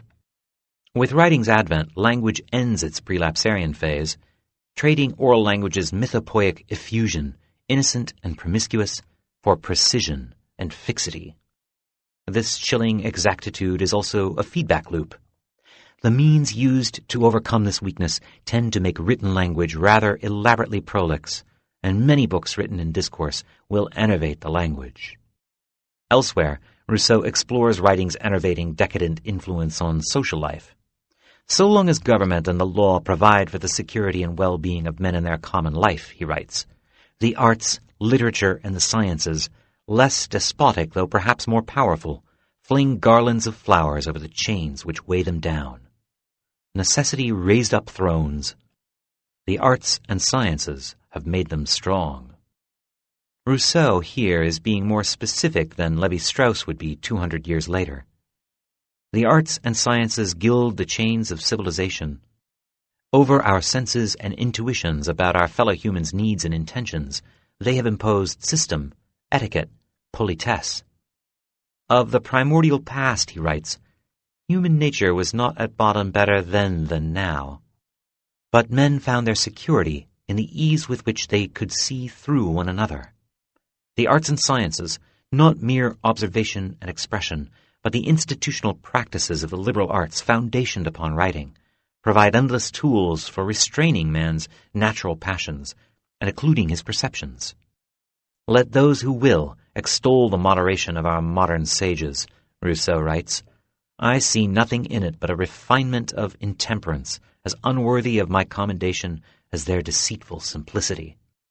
This is the mode for which Lévi-Strauss's chief comes to desire writing, as a tool to bureaucratize his charismatic effects, and a mystifying glamour with which to bedazzle his fellows. The magisterium of writing. Of course, it's not wonder-struck barbarians, but spellbound readers who believe most fervently in the magical powers of the written word.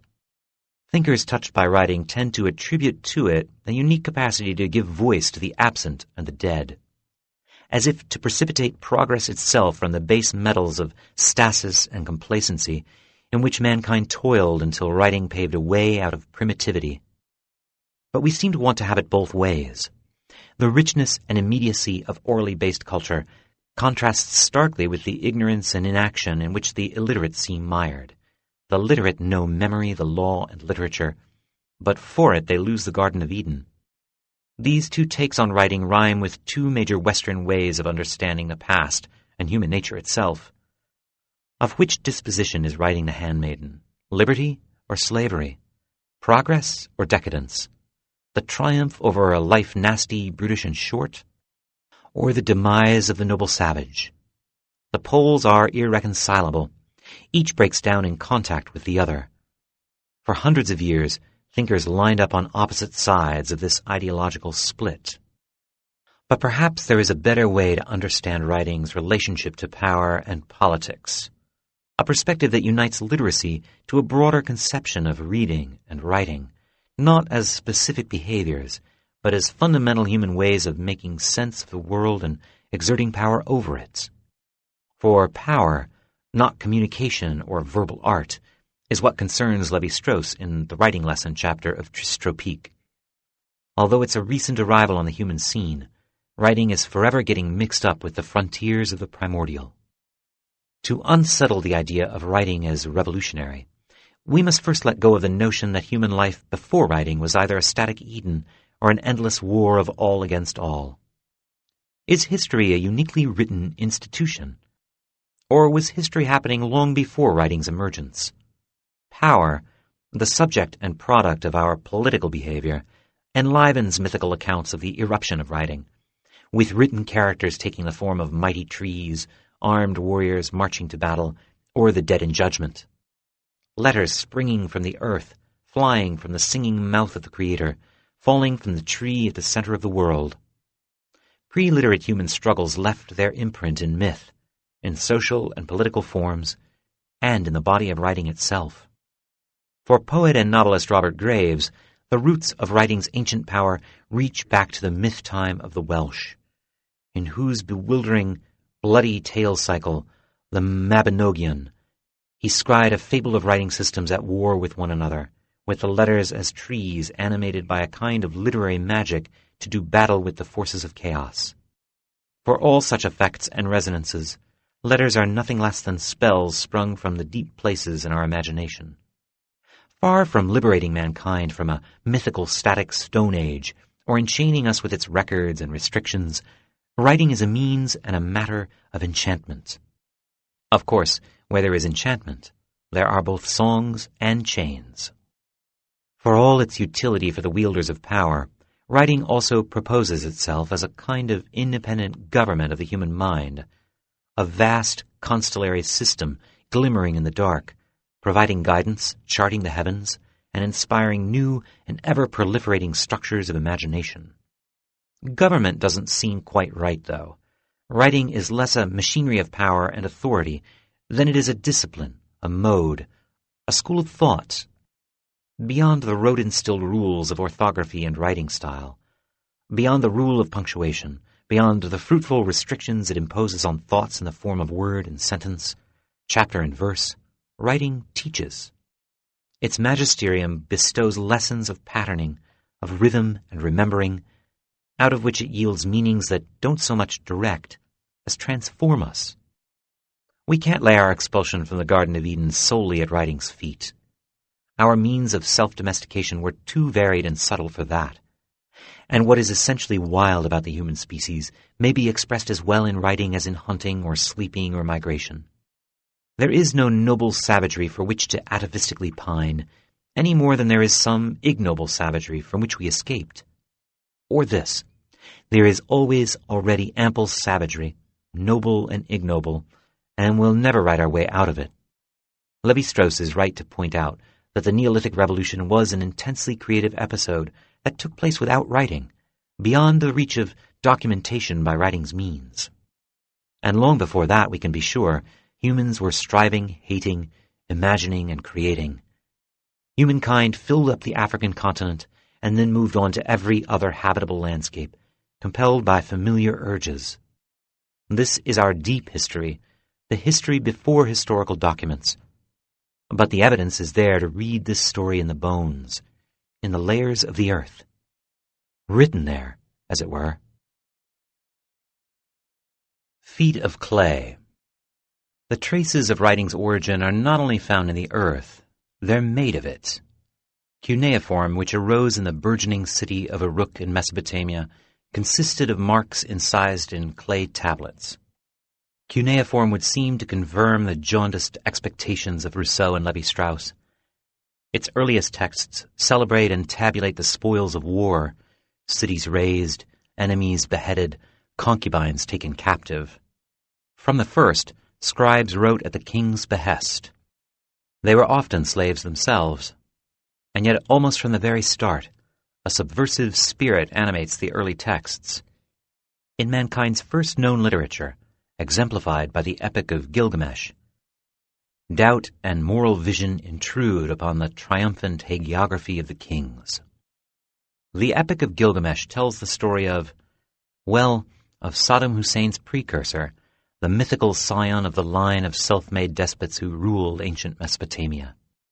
The historical Gilgamesh probably lorded over the city of Uruk in the early part of the 3rd millennium BCE, 1200 to 1500 years before the Trojan War. It's worth putting this in the perspective of deep history. Gilgamesh's story is set 5,000 years ago, more or less at the time of the invention of writing. This is the remote dawn of civilization, to be sure. The Iron Age wouldn't begin for another 1,500 years. And yet, Human language is already perhaps 40,000 or 50,000 years old. Anatomically modern Homo sapiens had roamed the planet for more than 100,000 years. Human beings already lived on every continent save Antarctica. In terms of the life of our species and the history of human culture, we and Gilgamesh are contemporaries. It's no wonder we continue to find resonance and relevance in his tale. What's astonishing about Gilgamesh as a piece of writing is that this foundational text in world literature was lost, its abundant, elusive traces in other sacred and secular texts unnoticed for 3,000 years. One Mesopotamian legend tells that Gilgamesh's grandfather, Enmerkar, invented writing, which he uses much like Levi-Strauss's chief to cow rivals, issuing ultimatums and overleaping distances with his words. Gilgamesh himself reigned a few short generations before scribes began to expand the magisterium of writing by composing not only decrees and fortunes but literary texts. And the tales of this charismatic leader, perhaps the subject of then still-living memory, would echo throughout the Mediterranean lands, leaving their traces in Homer's epics and the Bible. 5,000 years later, the discovery of clay tablets containing these stories written in cuneiform, which seemed to outline the Old Testament, turned the Western world on its ear, as scholar of world literature David Damrosch recounts in The Buried Book. Like an archaeologist, Damrosch begins with recent layers, those closest to the surface. George Smith, a brilliant self-taught Assyriologist in the mid-19th century, was studying shards of clay collected near Mosul in latter-day Iraq by several British Museum expeditions, translating their syllables into English. The son of London laborers, Smith was an engraver who taught himself to read Assyrian cuneiform during lunch hours in the British Museum. One passage Smith happened to decode spoke of a flood storm, a ship caught on a mountain, and a bird sent in search of dry land. Smith had found the earliest known analog of the biblical story of the flood, written down in Akkadian nearly 800 years before the birth of Jesus. Smith rose to prominence with the discovery of Gilgamesh, the tale of the eponymous Mesopotamian god-hero and the earliest known work of literature, of which this version of the Deluge serves as the final chapter, and in one stroke made the archaeology of Mesopotamia a topic of intense public interest. His discovery came at a time of great unease in Christendom, the age of Darwin, when geology and natural history combined with an increasing knowledge of human diversity to present the West with a world different from the one explained by biblical tales, much older and more accidental. In the mid-19th century, the race was on to show that the Bible's wonders and miracles were as real as Darwin's finches, as venerable as the bones of the Neanderthal. With Smith's discovery of a precursor to Noah, Assyriology went overnight from scholarly backwater to Victorian media sensation. One of Gilgamesh's earliest and biggest fans, however, was Ashurbanipal, who ruled the Assyrians in the 8th century BCE. Unlike his father and most of the Mesopotamian kings who preceded him, Ashurbanipal was a fluent reader and accomplished scholar. Ashurbanipal created the first true library within the precincts of his palace, selecting and preserving not only accounts of his own glorious victories, but something like a comprehensive collection of cuneiform texts, literary, magical, and practical, conserved and organized with great care. The Assyrian Empire fell to its enemies not long after Ashurbanipal's time. The palace was destroyed by invaders, and the library of fired clay tablets buried in its rubble, their contents safely buried and forgotten. As David Damrosch observes, there is an irony here. In one act of destruction, Gilgamesh was both lost and preserved. Had Assyrian culture suffered a long decay instead of an abrupt and violent demise, the tablets containing the epic might have been subject to centuries of creeping neglect, during which time they likely would have been battered to dust. In the time of its flourishing, however, with Assyrian power at its height and the magisterium of writing growing to encompass the eastern Mediterranean, Gilgamesh's story spread among travelers and traders. His wrath, his love for his boon companion Enkidu, and his bottomless store of cunning have their echoes in the Iliad, while the cataclysmic flood lodged itself in the tales of the Israelites. Such storylines presumably flow through unseen channels from the deepest layers of human memory, One wonders how many forgotten stories' fragments lie flung beyond writing's reach, lodged within our heads, casting shadows on the tales we learn and tell. What other early poems lie hidden in plain sight, spliced into the very DNA, as it were, of Greek epic, the Mahabharata, the Mayan Popol Vuh, the Bible, and even fairy tales? Ultimately, Gilgamesh's biblical ties would prove to be of more literary than historical significance. For the epic would be read as the drama of a newly urban and self-domesticated humankind, coming to terms with its loss of wildness. The hero begins as a headstrong, hubris-laden young ruler, building city walls and scattering enemies. But the pride of this son of the goddess Ishtar is too much. He demands droit de seigneur of his suffering subjects, sleeping with each new bride on her wedding night. To correct his ways, Ishtar sends him Enkidu, a wild man who, after initial wariness and struggle, becomes Gilgamesh's sidekick. The two share adventures as Gilgamesh subdues demons, digs wells, and seeks the secret of eternal life. Gilgamesh tells us much of what we know about the mind of ancient Mesopotamia. But it is strong and supple literature as well, a story that served its original readers not only by providing instruction in kingship and burial customs, but by speaking truth to power and exploring the ephemeral beauty of human life. In its vigor and sensitivity, this prodigal tale seems to set the pattern for so much of the literary art that followed. Even Shakespeare's Prince Hal is prefigured in Gilgamesh, with Enkidu a young and sensitive version of Falstaff, reminding his friend what may be gained by the building of walls and the raising of forests, and what may be lost as well. Like his predecessors, Saddam Hussein was fascinated with Gilgamesh not only for the epic's promise of greatness rooted in ancient Mesopotamia, but for the lessons it offers to those who would rule. Hussein authored, with the help of a ghostwriter, his own saga in novel form, another tyrant seeking to put writing's fickle powers to his service. His literary ambition is both instructive and amusing, but his was not the only regime to seek to rule the lands between the Tigris and the Euphrates, nor was it the last. Graphylexia. Since the time of Gilgamesh, the most powerful and widespread languages have been written ones, spreading and putting down roots in the consciousness of both conquerors and the conquered. In such cases, the magisterium of writing seems little different from the application of power pure and simple. The linguist Max Weinreich popularized an aphoristic explanation of the difference between a language and a dialect. A language, he said, is a dialect with an army and a navy. The power of such languages can persist long after the decay of the empires that birthed them. Clearly, writing and power are deeply intertwined. It's as evident that not all written languages are equal. The capacities conferred or imposed by writing are not distributed equally in either expression or intensity from one forest of words to the next.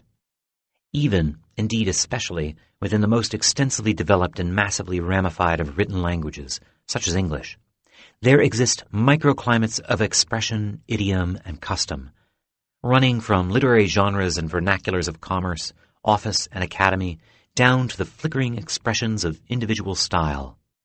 Such languages have their stratigraphy also. The dialects and rhetorics of earlier times lie buried in the archives, out of which seismic intrusions and upheavals, the discovery of Gilgamesh is one such eruption, occur with varying frequency and local intensity. And then there are the scholarly and classical languages. Latin, Greek, Sanskrit, and classical Chinese, often derided as dead languages, are hardly morbid in the same way as a language like Sham, a Bushman language of South Africa whose last few speakers died in the first decades of the 20th century. Perhaps the superannuated scholarly tongues would more properly be termed zombie languages, where writing acts as the magic elixir that sustains their existence. But even among these, the variation is extreme. Classical Chinese, for instance, is the idiom of both poetry and the foundational texts of Chinese philosophy. It manifests a continuity of some 3,000 or 4,000 years' duration. And yet within that continuity, as within the broad sweep of ancient Greek and Latin, there is marvelous diversity of genre, form, and style. Historically in China, the connection between writing and imperial administration ran deep. Not only did the Chinese dynasties produce the longest record of continual governmental administration, the practice of calligraphy was also one of the 4 scholarly arts that comprise the training system of civil administrators. For 1,000 years and more, one could not be a magistrate or other official without passing a grueling series of exams. Continued felicity was required in calligraphy as well as poetry, instrumental music, and the game of Go, skills that still indicate the sensibility of the Chinese elite, the Mandarin quintessence. In the West, written Chinese has been understood as a language that divides its speakers into classes. The gulf between a tiny literate elite and the illiterate masses, it's often said, has been created and enforced by the difficult tuition of written Chinese. And yet with its compound of dense elusiveness, compacted vocabulary, and spacious syntax, the rudiments of classical Chinese texts can be decoded by most speakers of the modern tongue with a felicity unthinkable for non-learned speakers of Western languages faced with Latin.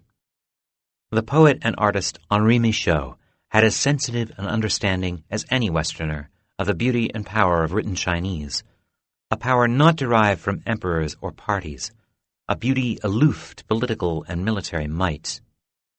These characters, illegible to hundreds of millions of Chinese, never entirely lost their meaning. Excluded from the inner circle of the literate, the peasantry looked upon these characters without admittedly understanding them, but sensing nonetheless that they came from the same place as themselves. Those nimble signs, predecessors to the incurvated rooftops, to dragons and theatrical figures, to cloud drawings and landscapes with flowering branches and bamboo leaves.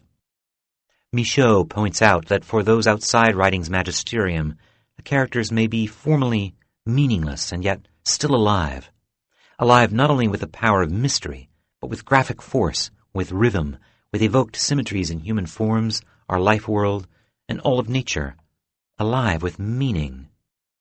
In the end, nothing in the system of Chinese writing per se enforces imperial administration or ensures the place of an elite.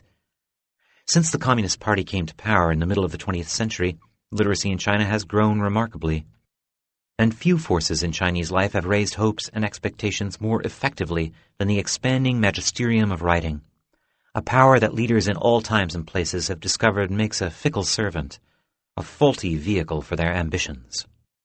The literacy that began in the People's Republic in the form of simplified characters on banners and in Communist Party pamphlets has grown into an internet, fickle and unruly, which even under government authority continually eludes control.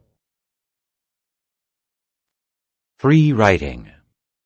In ancient Greece, however, writing arose among the relatively independent commercial class, traders and artisans doing business in the markets with foreigners and visitors from other cities. The alphabet emerged not in scribal colleges or the king's halls, nor was it brought by conquerors, but instead came ashore in the freewheeling, acquisitive, materialistic atmosphere of the agora, the Greek marketplace that also birthed democracy and the public sphere. The Phoenician letters, transformed by Greeks into the alphabet, share an origin with the Hebrew characters. They crossed the Aegean Sea with trade that flourished between the Greek peninsula and the Canaanite mainland in the 9th century BCE. Phoenician traders frequented the Greek islands, while Hellenic trading colonies were established throughout the lands of Canaan, today Lebanon, Syria, and Israel, then the homeland of the Semitic Phoenicians. The first alphabetic inscriptions in Greek appear on goods, keepsake vases, containers for oil and olives. The likely earliest such inscription extant, the Diplyon inscription, is on a wine jug. It reads something like this: "Whichever dancer dances most fleetly, he shall get me, this vessel." A trophy cup, the so-called Cup of Nestor, a clay vessel dating from the 8th century BCE, bears an inscription that begins, "Nestor's cup am I, good to drink from." For the next couple of centuries, Greek letters are used mostly to inscribe dedications, indexing acquisition and ownership in a society where property was the basis of participation in the lettered public sphere. This was a society of freeborn traders and artisans, a culture that prized beauty, expressiveness, and originality, the perfect environment for the kind of flourishing public space writing seems everywhere to wish to build. And yet the magisterium of writing grows slowly in ancient Greece. Centuries pass before the first texts appear. The dating of these poets is very controversial. Homer and Hesiod slip into myth, sharing priority with Orpheus as the earliest Greek authors. Hesiod mentions rivers first explored and prizes won by Greeks in the 8th century BCE, the era of the Diplyon inscription and the beginnings of the alphabet. Like Homer, Hesiod is replete with the formulas that facilitate memorization of oral epics, lists and epithets, rhythmic, repetitive phrases. Signally, Hesiod begins Works and Days with a prayer to the Muses, who give glory through song. Through him mortal men are famed or unfamed, sung or unsung alike, as great Zeus wills. Here the memory function writing serves is most powerfully evoked and connected to Zeus, the fountainhead of political might. Through song, the Muses bestow fame upon men, true to their origin as daughters of Zeus and Mnemosyne, the goddess of memory, patroness of the singers and remembrancers.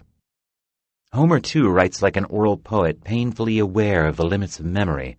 As the classicist E.R. Dodds points out, when Homer appeals for divine aid in rendering his compositions, he asks for help not with form, but content. Always he asks the Muses what he is to say, never how he is to say it, Dodds argues. And the matter he asks for is always factual. Several times he requests information about important battles. Once, in his most elaborate invocation, he begs to be inspired with an army list. For you are goddesses, watching all things, knowing all things, but we have only hearsay and knowledge. These wistful words have the ring of sincerity. The man who first used them knew the fallibility of tradition and was troubled by it. He wanted first-hand evidence. In what would later be called the home of Western literature, writing gets off to a supremely leisurely start. The classicist Eric Havelock argued that Greek literacy requires a special theory. For there, as almost nowhere else, literacy arrives unforced. The artistic culture of ancient Greece had little need of writing. Its power was held by the performers, the singers, to whom scribes and authors could appear only as rivals. Writing had even existed in Greece before the arrival of the Phoenician version of the Proto-Canaanite alphabet, in the Mycenaean age from which the tales of Homer sprang. The Mycenaean writing systems, linear A and B, derived from the cuneiform that already was ancient in the Mediterranean world. And they were used in the royal fashion of old to serve ultimatums and record the deeds of the strong, or so it seems. Linear A has yet to be decoded. But between the Mycenaean age and the classical period, Greece underwent its own dark ages, and the letters were lost. By Homer's time, the oral poets who sang the tales of the Trojan War saw Mycenaean writing through a glass darkly. Like the Nambiquara, they discerned the power of the marks, but knew not how they were made to speak. Homer's only mention of writing comes in Book 6 of the Iliad, which recounts how King Proteus sent his rival, the stalwart but unlettered Bellerophon, on an errand to a vassal king, carrying with him a folded tablet engraved with baleful signs and deadly tokens, spelling out the doughty Bellerophon's own death sentence. This sole instance of writing in the Iliad dramatizes writing's old ways as a murderous servant of kings. Moreover, it betrays an ignorance of writing's basic workings, for the tablet carries not words but signs and tokens. Rousseau was one of the first to point to this as troubling evidence that Homer himself was illiterate. Havelock observes the irony of Greek literature, that the alphabet, which would replace the oral recitation of the bards, took as its first task the preservation of their oral culture. In Greece, the magisterium of writing took the form of a paradoxical written orality, privileging acoustic aesthetics and public performance over the administrative needs of the kings. For all its vaunted powers of remembrance, writing seems to come into its own as art when it co-opts not only the bard's ancient task of recollection, but the work of performance as well. In time, Greek authors and scribes would compile whole libraries of texts, recording and performing in thousands upon thousands of scrolls piled up in Athens, Pergamum, and Alexandria. Those scrolls would burn and disappear, just as the tablets of the Assyrians had disappeared beneath the hills that overlooked the Tigris and Euphrates. The Romans would follow their practice of library building. But writing, for all its powers of memory, crumbles again and again at the implacable forces of time, war, and change.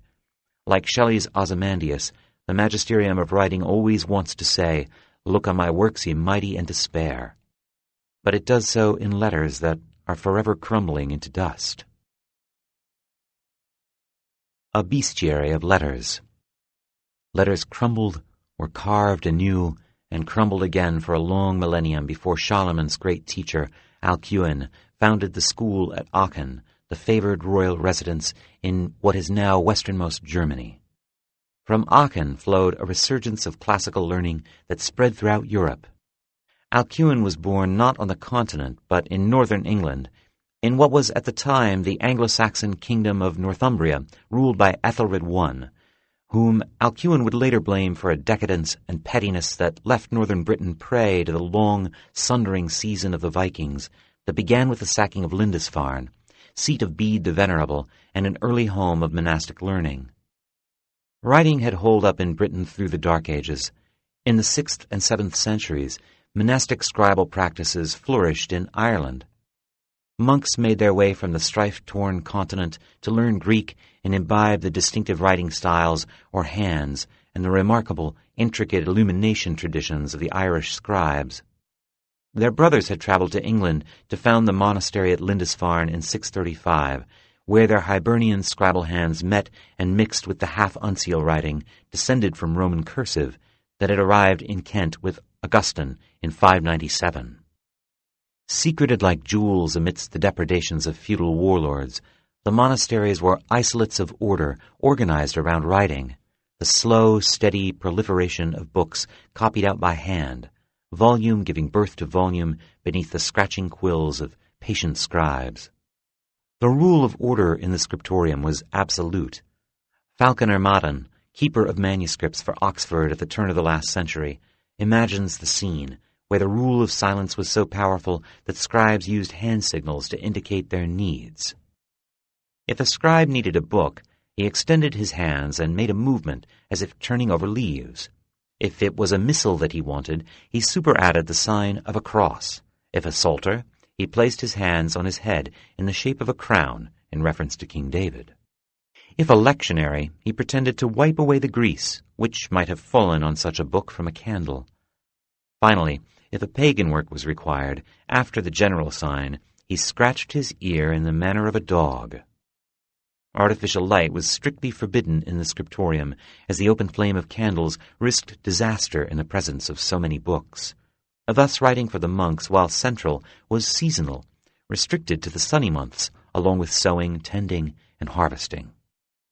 The works the scribes copied were dictated by theology and monastic scholarship. The scribes were not authors but copyists, and yet this copying required a full measure of training and skill, a long apprenticeship to the severe tasks of transcription. But writing always invites invention. In an unbroken, onrushing stream of letter forms, there will be eddies and whirlpools, floods and freshets. Where medieval scribes found textual invention prescribed, they gave vent to enterprise in the art form that we call illumination. Madden evocatively imagines the evolution of decorative form in medieval manuscript writing. First, certain letters, usually the first letter of a new sentence, but sometimes the first letter of the line which followed the commencement of a sentence, were simply made larger than the rest, and perhaps colored. Next, the ends and corners of such letters were exaggerated and ran over into the margin, until in the course of time the whole margin was filled with offshoots from one or more large letters. At last the margin was formally separated from the letters and received a wholly independent design. Meanwhile, room was found either within a letter, or about a margin, or above the text, or on a separate page for a miniature, the highest form of illumination, in which the best examples rival in completeness and power the finest paintings of famous picture galleries. Along with methods of decoration and illumination, scribal hands also proliferated. Styles of rough and ready handwriting, first learned from Roman soldiers and notaries, had been adapted to the strange vowels and guttural consonants of northern Europe at the behest of abbots and feudal chiefs eager to keep the mysteries contained in letters secret. In centuries to come, amidst the warring archipelagic polities of the early Middle Ages, the spidery forms of Merovingian, Visigothic, and Beneventan scripts would evolve among local fiefdoms and bishoprics, an efflorescence of variety meant to conceal meaning as much as express it. And thus for all the attention to the practices of copying, inarguably the dominant mode of literary practice in medieval Europe, error is rife throughout the European scribal record. Ironically, this erratic output is crucial to modern scholarship, as it often furnishes the chief means by which the genealogies of manuscripts may be measured. Scribes both produced errors and then faithfully reproduced them. Copied and recopied, errors trace paths from one scriptorium to the next, connecting source to copy down through the Middle Ages.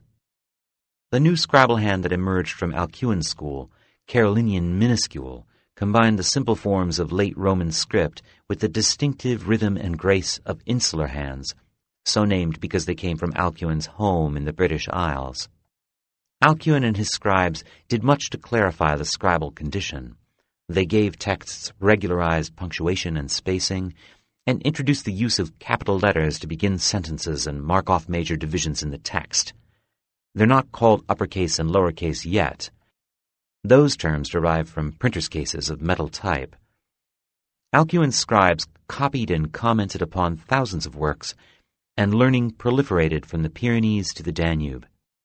After 20 years of constant warfare, Charlemagne's pacified kingdom reorganized its energy in the form of learned pursuits. Alcuin's reforms reprised the civilizing mission of Charlemagne's reign in a lettered key, replacing proliferation with hierarchical order, ideals with standards, the whim of weather and seasons with steady accumulation, the forest for the garden. 1,000 years after Aeschylus and Euripides, Alcuin's scribes took up anew the work of writing libraries for medieval Europe. Libraries aren't just collections of books.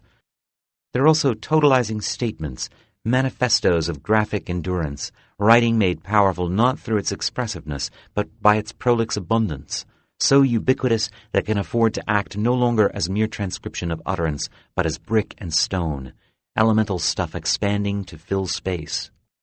Yet, at this seemingly imperial endpoint of what I mean by the magisterium of writing, its corpusness, its systematicity and unity, its seeming sufficiency and completeness, we discover another side to the enslaving power identified by Lévi-Strauss and Rousseau. For wherever writing seems to achieve preeminence as a tool of the powerful, we find at that moment that it becomes possible to take it apart and turn it upon itself, a line of that very same material quickened once more into a truth-making, universe-etching voice. This is what the Greek writers did as they transformed remembered tales into works of literature. It's what the scholars and writers and printers of early modern Europe would bequeath to us in the form of a republic of letters, knitting those fragile strands of text into a web. It's what happens when we turn the rough tool for inscribing talents of gold and the exploits of kings into world-making, soul-changing verbal contraptions that reward innumerable readings, seemingly changeless prisms of written words capable of shifting and changing within us. In short, when we teach ourselves how to make literature. An alphabetic sovereignty. Few authors' lives reveal the emancipatory potential of writing better than that of Charles Dickens, who wrote himself out of obscurity and poverty.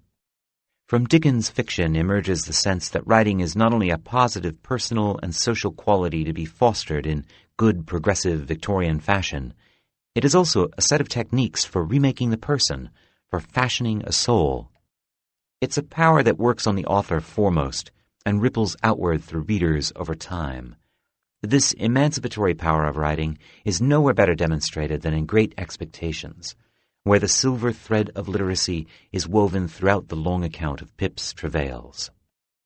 For Pip, literacy is the Rubicon dividing innocence and experience. From the first lines, letters, these on his parents' gravestone, exert a lively influence upon his imagination. Pip can't yet read before his first fancies regarding what they were like were unreasonably derived from their tombstones. The shape of the letters on my father's gave me an odd idea that he was a square, stout, dark man with curly black hair. From the character and turn of the inscription, also Georgiana, wife of the above, I drew a childish conclusion that my mother was freckled and sickly. As Pip rows out upon the dark waters of literacy, it makes a change in him perceptible to his wise, unlettered stepfather, Joe. One night I was sitting in the chimney corner with my slate, expending great efforts on the production of a letter to Joe. I think it must have been a full year after our hunt upon the marshes, for it was a long time after, and it was winter and a hard frost. With an alphabet on the hearth at my feet for reference, I contrived in an hour or two to print and smear this epistle. My dear Joe, I hope you are quite well. I hope I shall soon be able for to teach you, Joe, and then we shall be so glad. And when I'm 'prentice to you, Joe, what larks, and believe me. In affection, Pip. There was no indispensable necessity for my communicating with Joe by letter, inasmuch as he sat beside me and we were alone. But I delivered this written communication, slate and all, with my own hand, and Joe received it as a miracle of erudition. "I say, Pip, old chap," cried Joe, opening his blue eyes wide, "what a scholar you are, aren't you?" Ignorant of letters himself, Joe takes naive pride in Pip's lettering, and pronounces himself uncommon fond of reading. "Give me," said Joe, "a good book or a good newspaper, and sit me down afore a good fire, and I ask no better. Lord," he continued, after rubbing his knees a little, "when you do come to a J and an O, and says you, here at last is a J.O. Joe, how interesting reading is." Late in the novel, Joe produces a sensitive utopian analysis of the political economics of writing. For although literacy is challenging to acquire, it is not utterly beyond reach. "The king upon his throne," he later tells Pip, "with his crown upon his head, can't sit and write his Acts of Parliament in print without having begun when he were an unpromoted prince with the alphabet." As far as Joe is concerned, the alphabet is constitution enough. To him, the ladder of letters represents a ready means to class mobility, or more fairly, a token of the equality of humankind. It's striking the extent to which turning points throughout Great Expectations arrive in the form of written documents. Late in the book, when Pip's former patron and tormentor, Miss Havisham, offers to make amends for her past misuses by paying to help set up Pip's close friend in business, she does so not by counting out fresh bills, but by making out a singular promissory note, taking from her pocket a yellow set of ivory tablets, mounted in tarnished gold, and writing upon them with a pencil in a case of tarnished gold that hung from her neck. She read me what she had written, and it was direct and clear, and evidently intended to absolve me from any suspicion of profiting by the receipt of the money.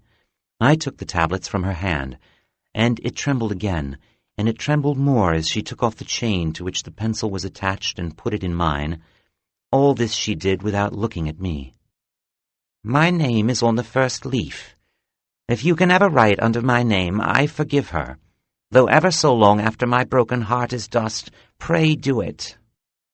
The tormented Miss Havisham's ivory writing tablet is an ancient technology. Tablets of wax were used in ancient times for ephemeral note-taking, and small notebooks like Miss Havisham's, with erasable leaves of ivory, vellum, or washable plaster-covered paper, were important Renaissance accoutrements. Hamlet cites such a notebook when contemplating his ghostly father's injunction to remember me. "Remember thee? Yea, from the table of my memory I'll wipe away all trivial fond records, all saws of books, all forms, all pressures past, that youth and observation copied there, and thy commandment all alone shall live, within the book and volume of my brain." Although such tablets were used into the 19th century, by Dickens' time they were rare. Miss Havisham's notebook is a throwback, another reminder of her will to bring time to a stop. Writing her remittance to Pip in such an unusual notebook is already a kind of promise. In their strangeness, the ivory leaves themselves are bond enough. It seems likely Dickens had Hamlet's table of memory in mind when he composed this image. Where Hamlet declares his father's injunction indelible, Miss Havisham would have Pip's forgiveness, a kind of erasure, inscribed upon her tablets, a revision of memory. When Pip's old nemesis, Orlick, traps him in a sluice house on the marshes, planning to kill him, he reveals another side to writing. Like his former master, Pip's beloved Joe, Orlick is unlettered. But in place of innocence, he practices a spite and envy that turn his illiteracy evil. He has befriended the forger Compeyson, whose false hyperliteracy he takes for truth. "I've took up with new companions and new masters," he tells Pip. "Some of 'em writes my letters when I wants 'em wrote. Do you mind? Writes my letters, Wolf. They writes 50 yarns. They're not like sneaking you as writes but one." But when Pip escapes this and other scrapes, and is at last reunited with Joe, he finds that his faithful stepfather has learned to write. At my own writing table, pushed into a corner encumbered with little bottles, Joe now sat down to his great work, first choosing a pen from the pen tray as if it were a chest of large tools, and tucking up his sleeves as if he were going to wield a crowbar or sledgehammer. It was necessary for Joe to hold on heavily to the table with his left elbow, and to get his right leg well out behind him before he could begin. And when he did begin, he made every downstroke so slowly that it might have been 6 feet long, while at every upstroke I could hear his pen spluttering extensively. He had a curious idea that the inkstand was on the side of him where it was not, and constantly dipped his pen into space, and seemed quite satisfied with the result.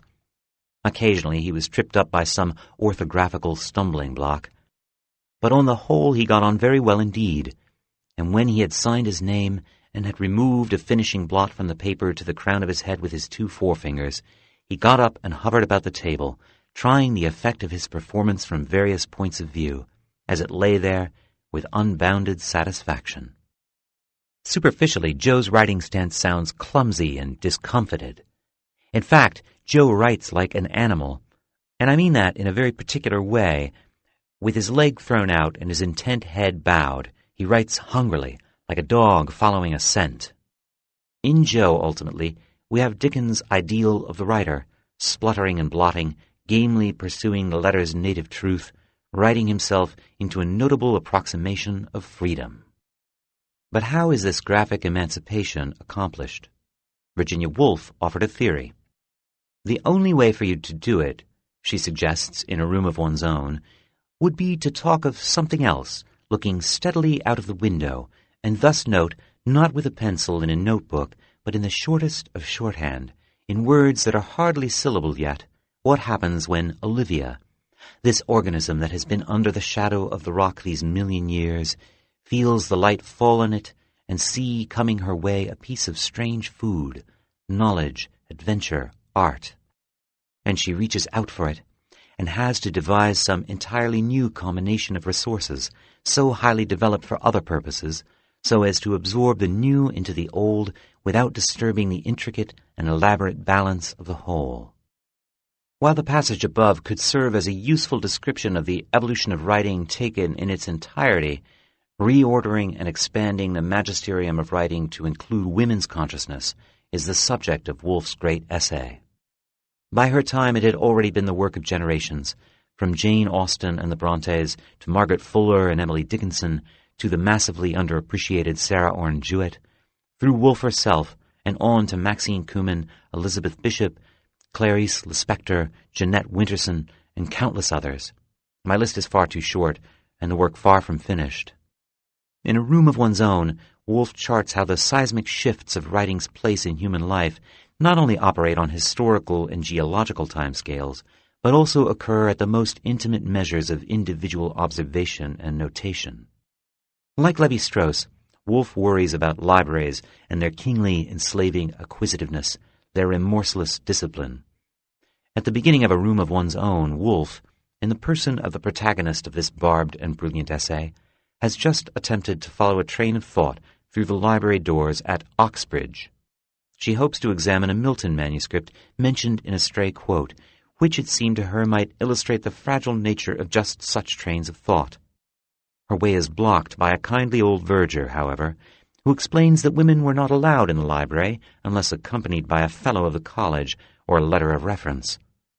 Cursing demurely under her breath, the writer retreats. That a famous library has been cursed by a woman is a matter of complete indifference to a famous library, Woolf observes. Venerable and calm, with all its treasures safe locked within its breast, it sleeps complacently and will, so far as I'm concerned, so sleep forever. A fragile, closely nurtured fancy has been injured by male privilege, a privilege by this point so ubiquitous and pro forma that a mere letter will do in place of an actual male chaperone. It's one thing to observe that a fellow, necessarily male, would enjoy a standing not given to a woman. It's another thing to grant that same privilege to a written document, to give it a kind of surrogate masculine standing, implicitly measuring the weakness of the state in which woman, in the person of Woolf, finds herself when standing at the library door. Throughout the history of writing, glyphs have been granted standing as objects, talismans, and tokens. Superficially, the powers and relations of written things seem to have a uniformly masculine character. From the clay-smudged scribes of the Fertile Crescent to the Chinese elite in their calligraphy examinations, to Grub Street hacks who strove to colonize writing's provinces with all the rough vigor of a commoditized vernacular, writing has been overwhelmingly a male enterprise. But this doesn't tell us anything important about writing itself, except to remind us what Lévi-Strauss and Rousseau have already said, that it is born as an instrument of power. As such, it suffers the gendered cramps and tensions of all such instruments. For Woolf teaches this as well. Alongside writing's career as an instrumentality of power, it has pursued a flickering existence as a modality of consciousness. It's this career, I'd wager, that matters more to most of us in the end. And in this regard, writing has far to go in achieving anything like a full flowering. Writing's achievements are woven through with a yellow thread of injustice and alienation. Pull it, and the whole thing unravels like a tawdry tapestry. But there is always new weaving to be done at the loom. Woolf's contribution to the modes of literary invention is a staple of standardized tests. And yet it's not often remarked how thoroughly Woolf demonstrated that the putative stream of consciousness is born as a material thing, a stream of letters, a river of ink poured by hand and heart, subject to expropriation and alienation, but slippery and alive. For Woolf, and she shows, for the women of her time, this most ephemeral product finds its enemies even before it is committed to the page, in the sons and brothers who are chosen to receive the fine education, in the restrictions and prescriptions that guard the library door. Like other women writers before her, Woolf transformed those provinces of writing traditionally most open or restricted to women, the letter and the diary, into sumptuously productive sovereignties of invention. But she explored further countries by bringing the material power of writing to bear upon ever more intimate and previously unassailable regions, beyond conversation and the counterpoint of convention, into the realms of consciousness itself, of all but incommunicably intimate modes of experience. Sallying forth into these undiscovered lands, she wins a kind of triumph over writing, a desegregation of writing's gendered magisterium. Her achievement of style is in fact one of substance, irrevocably transforming and expanding the possibilities of writing itself. Literature, writes poet and typographer Robert Bringhurst, involves the use of language more for purposes of discovery than for purposes of control. It is a part of language itself, present like language in every human community. There are no natural languages without stories, just as there are none without sentences. Yet literature is not the cause of writing. Literature, in the written sense, represents the triumph of language over writing, the subversion of writing for purposes that have little or nothing to do with social and economic control. In A Room of One's Own, Woolf shows us how that battle must be fought and won anew down through the generations, fought at windowsills and in bookstalls, at writing desks and in colleges. Woolf turned her back on the library that Oxbridge morning, but she did not leave it to sleep complacently. In her wake, the library was altered in all its arrangements. The importance of question marks. When Max Weinreich quipped about the condition of languages that lack armies, he was trying to explain the historic plight of Yiddish. Despite its long-standing lack of military and political power, Yiddish enjoys a rare standing in the family of languages. The literary critic Harold Bloom himself a native Yiddish speaker, writes that the language's curious wealth belies its apparent paucity of vocabulary. As in oral poetry, felicity and style in Yiddish are achieved through the skillful layering and contrapuntal handling of clusters of words, a technique that generates irony and elusiveness, ever renewing the flavor of the strange and the familiar. Surely the reasons for this are embedded in history itself and not explicable by handy formulas. And just as surely, Yiddish's rich life as a written language plays a role. Walter J. Ong calls such a language a graphylect, a transdialectical language formed by deep commitment to writing. One of Ong's themes is the ramifying effect of writing upon the minds of literate speakers. Linearity, classification, all forms of study in its recognizable sense, as well as the awareness of vast archipelagos of words beyond one's immediate cognitive and expressive control, are some of the enriching endowments of literacy in Ong's reckoning. The strength of Yiddish is that it is a double-walled fortress of writing's magisterium, a graphylect within graphylects. Written in Hebrew characters, Yiddish was defended from incursions of Germanic and Slavic languages that dominated the lands in which it was spoken. But Yiddish serves another graphylexical master, that of the Hebrew Torah. As Bloom puts it, it's a language that's always asking questions. The uncanny familiarity of Yiddish for Jewish and some Gentile non-speakers has something to do with its insinuating, questioning quality. Yiddish is the Hamlet of languages. The Prince of Denmark's play abounds with questionable enigmas and a plethora of instances of the word questions. As illustrations, I would suggest, why not? Why ask? Who asks? What is the alternative? What and how does it mean? If that is the case, then does not a question arise? These all can be seen as deriving from the Talmud. Open and inquiring, defended by its barbed, exotic orthography and the irony of its writers, Yiddish is an example par excellence of the unique powers and influences of writing's magisterium. Of course, in the end, that's not enough, as Bloom points out. Yiddish survived by its openness to critique and commentary, he writes. But no language can survive the destruction of the small children who had begun to speak it. Holy Writ. To perceive the distance between the divine and the human, it is enough to compare these crude, wavering symbols which my fallible hand scrawls on the cover of a book with the organic characters inside, punctual, delicate, perfectly black, inimitably symmetrical. Jorge Luis Borges, The Library of Babel. Bible Lessons. When it comes to the Bible, authorship is a hard notion to pin down. There is the law, which takes for its materials stone and the fiery finger of God. Traditionally, authorship of the Torah, which in one view is an attribute or dimension of the divine, is attributed to Moses. But what is this writing with which Moses is credited? Under what conditions does it take place? Can we imagine Moses stopping to write amidst the straitened circumstances of the Exodus? The Quran, like the Torah, is an aspect of God. Muhammad's encounter with writing is a vivid part of the Quran itself. The Prophet's revelations over a period of 23 years were recited and memorized by the Sahaba, Muhammad's acolyte army, who were ordered to learn how to write in order to record them. The word Quran itself likely derives from the Syriac and Arabic words for recitation, Syriac Qiriana, Arabic Qira'a. Torah, too, is a word meaning recitation or instruction. The oral ingredients of Scripture are everywhere apparent. The declamatory formulas of the law found in the Torah, the fevered music of the Psalms and the Song of Solomon, the preacherly cadences of Jesus' sayings.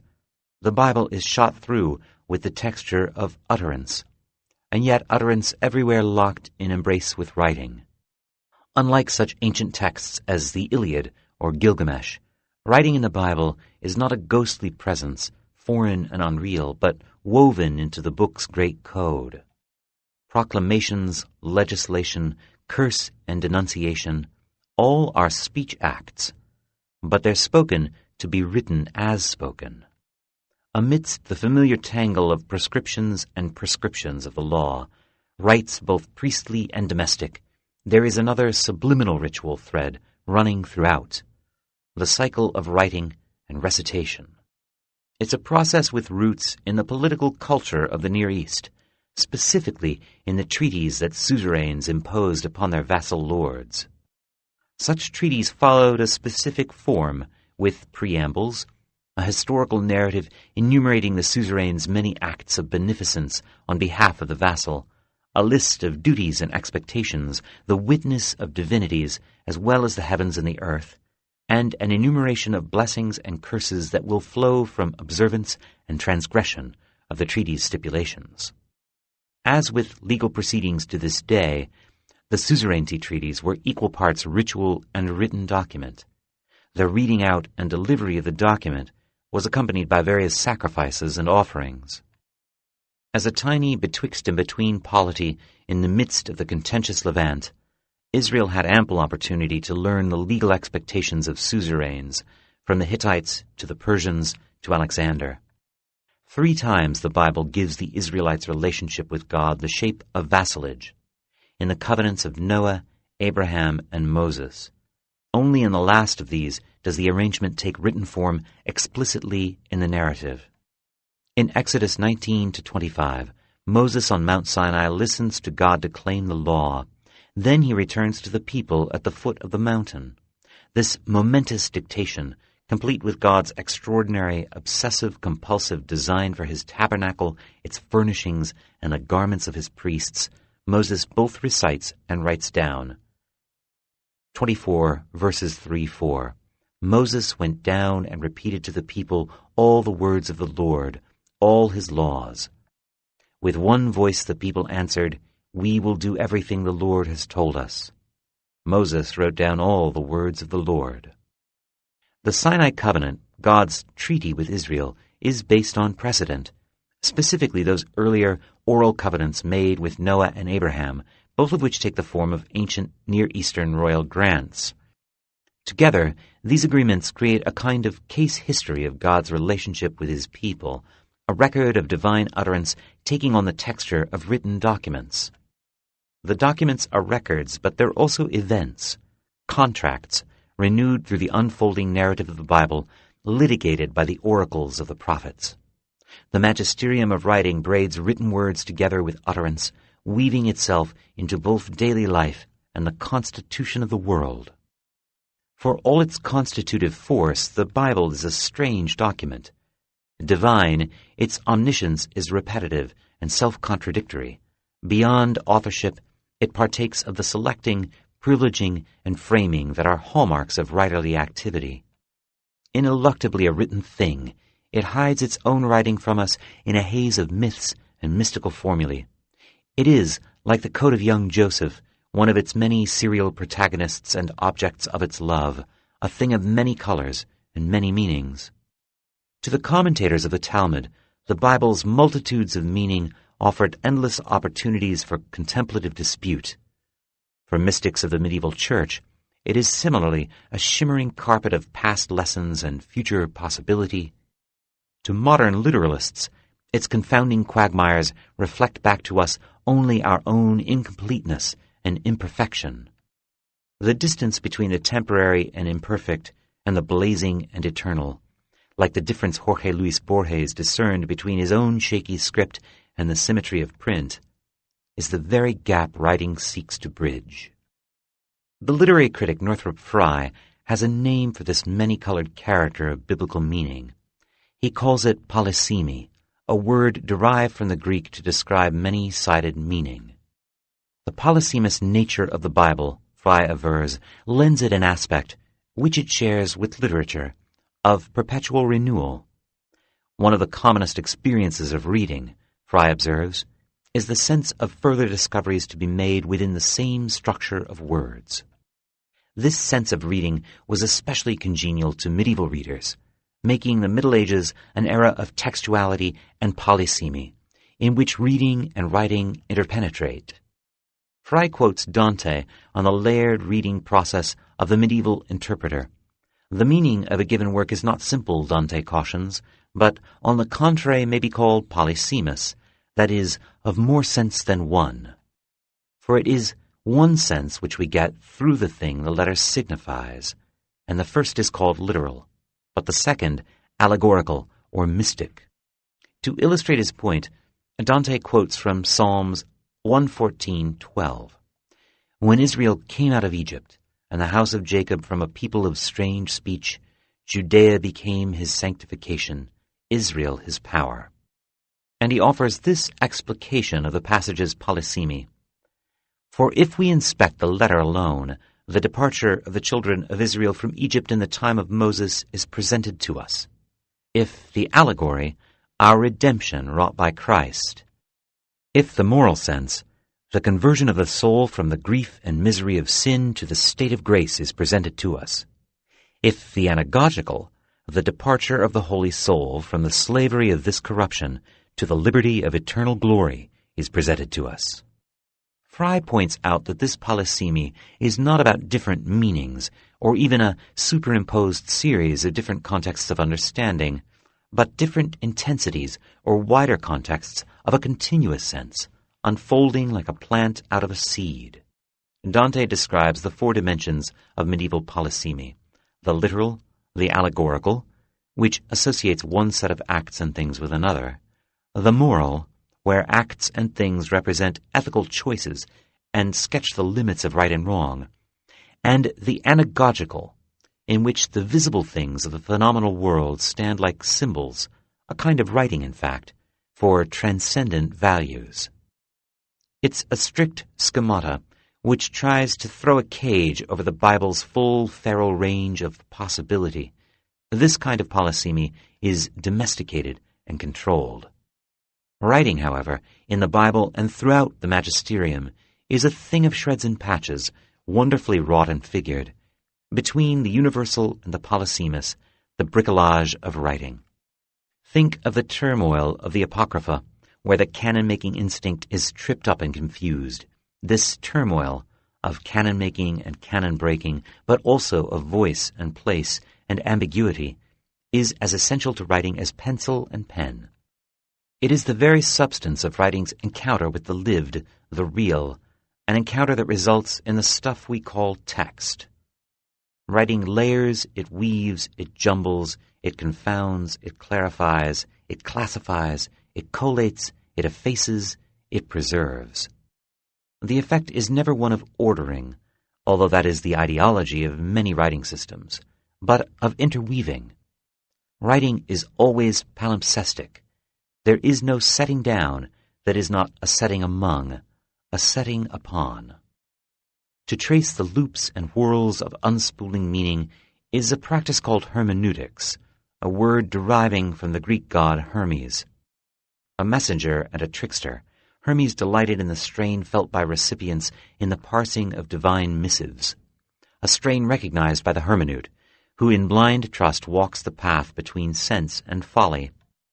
The Christian practice of hermeneutics owes much to Jewish biblical exegesis, which developed an astonishing range of practices for the discovery of meaning in the Torah, including numerological calculations based on the number of values of Hebrew letters, called gematria, and the anagrammatical rearrangement of words, or notarikon, as well as grammar, pronunciation, and logical deduction.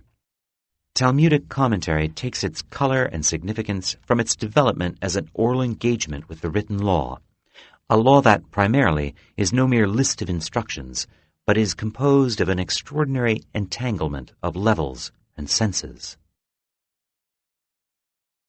Priests, courtesans, and plowed wax. The entanglement mentioned previously flows not only from the conveniences of interpretation, but from the Bible's multimedia nature as well, its longue durée welter of languages, scripts, and supports. Job's famous lament is one puzzling instance. "Oh, that my words were now written! Oh, that they were printed in a book!" Job 19:23. This passage left many scribes scratching their heads. For what could Job mean by printing, a millennium or more before the birth of Gutenberg? In the Latin of St. Jerome, The relevant verbs are scribantur and exerentur. Quis mihi tribuat ut scribantur sermonis mei, quis mihi det ut exerentur in libro. Exerentur comes from exerare, a verb frequently used in antiquity to mean to note or to write, and frequently translated as to print by later writers. But its literal meaning to Latin readers and speakers of the ancient world was to plow. This is no metaphor, however, but a simple descriptive term. For the ancients wrote most frequently not on paper or vellum or papyrus, but by gouging their words into tablets of wax. Such tablets consisted of shallow panels of wood or ivory filled with beeswax and bound together into little books called tabellae or pugillares, or sometimes serae, pluralized wax, here used as synecdoche. The literate used them as notebooks, or address books, and mobile devices, inscribing their thoughts and lists into them with a sturdy stylus made of bone or wood tipped with iron. Exerare, to plow, describes perfectly the act of making marks in wax by gouging or scratching. The wax tablet was the most common medium for writing from ancient times well into the Middle Ages, from the Near East and North Africa to Western Europe. Ancient fresco portraits frequently depict their literate subjects holding wax tablet and stylus. By the 17th century, however, these were out of use, largely thanks to cheap paper. And as they were radically ephemeral, they disappeared almost entirely. Very few examples of tabellae bearing writing exist today. Although the scribe who first wrote the words of Job knew no Latin, Jerome's meaning would have been perfectly comprehensible to him, for like the much later doctor of the Church, he would have been plowing words into wax. Throughout the Bible and much of ancient literature, writers deploy a rich vocabulary of metaphorical evocations of wax tablet writing, bedeviling later translators to whom such flourishes were often incomprehensible. Consider how the meanings of writing as task and labor might be expanded or transformed when wax tablets are in use. Your hands and palms are oily, your words smudgy and angular. The beeswax is fragrant and smooth when freshly poured. Once inscribed and reinscribed, rubbed out and darkened by candle soot, your text becomes a rippled, plowed-over field. But it's crucial to understand that these fields were not plowed alone. The business of writing in antiquity was still a labor that required many craftspeople to maintain. St. Jerome is depicted in the extremity of solitude, a lonesome wilderness with only skulls and an inscrutable lion for company. But in fact his scholarly surroundings would have been busy with the work of scribes, stenographers, and amanuenses. In a letter to Augustine, he describes a dictational all-nighter he pulled, his secretaries furiously jotting down words by lamplight. I dictated this letter talking quickly during one short night, wishing to show my detractors that I too could say the first thing that comes into my head. I extemporized as I spoke, and by the light of one small lamp poured forth my words in such profusion that my tongue outstripped my secretary's pens, and my volubility baffled their shorthand tricks. I say this so that those who make no excuses for lack of ability may make some for lack of time. It's a bit of a simplification to say that the Christian hermeneutics that emerged in the Middle Ages was comparatively simple and methodical, the literal, allegorical, moral, anagogical model so clearly demonstrated by Dante. The procedure has proven a conveniently flexible tool for wresting meaning from biblical passages, despite the twists and turns of cultural and social change, a kind of biblical historical shock absorber. But isn't this all about reading, not writing?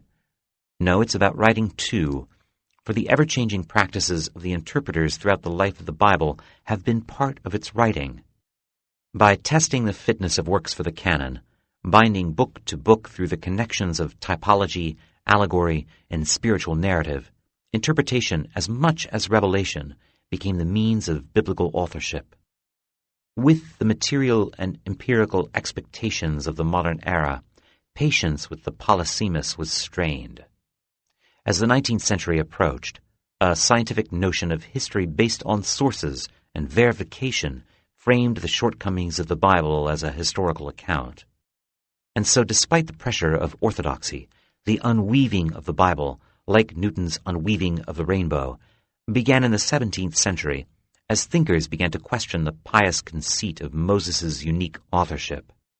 How could he have offered first-hand descriptions of Palestine, a land God forbade him to enter? How could he offer receipts from the history that transpired after his own demise? Such questions were roundly condemned, however, and authors who pondered them found their works banned everywhere. In the mid-18th century, French physician Jean Astruc systematically began to tabulate the discrepancies and idiosyncrasies of the Torah. In particular, he took notice of the doublets, passages that told the same story or relayed the same factoid, albeit in slightly different and sometimes contradictory detail. A striking pattern emerged. Throughout these doublets, God was almost invariably called Yahweh in one and Elohim in the other. In teasing out these doublets and comparing them, further differences in style and detail could be discerned. It seemed to Astruc as though the doublets were the residue of multiple sources, and so he claimed in a 1757 book, published anonymously, where he argued that the two strands represented separate sources Moses used to recount tales he did not witness. Astruc bent over backward to maintain Moses' position as unitary author. Nonetheless, the cat was out of the bag.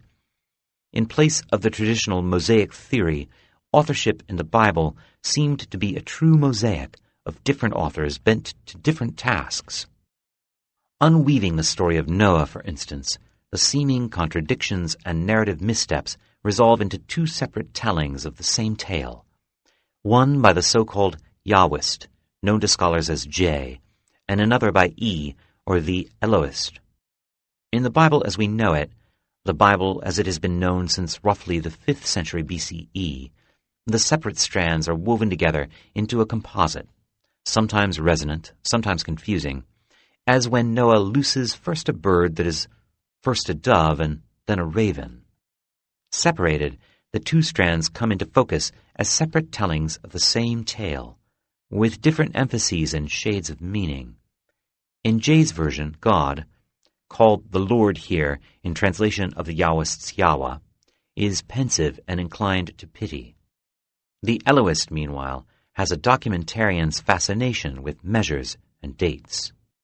There are darker and more telling differences as well. After leaving the ark, the Yahwist tells us, in Genesis 9:20-28, Noah plants a vineyard, and he drank of the wine and was drunken and uncovered within his tent. His son Ham points out his foolishness to his two brothers, Shem and Japheth, who cover their father with a cloth. For his cruelty, Ham is cursed, and his descendants doomed to serve those of his brothers. Ham is the founder of Canaan, Shem, whose name is the basis of the word Semitic, and Japheth are to rule over him. Thus the story of Noah's drunkenness, which belongs to J entirely, ties into ethnic and creedal differences that split the peoples of Palestine throughout ancient times. And everywhere, J and E's differences are significant. J's stories privilege the peoples and traditions of Judea, the kingdom of southern Palestine after Solomon's time. The Elohist prefers the people and traditions of the northern kingdom, Israel. The two polities are part of the same tradition, the same faith, and the same people, albeit one with many strands and differences of experience and opinion. Using the method Astruc pioneered, 19th century scholars ultimately identified no fewer than 4 separate sources, 4 different authors essentially, whose works comprise what Jews call the Tanakh and Christians call the Old Testament. In the 19th century, a German scholar named Julius Wellhausen brought together insights from archaeological discoveries and increasingly sophisticated historical linguistics to create a complex picture of the Bible mosaic of authorship, now called the documentary hypothesis. Roughly, the picture looks like this. The Yahwist and the Elohist were roughly contemporary. They likely wrote in a script called Paleo-Hebrew, derived late in the 2nd millennium BCE from the Phoenician script, which arose in modern-day coastal Lebanon and would later spawn the Greek alphabet. Another author, the so-called Deuteronomist, wrote around 600 BCE, during a time of monarchical recentralization of religious law and practice, and he emphasized the tales that supported kingship and priestly authority deriving from the priests of Shiloh. A final author, the so-called or priestly author, whose stories celebrate the line of priests descending from Moses' brother Aaron. The four strands were likely brought together into a single Torah around 450 BCE, possibly by Ezra the scribe, leader of the Jewish community during the Babylonian exile. During this time, Jews in Babylon had adopted the Aramaic script, which also was derived from the Phoenician letters. Their version of this script became the square script of the Hebrew alphabet we know today. Despite the plausibility and rigor of the documentary hypothesis, however, details of the source authors' identities remain shrouded. Some argue that the priestly author may have been the prophet Jeremiah, by himself or in collaboration with Ezra the scribe. Harold Bloom ascribes to the evocative theory that the Yahwist was an aristocratic woman of the court of Solomon, whose version of the story of Moses is in part an allegory for the lost splendors of the rule of King David.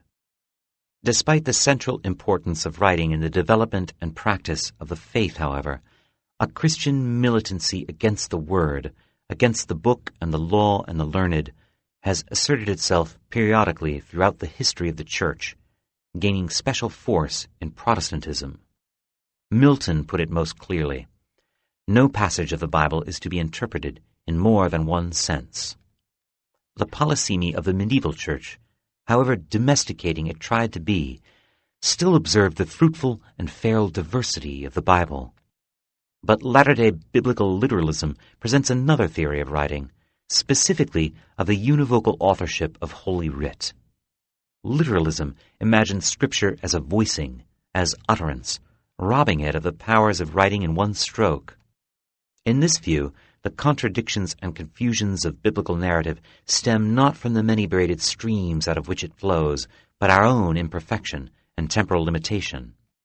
This suspicion of the complexity and interpretive uncertainty of writing has its roots in the teachings of Jesus, who shared some of the same displeasure with written things that animated Socrates. Where the Greek philosopher preferred to rely on dialogue to find the way to the right, Jesus hewed to the clarity of oral expression in sermon and parable to direct belief and action. Jesus' textual inscrutability points up a fascinating first-century ambivalence about writing, its role in a residually oral culture with a scriptural tradition that would infiltrate the Christianity to come. The ultimate justification for Jesus' reign, the deep-rooted proof of his identity, could be found only through creative readings of the polysemous, saturnine, shifting symbols found in the Old Testament.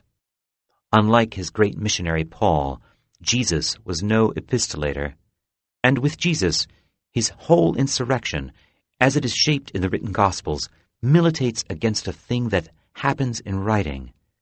Most crucially, his offer of salvation stands as a rebuke of the written contract, whose story is the chief drama of the Old Testament.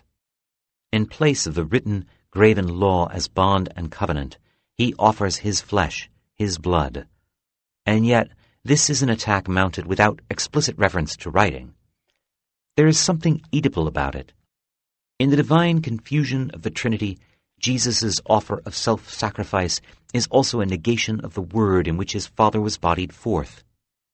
In the beginning was the Word, says John 1:1, and the Word was with God, and the Word was God. And there's the case of the story of the woman taken in adultery found in John 8:1-11, in which Jesus ostentatiously writes in the dust in answer to the charges of the scribes. Is this act a rebuke of the scribal vocation? It's been proposed that the episode takes place on the Sabbath, when writing is proscribed, although the law makes an allowance for writing in the earth. Thus it's argued that Jesus is showing his knowledge of the letter of the law, even as he prepares to call that letter into question. Furthermore, it's pointed out, his dust writing calls to mind a passage from Jeremiah 17:13, in which those who turn away from the Lord are warned that their names will be written in the dust. I've already wondered whether there isn't something we might call Oedipal at work in Jesus' avoidance of writing. A corollary query in a mystical key. If the Word was with God, and the Word was God, does that make writing itself, the attempt to render a reliable image of utterance of the word a kind of idolatry. In the Reasons of the Laws of Moses, Maimonides discusses the problematic status of Egyptian hieroglyphics, which he sees as deified figures, idolatrous in nature. It became absolutely necessary, he writes, to prohibit stones with hieroglyphic inscriptions. Besides, in an age where so great a propensity to superstition prevailed, stones with figures upon them, which the people could not understand, would have been a temptation to idolatry, even although the Egyptians had not deified them as they actually did. For Jesus of Nazareth, it seems, as for Socrates, the written word's variability was a quality of which he wished us to be wary. Along with the other eschatological visionaries of his time, Jesus was reacting against many things: the blistering reign of Herod and his Roman overlords, the continued marginalization of the Jewish people, the seeming decadence of a belief in a polymorphous world. Yet he was also reacting against writing itself, against its laws and proscriptions, its endless parsings and distinctions. It's ironic, for Christianity would take the magisterium of writing to new heights of complication and distress, and the followers of Jesus would trace their way in writings. Jesus' very immanence was a written thing. He was prefigured as much by the written avatars of the Tanakh as he was by the oral tradition, and after he departs the scene, the living practice of writing becomes the very cradle of his church. To a remarkable extent, the spread of his faith surged through an epistolary network. These urgent conversations, which took place over years, lend to the New Testament their strange format, with intermediaries and lengthy intervals of silence during which feelings festered or grew clement. The first and greatest of Jesus' saturnine explicators was Saul of Tarsus, who after an epiphany en route to Damascus becomes known as Paul. His tale is told in the Acts of the Apostles and some of the other spare, demotic narratives of the early church. But it's in his own letters to the churches he founded that he explicates his vision of what followers of the Nazarene should believe and accomplish and expect in return. It's a striking aspect of the Christian Bible that such a large chunk of Scripture is handed down as letters, a newly risen island in the Bible's already strange and far-flung archipelago of forms and genres. Written in Koine Greek, a Mediterranean lingua franca that flourished in communities throughout the Roman world, pushed to the literary margins by the Latin of Juvenal and Martial, of Seneca and Pliny the Elder.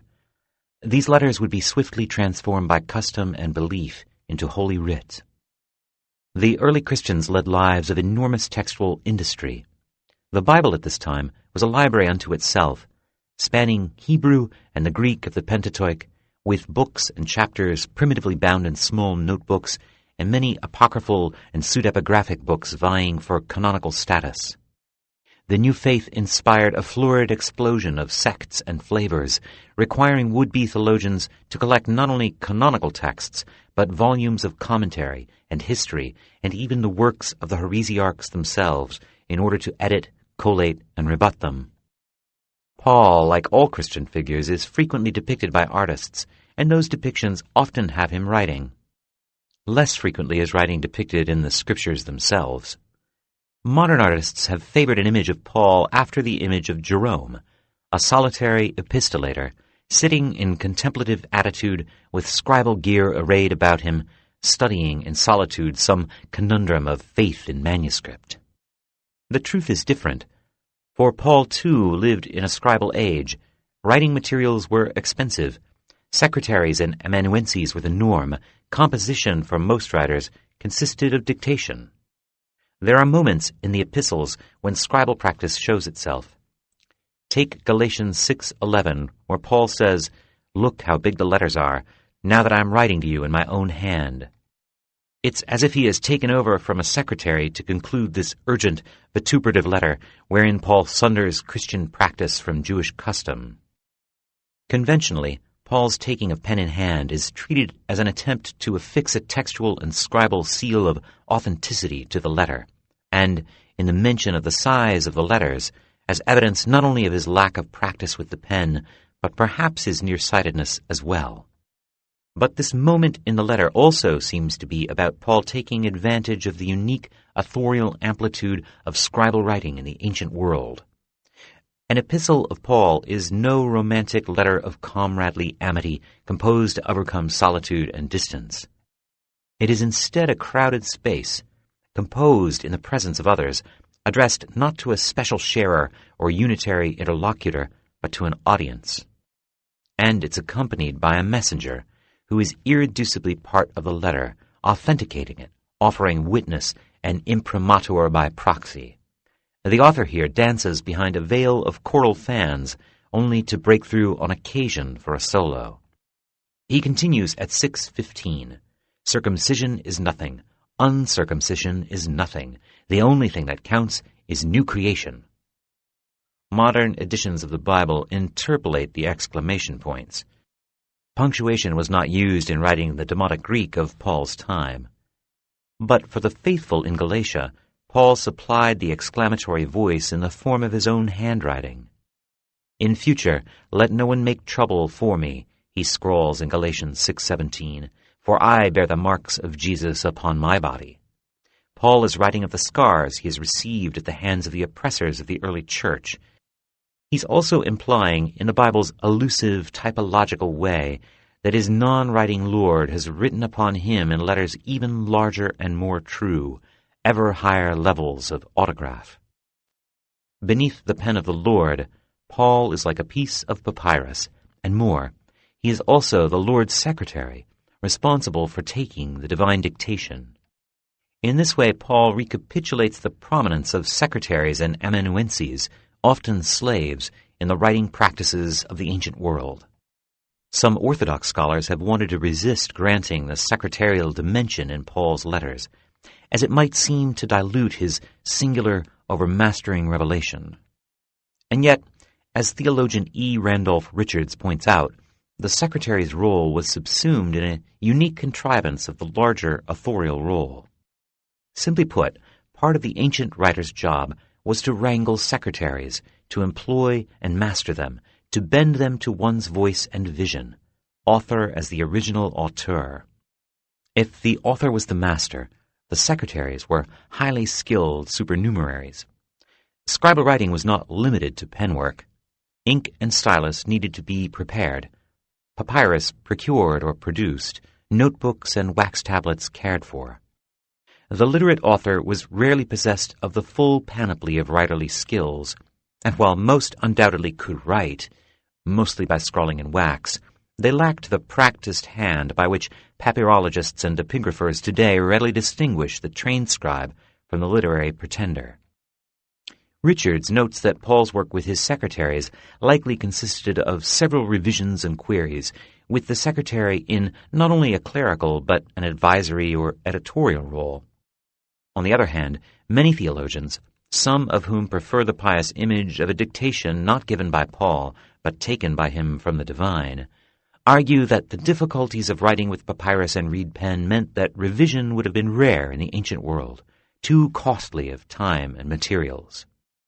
Indeed, our modern draft and revision habit of composition, now giving way to the infinite draft of writing on computers, with sheets ripped from notepads or typewriters balled up and thrown into the waste can, has a distinctly modern stamp upon it. But ancient scribes had other drafting tools at their disposal, such as the wax tablets described earlier, and even notebooks of polished parchment that could be marked and erased. Ancient authors such as Cicero would likely have used such media to rough out their thoughts, and would then turn over the notes to a secretary for polish and flow. This much seems certain. Paul's secretaries were no street-corner scribes, but skilled amanuenses versed in the epistolary conventions of the age. Paul's letters lack the intensity of classical elusiveness and rhetorical coloration of a Cicero or a Seneca, but are fluent nonetheless. The books of the New Testament are exceedingly murky in their origins, but they're united not only by their canonical enjambment and their subject matter, but by language, specifically the Koine Greek of the Hellenistic world in the Roman era. The residue of Alexander's conquests in the Near East, Koine's roots were ultimately in the Attic dialect of Athens, for millennia treated as the pinnacle of the tongue. But koine evolved long after the emergence of writing in classical Greece, in a place and time far removed from the Athens of Plato and the playwrights, out of earshot of rhetorical debate and literary scholarship.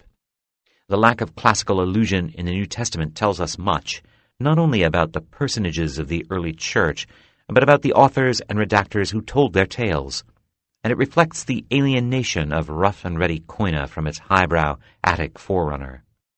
For all the changes that had taken place, it emerged from the same sort of milieu, the market, the port, the city square, the public margins of empire, that had produced the Greek alphabet more than half a millennium before. Archaeology furnishes clues from across the ancient Mediterranean world, from graffiti in Pompeii to the notes and letters of Roman soldiers in Britain. One of the greatest troves evincing the reach and significance of writing to ancient peoples is the vast treasury of discarded papyrus unearthed in the rubbish heaps of the ancient Egyptian city of Oxyrhynchus. Today, the town of El Banasa covers the site of an ancient city that, in its prime, was the third largest in Hellenic Egypt, a regional capital watered by an extensive canal system. The canals also protected Oxyrhynchus from Nilotic floods that would have carried away refuse dumped at the edge of town, helping to preserve the discarded records of more than 6 centuries, from the dawn of Christianity to the time of the Arab invasion of Egypt.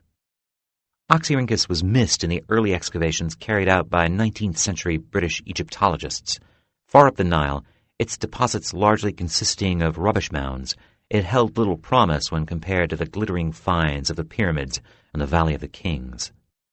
In the 1890s, 2 young Oxford archaeologists, Ben Grenfell and Arthur Hunt, realized the unique treasure of Oxyrhynchus, thousands of papyrus fragments representing an astonishing variety of writings, fragments of classical texts extant and previously unknown, early examples of the Septuagint, the Koine Greek version of the Hebrew Bible made for the Alexandrian Jewish community, sources of Gospels, letters, and books outside the Christian canon, lists of ingredients for potions and spells, marriage contracts, rental agreements, bills of debt, and hundreds of accounting, legal, and record-keeping documents. Taken together, they show how intimately writing was woven into every aspect of Hellenic life, touching both the genteel and the uneducated.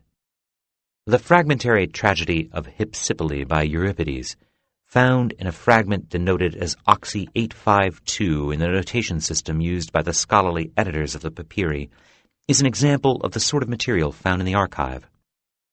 Previously known only from citations by ancient authors, Euripides' tale of the Queen of Lemnos and the malodorous curse she earns from Aphrodite was pieced together from some 200 flakes of papyrus. An accounting document on the back, consisting of numerals of Greek letters in a larger, crude hand, assisted a little in piecing the text together, and also attests to the reuse and recycle ethos of ancient scribal practice. Likely the text was prepared for reading or recitation. Heavily corrected by another hand, it was abandoned, only to find new life as scratch paper for someone else. The text dates to about 200 CE. Most Oxyrhynchus documents, however, are more everyday texts, revealing the warp and woof of ancient writing. Among the magical formulae are many that riff on the combinatorial properties of letters. Great is the Lady Isis, begins Oxy 886. The method is concerned with the 29 letters used by Hermes and Isis when searching for her brother and husband, Osiris. Invoke the sun and all the gods in the deep concerning those things about which you wish to receive an omen. Take 29 leaves of a male palm and inscribe on each of the leaves the names of the gods. Then, after a prayer, lift them up 2 by 2, and read that which is left at the last, and you will find wherein your omen consists, and you will obtain an illuminating answer. The modern editor of the Oxyrhynchus papyri was suitably suspicious of the fragment's claims, observing that the scribe was a very illiterate person, and makes several mistakes, and noting dryly that, as often happens with esoteric writings, this one purports to be copied from a sacred book. Another fragment lists wrestling holds in careful and rather large uncial writing, a sign of the writer's lack of scribal expertise. There are legal edicts and petitions, letters of appointment and declarations of birth, illuminating through writing the joints of life, so to speak, the many sorts of acts and relations dignified by the touch of writing in the daily life of an oasis and Roman outpost in the Greek Near East. The writers who sprang from this milieu shared tools and practices with their cultivated literary contemporaries, but little else. Cicero, for instance, who of course wrote in Latin, developed his ideas about rhetoric from Attic Greek exemplars far removed from the practical prose and staccato rhythms of Paul's Koine. His slave Tiro was a profoundly well-educated man who developed a form of shorthand and became an author in his own right when he won his freedom after Cicero's death. Cicero loved Tiro, but it was the love of a master for a slave. The intimacy and social intensity of writing in the ancient world find their way into works of poets. Catullus, for instance, dramatizes literary writing as a ritual of friendship and shared purpose in his dedication of a collection of verse to his friend and patron, Cornelius. To whom shall I give this pretty new treatise, just polished with dry pumice? To you, Cornelius, for you used to be willing to think something of my scribbling, even as you alone sought in 3 stages to explain the Italian ages, learned by Jove and laborious. Therefore take this little opus, for whatever its worth, O patron muse, may it last more than 1 generation of use. There's much for us to savor in this delicious poem, and much that tells us about the scene of writing in the ancient world. We're in the presence of a unique object here, no fungible text fobbed off in multiple copies, but a singular expression taking the form of a unique keepsake. And the work has been polished, expolitum, with a pumice stone, a common step in the production of manuscripts on papyrus. This polish was a beloved trope of Catullus's, referring not only to the act of burnishing the page, but to the perfection of literary expression as well, a formulation we retain to this day. A generation later, the act of polishing is put to a different use by the scandalous scatological poet Martial. While my chapbook is new, its face yet unerased. While the undried page still fears to be touched, go, boy, and carry it as a gift to the dear friend who merits my trifles foremost. Now run, but wait. Let's pair the book with a sponge. These gifts of mine go together. It's impossible, Faustinus, for many wipings to salve our japes, but 1 wiping can. Recalling Catullus, Martial too offers his manuscript as a friendly gift, but here the subtext is at once bawdier and more tender. In place of pumice, Martial plans to send along a sponge. It was a tool ancient writers used to erase newly inked letters, but sponges, affixed to sticks and meant to be shared, were also furnished for purposes of intimate hygiene in public Roman toilets. Martial also evinces the provisional nature of the ancient written word, its predilection for palimpsestic erasure and reinvention. The manuscript on offer here is newly born, its ink still wet, and offered up on fresh papyrus with its face as yet unerased, a nod to the ancient practice of palimpsesting itself, of erasing, polishing, and reusing old sheets rather than putting expensive new leaves into play. The palimpsest here offers a piquant metaphor for a pleading Martial at poem's close. He's admitting that, while all he's done and said to hurt Faustinus in the past can't be fully erased, he hopes this offer of amity, in the form of a freshly written, unspoiled bouquet of verse, proves effective. As we know, the palimpsest never fully effaces what has been scribbled before, but intimately puts new words into play with the old. But if the written poems, inked and polished, are transferable as gift, the verses as spoken remain the poet's. For a poet of the manuscript world, it's not one's right to copy, but to recite that must be defended. News has it, Fidentinus, that my chapbooks you recite to people as your own, unchanged. If you want to call them mine, I will send my songs to you gratis. If you call them your own, buy them, and yours they will be. Marshall is perhaps our first poet of intellectual property, a dogged defender of the rights that inhere in his work. It was in performance that a poet earned a living, winning patronage and forging the ties that would grant access to the tasteful and the powerful. The poet will offer the poems for free as long as credit is granted, but even here the poet worries about the recitation of his libellos, the little book or chapbook, revealing the poem's essence as a thing made of written words. Marshall was a master of this manuscript economy, at once starkly different from and hauntingly reminiscent of our own literary culture.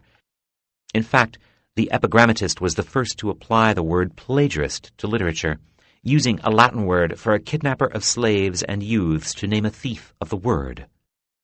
I commend my works to you, Quintanus, if, that is, I can call them mine, the chapbooks which your poet recites.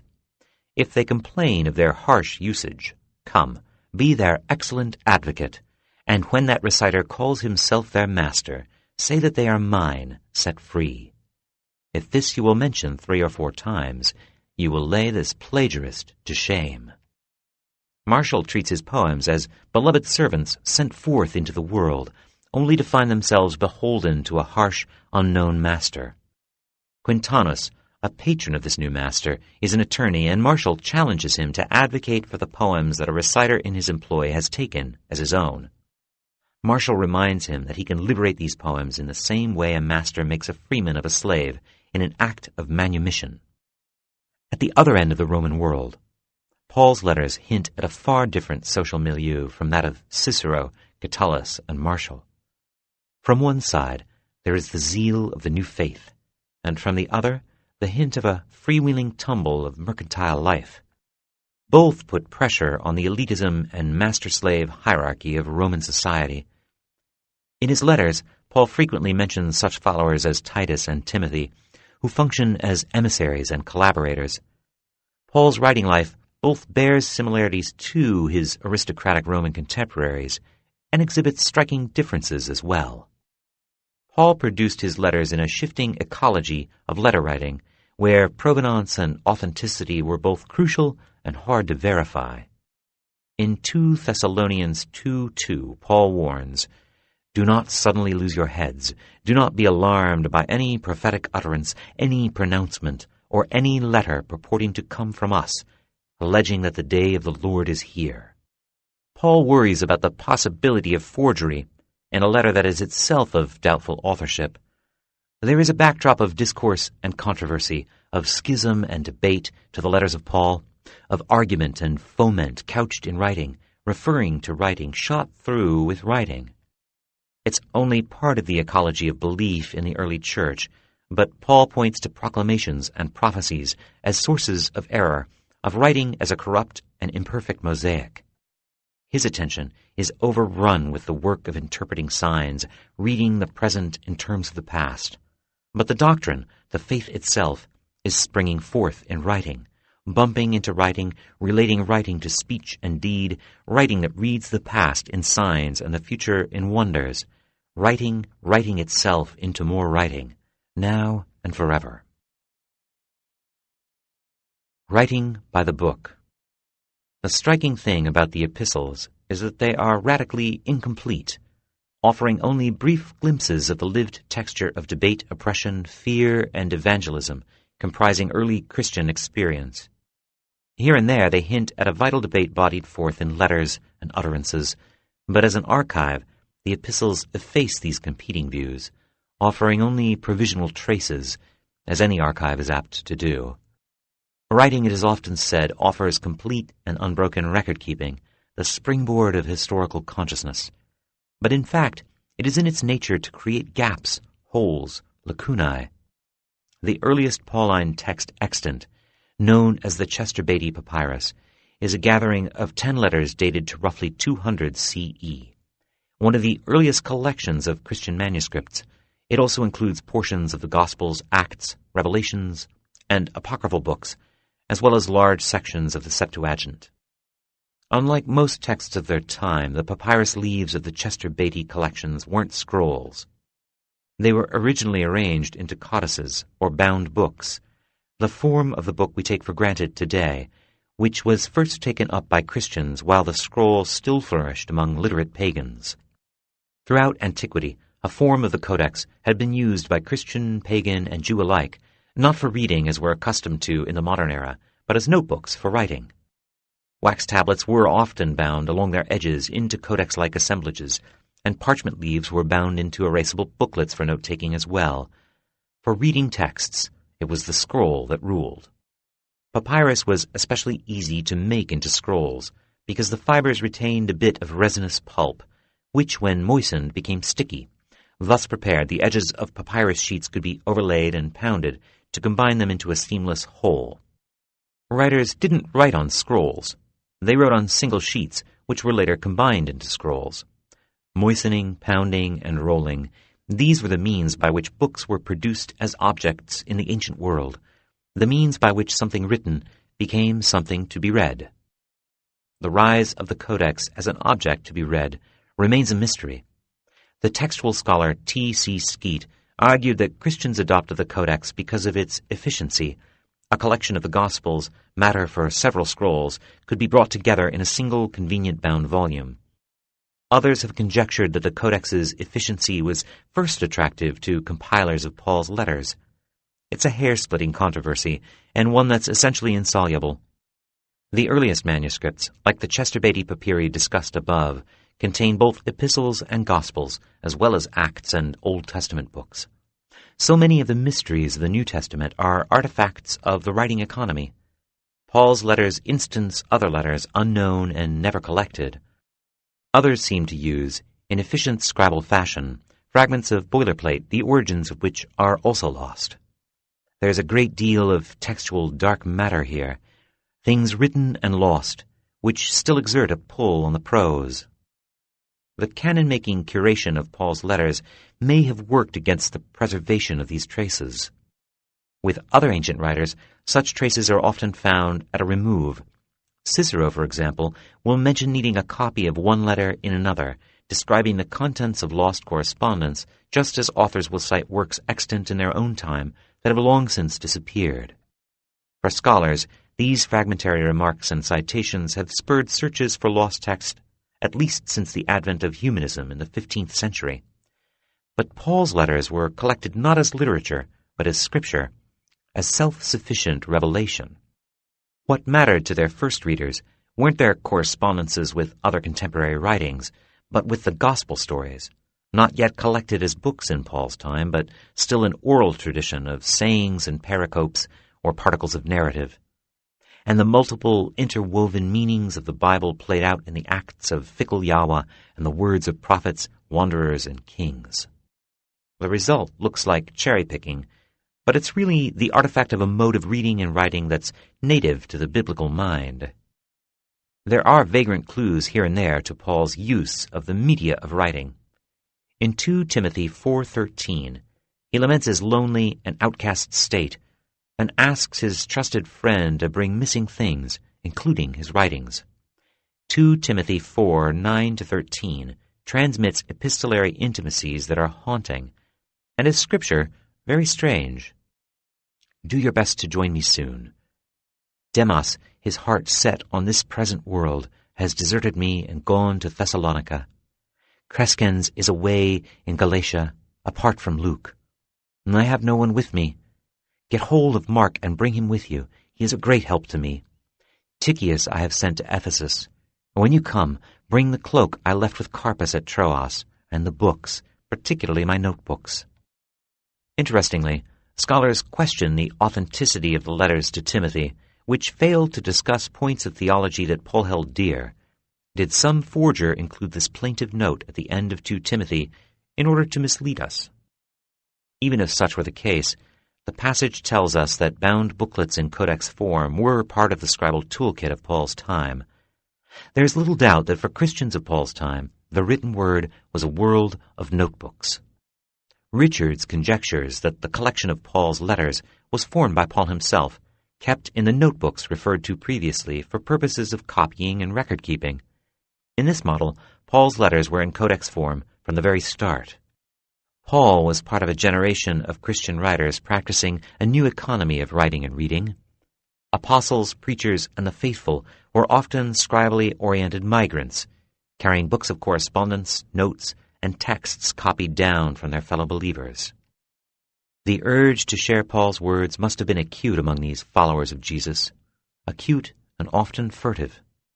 They would have carried their precious notebooks, hurriedly copying into them new passages deemed fragments of the true word. It's because of writing, not reading, that the Codex becomes important to Christians, and ultimately becomes the world's dominant book form.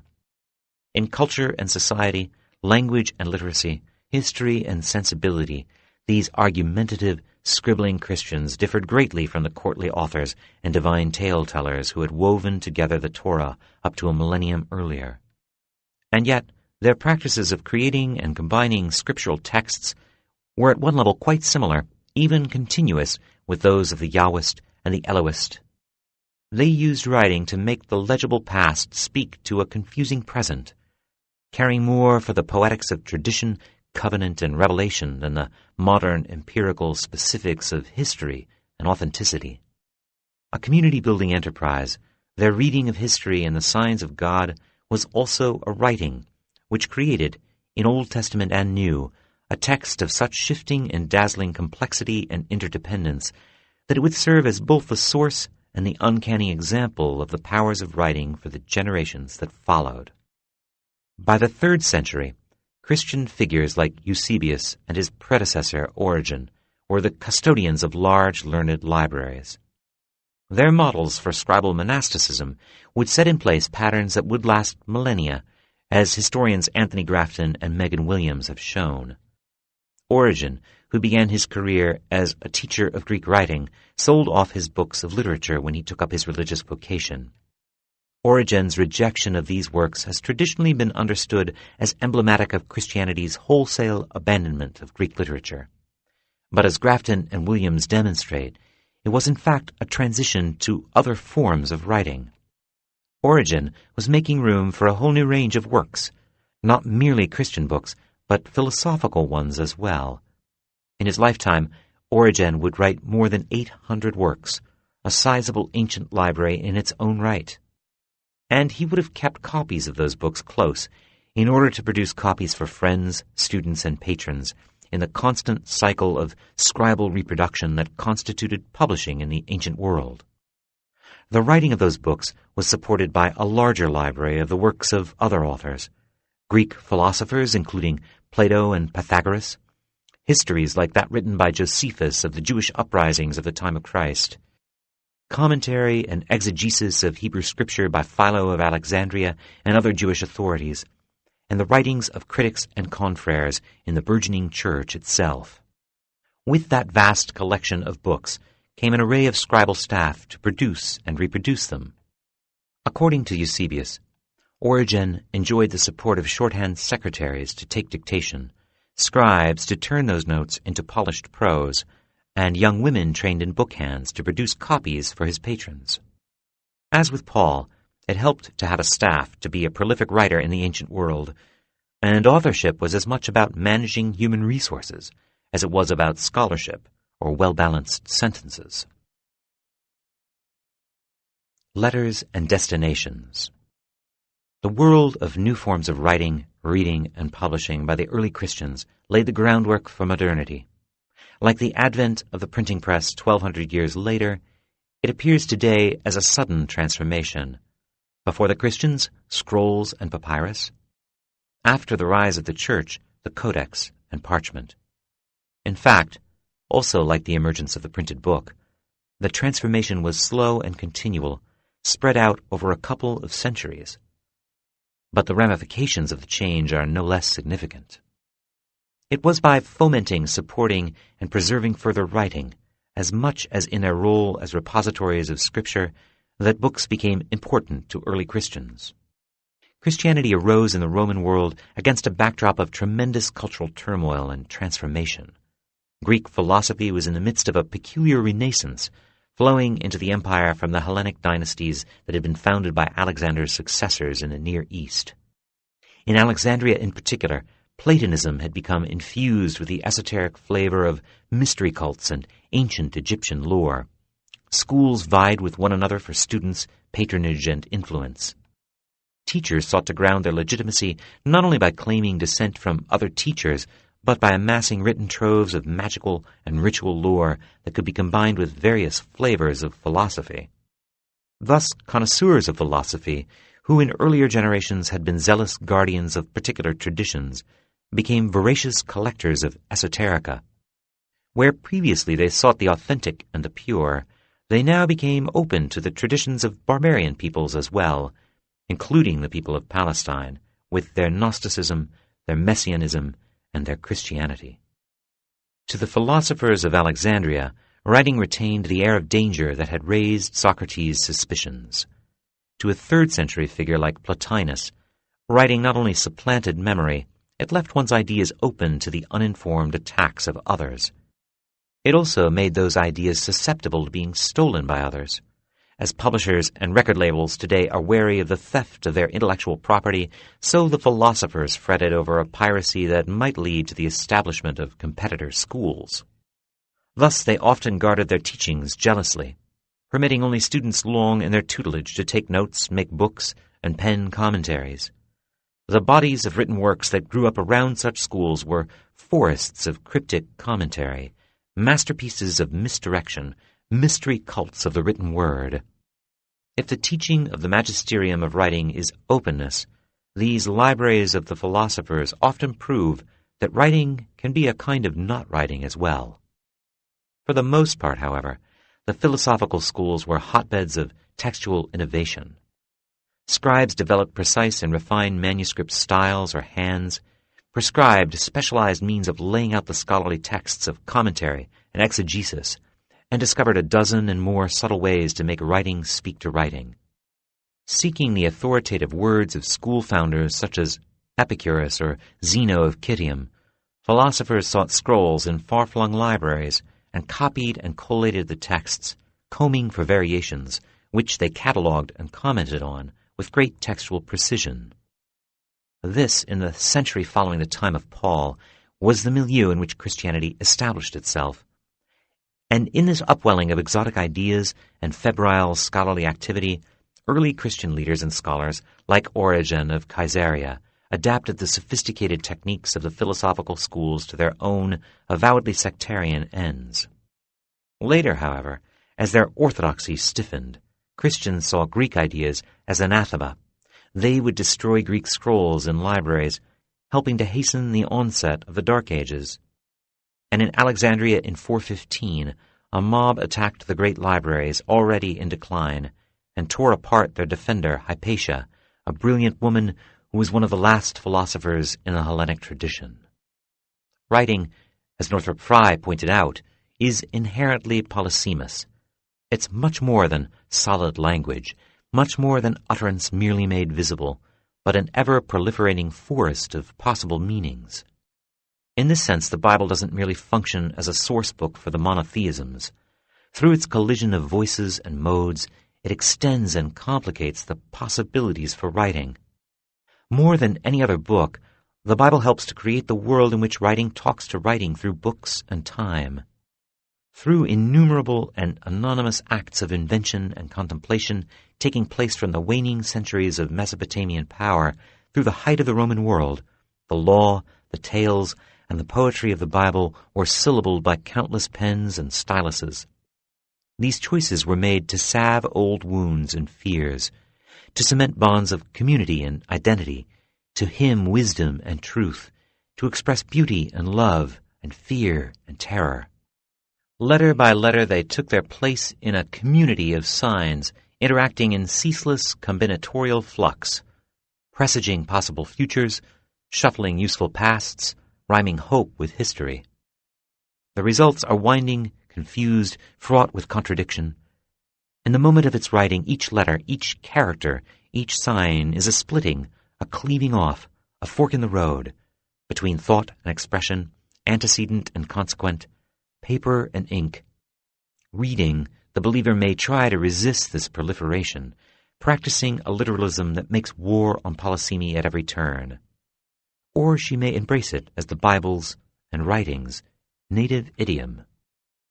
In the world of late antiquity in which the New Testament came into being, it can be confusing to speak of writing distinct from reading, of book distinct from notes, of authorship distinct from copying, editing, and commentary. Publishing, as we think of it in the age of the printing press, as machinic mass production, did not exist. Every book was written out by hand. Each instance of book production was a reading and an editing. Each book thus produced became a future exemplar for further copying.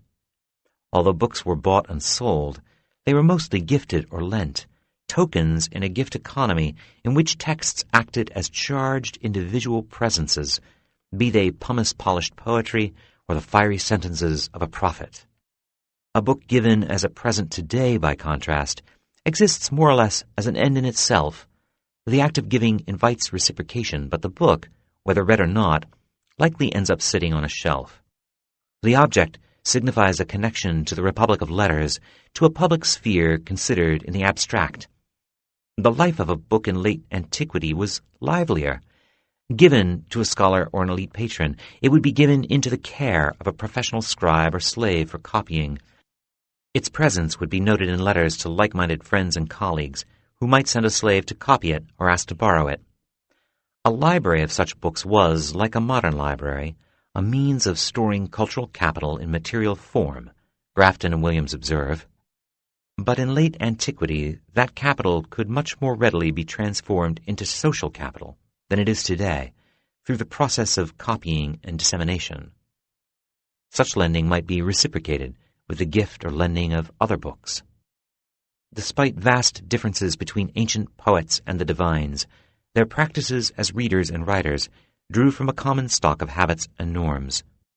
With Catullus, every ancient book offered an occasion not only for reading, but for writing, copying, glossing, commenting, and letter writing. For Martial and Paul alike, acts of writing produced not only books, but also community, serving as social glue in the far-flung worlds of poets, philosophers, and scribes. A collection of books was thus a social network of writings and readings, of favors given and owed, of ideas held in common, of confraternities of thought and belief. Logos ex machina. Writing learns to write. To the 16th century English philosopher Francis Bacon, the scribal work reproduced presently would seem a piece of practical magic, the materiality of applied science making a leap into the metaphysical, a piece of writing that, using nothing but ancient and recognizable glyphs, acts in concert with a sort of invisible machine to manufacture an endless stream of identical texts with their own invisible reproductive structure. It isn't magic, of course. It's code. In this case, an example of what's known as a high-level computer language, so called because its syntax specifies a high level of abstraction from the mathematical fundamentals of the machine language that pulses at computing's implacably austere heart.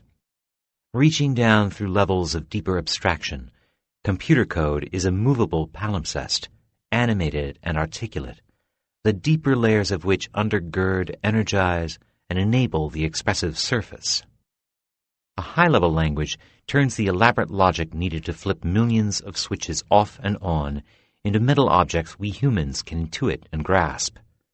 Metaphor is the ineluctable idiom of modern computer programming, enabling it to yield software of the flexibility, power, and ubiquity to which we have grown accustomed.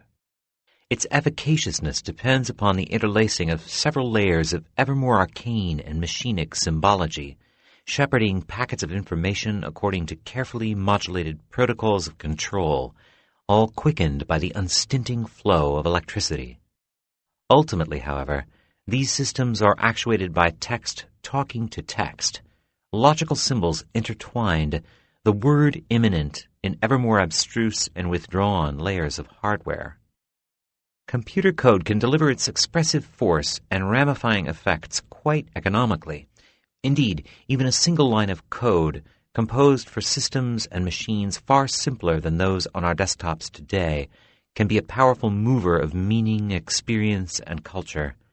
One such line of code, rendered in the basic programming language, sounds like this. 10 print CHR $, open parenthesis 205.5 plus RND open parenthesis 1 close parenthesis semicolon colon go to 10. At once simple and utterly inscrutable, this line of code is the topic of a recent book, which takes the line of code itself for its title, by poet and MIT professor Nick Montfort and a group of collaborators. Typed into a Commodore 64 computer of early 1980s vintage, this line of code causes the machine to print a torrent of front/ and / characters to the computer's screen, producing a mosaic-like pattern of mesmerizing vitality. The craft of making variations on such patterns through subtle changes in the code, balancing economy of expression with intensity of effect, remains a popular creative outlet for some software developers to this day. While code may seem neutral and merely instrumental, every element of the string of characters has its own cultural history. The command print, for instance, doesn't cause a hard copy to be made, but to send a result to the screen for display. And yet, it reflects the origins of BASIC as a programming language used on machines that employed teletype printers for display purposes, before glowing electronic screen became standard computing equipment. The string CHR $, a function in coding parlance, tells the computer to use what follows in parentheses to find and compute alphanumeric characters according to the ASCII encoding formula, which itself derives from the history of telegraphic communication. Montfort and his co-authors dive deeply into a close reading of this code, the systems on which it runs, and the precincts of design and technology practice in which its changes ring most resonantly. As Montfort's team writes, "Code is a peculiar kind of text, written, maintained, and modified by programmers to make a machine operate. It is a text, nonetheless, with many of the properties of more familiar documents. Code is not purely abstract and mathematical. It has significant social, political, and aesthetic dimensions. The way in which code connects to culture, affecting it and being influenced by it, can be traced by examining the specifics of programs, by reading the code itself attentively. Code is a kind of text that can't exist on its own. But what other kind of text has ever existed? Books argue their autonomy. Letters and memos specify an occasion. And yet these things, as much as computer programs, exist in a shifting and dynamic network of other things, with writing at the heart of it all. Granted, computer software is writing of an especially elaborate sort, couched in particular systems of notation and fixed to highly specialized media that enable these magical eruptions and transpositions. Within the habitat of its specified discourse, this writing transforms itself and other programs, other writings, immediately, unfoldingly, of its own seeming accord. This is writing that writes, writing that begins to act as if it knows itself. It's hard not to wonder whether this, software, programming, code in short, is what writing has been striving to be from the very beginning. The story of computing is often told as something that disrupts the magisterium of writing, an insurrection against the contemplative, ordered, reflective, human-centered, scholarly world of old. It's a pattern of thought most evidently expressed in the frequency with which we apply the formula 2.0, derived from the versioning practices of those latter-day scribes, the programmers, to anything textured or tainted with digital technology. Education 2.0, the library 2.0, culture 2.0. Such epithets have an intuitive punch. And yet they imply that there was only ever a version 1.0 of a given domain, one kind of school, one kind of book, one way of telling stories or making images or finding one's way over strange ground, before computers swarmed the scene. In fact, these things have been changing all along, oscillating around vital cores of habit and sentiment, yet unfolding to reveal new patterns and arrangements in the swerve. An ever-changing magisterium of writing has indexed these changes and enabled them. So if we can see the ubiquity of computing in modern life not as an interruption or insurrection, but as a renewal and renaissance of writing, as above all another iteration of what writing is and does, a refreshing new take on information technology begins to open up. In this pan-historical interweaving of writing and machinery, the long computer revolution perhaps, we find the resources for the inventory of effects and occasions we call modernity.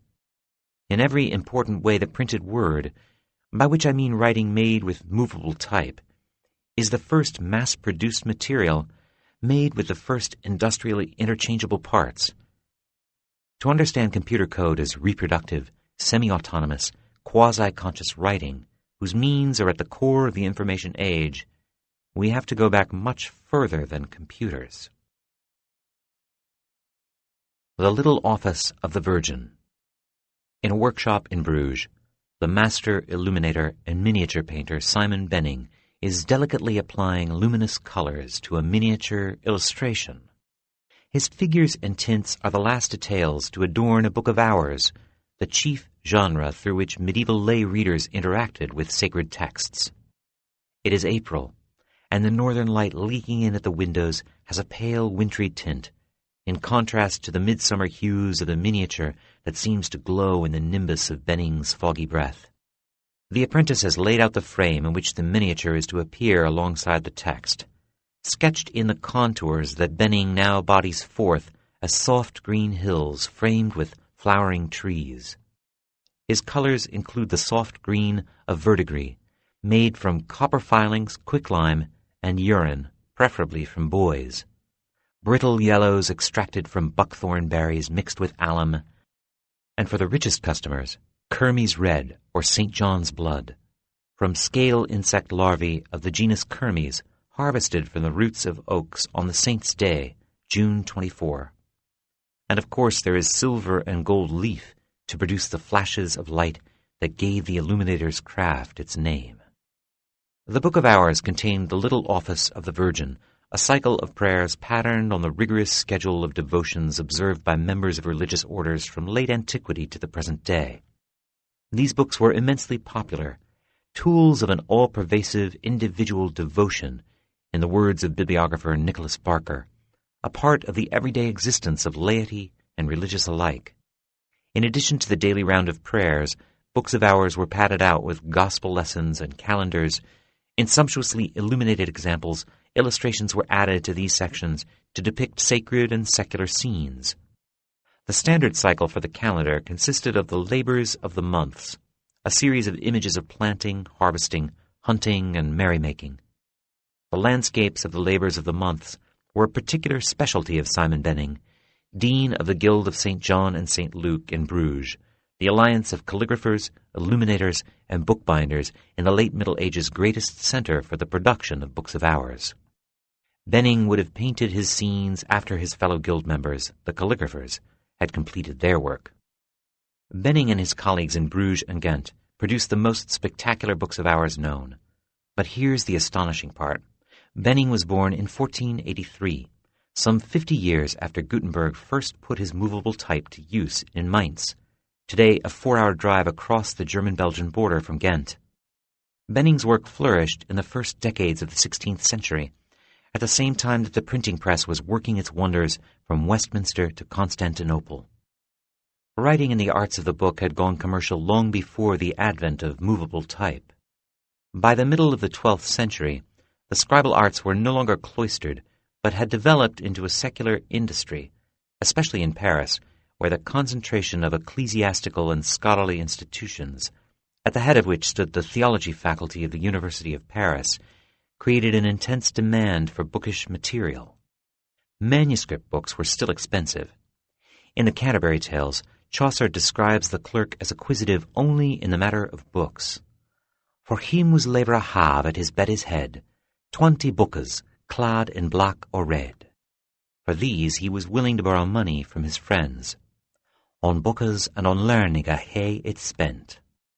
In lectures and group study, the large glossed Bible packed with learned commentary was the chief source, but scholars led varied lives of preaching and disputation and needed smaller, less expensive texts to carry with them. An elaborate book trade grew up in Paris to rapidly and cheaply produce portable and even pocket-sized Bibles for this practical and transient trade. creating a new genre distinct from the ornate, massive, glossed lectern Bibles that were like the mainframe computers of the Middle Ages.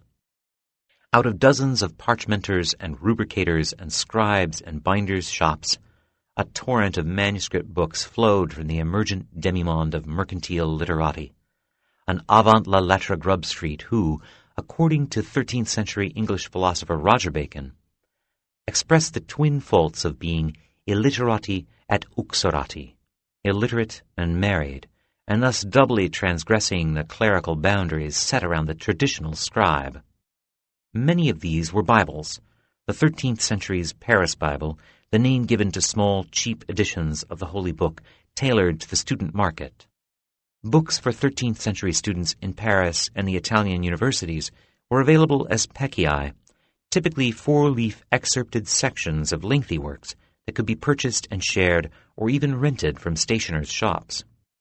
And these shops produced a host of inexpensive books on sacred and secular topics, parables and fables, lives of saints and idylls of knights, books of hours and tales of courtly love, which already exhibited characteristics of the literary marketplace that would spread throughout Europe 2 centuries later in the context of the press. That marvelous man.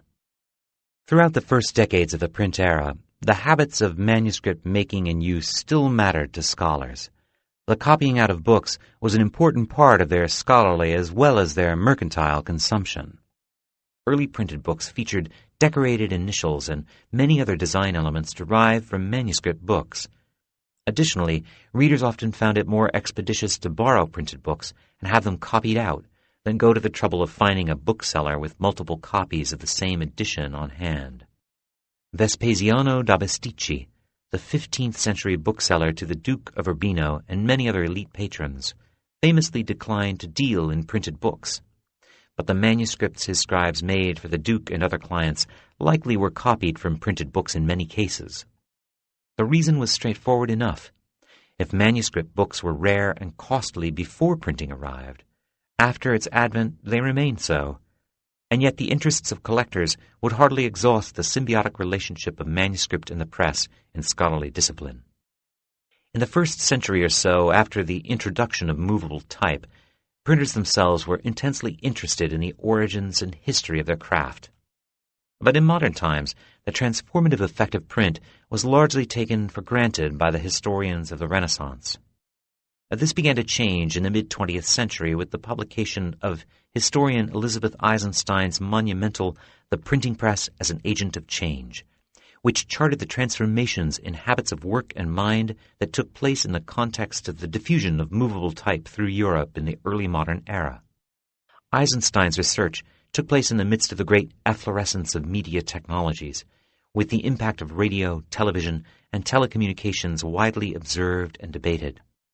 By way of analogy to these consciousness-transforming effects, Eisenstein charted the trajectory of manifold transformations in the intellectual and cultural occasions of writing in the West, the duplication of figures and designs, the rigorous, documentable progress of new editions and other textual transformations, the stricter periodization of historical phenomena, the tabulation of data and collation of text.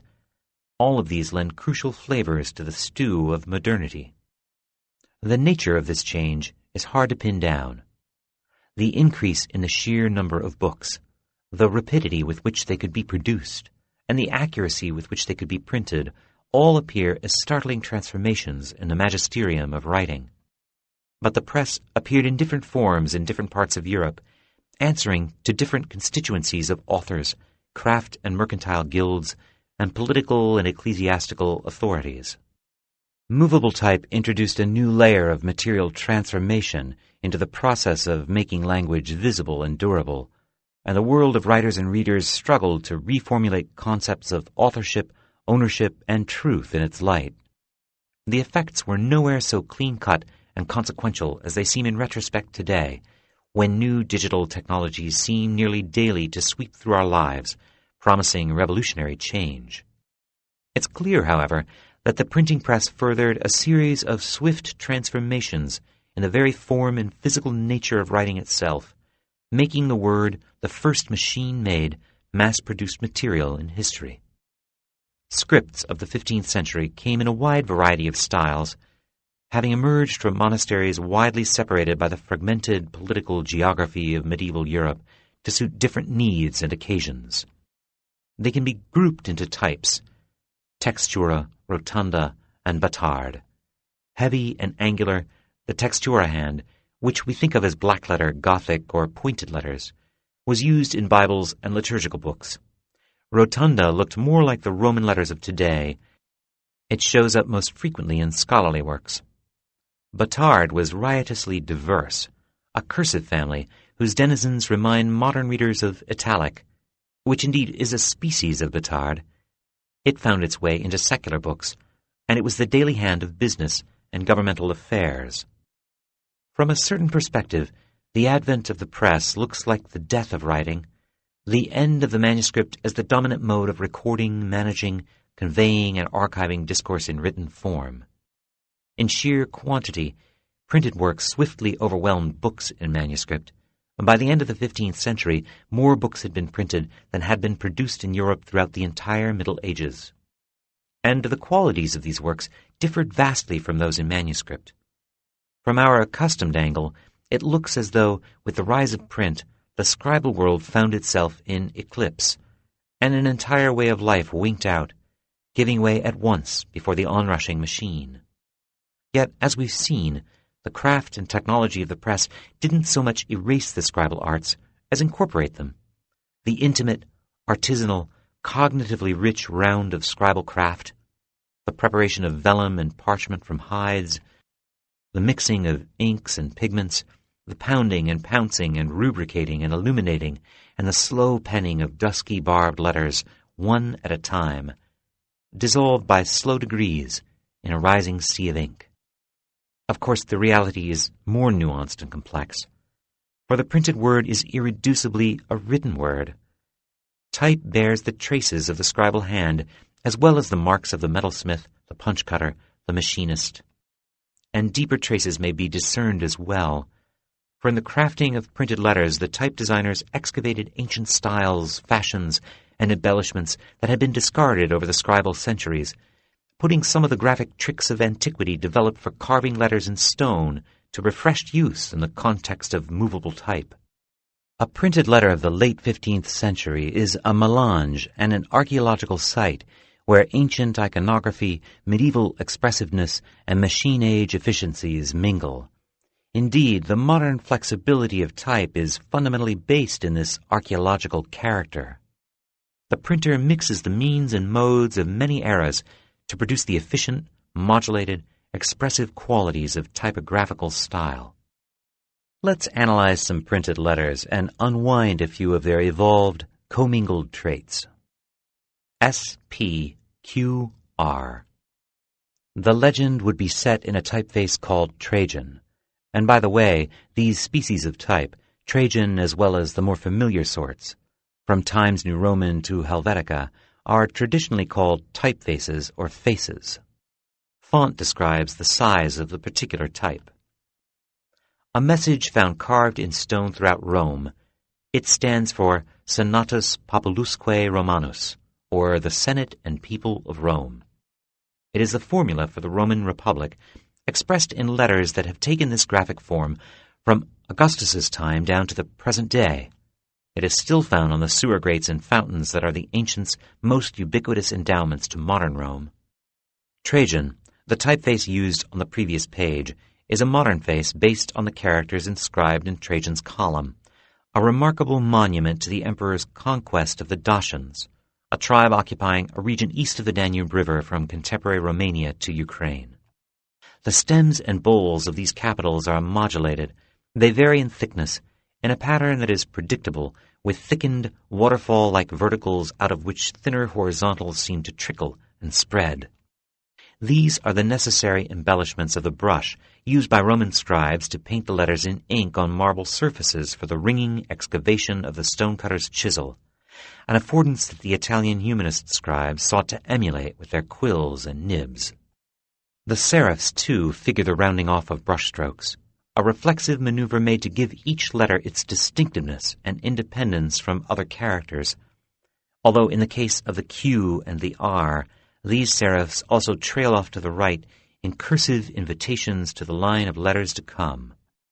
In the chiseling, serifs make a subtle transformation from the flourish of boar-hair brush or feather quill to the sharp solidity of hammer and whetted blade, a keenness recovered by the type designers who cut letters for the mold with chisels and punches, recapitulating at tiny scale with the goldsmith's toolkit the features shaped by ringing hammers and Roman sweat.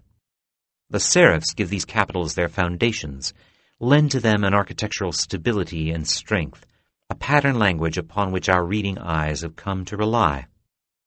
Where the letters are carved, they also carve. The apertures or open spaces within and between the letters not only convey meaning, but contain traces of their history as well. There is the rhyming equivalence of interior spaces in the P and the R, those kidney-shaped lozenges staring out at us, improbably balanced eggs and bowls turned on edge. In the Trajan capital face, these apertures are subtly different. That of the P is left open, the bottom of its belly unattached, admitting a bit of white as if to communicate with the broader world.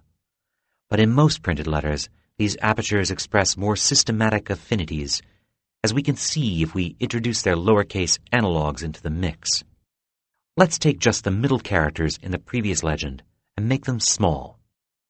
We are already in the midst of typographical lore here, for in the P and the Q we have a mirrored set, which in the context of movable type is both small and reversed with respect to the direction of reading. But the minor headache of keeping P's and Q's separate was offset by a tremendous and subtle efficiency. The apertures of these two letters can be made identical. In some typefaces, each character is a mirror image of the other. For the type cutter, this means that they can both be created with a stroke of the same tool, called a counterpunch. Making and using the counterpunch begins the process of fashioning the end of a fine piece of hardened tool steel into the shape of a letter. The resulting tool is called a punch, and its invention preceded that of print. Punches were used to strike tiny letters into leather and silver, and had even been used sporadically throughout the late Middle Ages to print individual letters onto paper or parchment. Gutenberg was not a scribe or cleric, but a member of the Goldsmiths' Guild. Perhaps his crucial innovation was to turn the goldsmith's punches into the basis of a process by which many identical letters could be made. To create a typographical letter Q, the type cutter begins with a small metal blank and strikes into it with a counterpunch, the tip of which is honed to the shape of the interior cavity of the P and the Q. And of course the same shape, as the punch cutters realized, could be made to serve in the production of B and D as well. Around the depression thus conceived, the punch cutter proceeds to carve the stems and serifs of the letter, using very fine files and gravers to dig or grate off vanishingly small bits of metal. The resulting punch of the whole letter is struck into a soft metal matrix, which serves as the basis of a mold into which hot type metal, a mixture of tin, antimony, and lead, is poured. The ingredients of this alloy comprise a formula thought to have been settled upon by the goldsmith Johannes Gutenberg, combining the supple softness of lead with the durability of tin. The antimony, which like water expands as it cools, stops the molten metal from shrinking and distorting as it hardens. These metallurgical properties were discovered by the alchemists well before Gutenberg's time. His novelty consisted in turning their speculative work toward the practical task of mass production. The resulting metal letters are hybrid creatures, writing that could in no recognizable way be written. The type designer Fred Smyers makes a distinction among three kinds of letters: those that are written, those that are drawn, and those that are typographically reproduced. Written letters are the product of scribe and scribbler alike, produced in running lines of pencil, pen, charcoal, or crayon.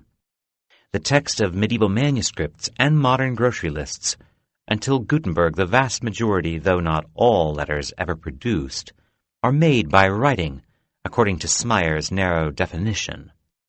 Drawn letters, by contrast, are elaborated, outlined and filled in, or pieced together out of many strokes of the pen. Such are the works of sign painters and artists, and the historiated, rubricated, and illuminated initials of medieval manuscripts. Finally, the esoteric, manifold production of letters by typographic machines manufactured letters that hide, rather than reveal, their means of production. The first punch cutters and type designers turned to the scribes for letter forms, adapting them to the qualities of carved and molten metal in the context of mechanical production. Gutenberg and his early colleagues worked with the Gothic writing with which they were most familiar. These letter forms had already become highly stylized to optimize scribal reproduction of manuscripts. Although they look ornate to our eyes, Gothic letters are simple configurations of a small set of repeatable pen strokes. With the Gutenberg Bible and other early German printed books, the punch cutters and typographers sought to reproduce those Gothic forms as closely as possible, not merely in order to copy them and thus compete with scribal reproduction in the marketplace, but because they comprised the books they knew and read, and were already highly refined, simple, and repeatable. The scribal hands of the late Middle Ages made up a mature technology, richly specified for a vast spectrum of uses. Seen from the vantage point of 15th century Bruges, there was no reason to hope for better. But as printing spread south into Italy, printers turned to a new source for letters, the Renaissance humanists, whose scribal inventions by the 15th century were following a much different path from that of their colleagues to the north. In search of the blend of novelty and antiquity that characterizes the Renaissance mind, humanists refashioned letters by looking to the deep past. Much of the impetus came from Petrarch. Writing a full century before the advent of the press, the poet celebrated the letters he found in Carolinian manuscripts, which, along with contemporary authorities, he believed had been penned by the amanuenses of ancient Rome. They took these scraps and folios to be the manuscript leavings of ancient Greeks and Romans, but in fact they were the works of Carolinian scribes of that earlier Renaissance, the simple, linear letters created by Alcuin scribes in the court of Charlemagne.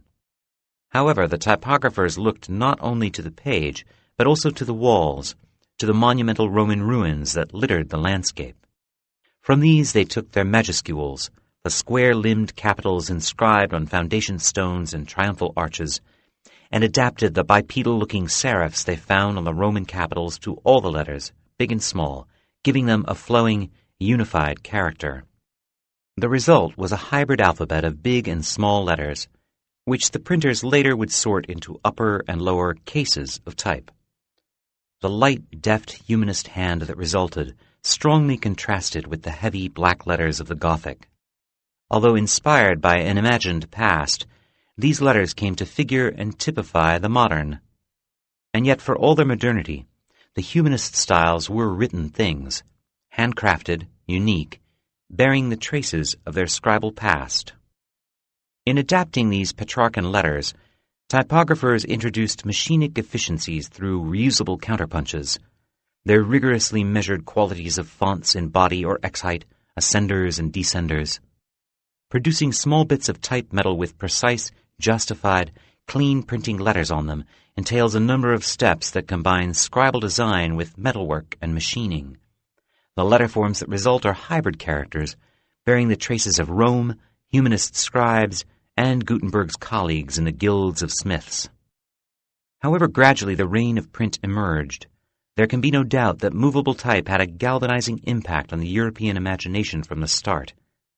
In 1455, the future Pope Pius II wrote to Cardinal Juan Carvajal about pages of the new Bible he had recently seen, the 42-line Bible printed in Mainz, commonly known as the Gutenberg Bible. Of that marvelous man seen at Frankfurt, nothing that was written to me is false. I have not seen complete Bibles, but only some quires of various books of the Bible, their lettering most clean and correct, nowhere deceptive, which your grace would read without effort, and indeed without glasses. My fear it won't be possible to return and purchase a copy, both because of the length of the journey, and because buyers were said to be lined up before the volumes were finished. Writing as Enea Silvio Piccolomini, the future pope had been sent to preside over the Diet of Frankfurt, where a presentation was offered on a project then still incomplete, to produce a Bible by mechanical means. What Piccolomini saw was not even the finished product, but a sort of beta test, printed sheets that had been folded into groups called quires or signatures to be bound together into finished volumes. But the prospects for the project, indicated in the clarity and correctness of the letters themselves, clearly impressed the future pope. The commercial success of the venture seemed assured already, the prospects for its author bright, and yet the marvelous figure who started it remains veiled. It's not even clear whether Piccolomini himself saw Gutenberg, or merely heard a report of the presentation second-hand, or even whether it was Gutenberg who was seen. It may have been one of Gutenberg's partners, Fust or Schoeffer, who would take his printing business from him amidst the chaos of bankruptcy. We often treat the Gutenberg Bible as if it arrived as miraculously as Piccolomini describes it, dropping fully formed from the brow of Johannes, a finished printed book like those we know and love today. It might as well have had a dust jacket, blurbs, and an ISBN barcode. But in fact the Gutenberg Bibles, no two he produced are identical, like most printed books produced in the 15th and 16th centuries, were hybrid affairs, combining the tried-and-true means of pen, ink, and paint with the reproductive power of the press. Like many printed books that followed in the years it took for printing to spread throughout Europe, the pages of Gutenberg's Bible were laid out with empty spaces for decorated initials, page numbers, and rubrications, red-lettered text, to guide the reader. Well into the 16th century, printed books were produced with space in the margins for custom-painted borders and added illustrations. Far from putting the scribes and illuminators of the late Middle Ages out of work, the technology of the press offered these artisans a new medium and new markets for the labor. Of the supposed author of this disruptive and ungovernable technology, so little may be said. Substantial data for the life of Johannes Gutenberg eluded the fine-meshed net of printed words. The details that come down to us are scanty and few. His background was mercantile and bourgeois. His family rose to prosperity in the modern context of a chartered town whose citizens were given leave by their prince to govern their own affairs. He was a member of the Goldsmiths' Guild. The early modern guilds combined the latter-day affordances of the Labor Union, the Rotary Club, and the Chamber of Commerce, and we don't know whether Gutenberg's guild membership signifies a master craftsman or a dealer in new and used goods. This much is clear, however. Gutenberg hails from the bourgeois, a townsman and constituent of a newly dignified class of artisans and merchants.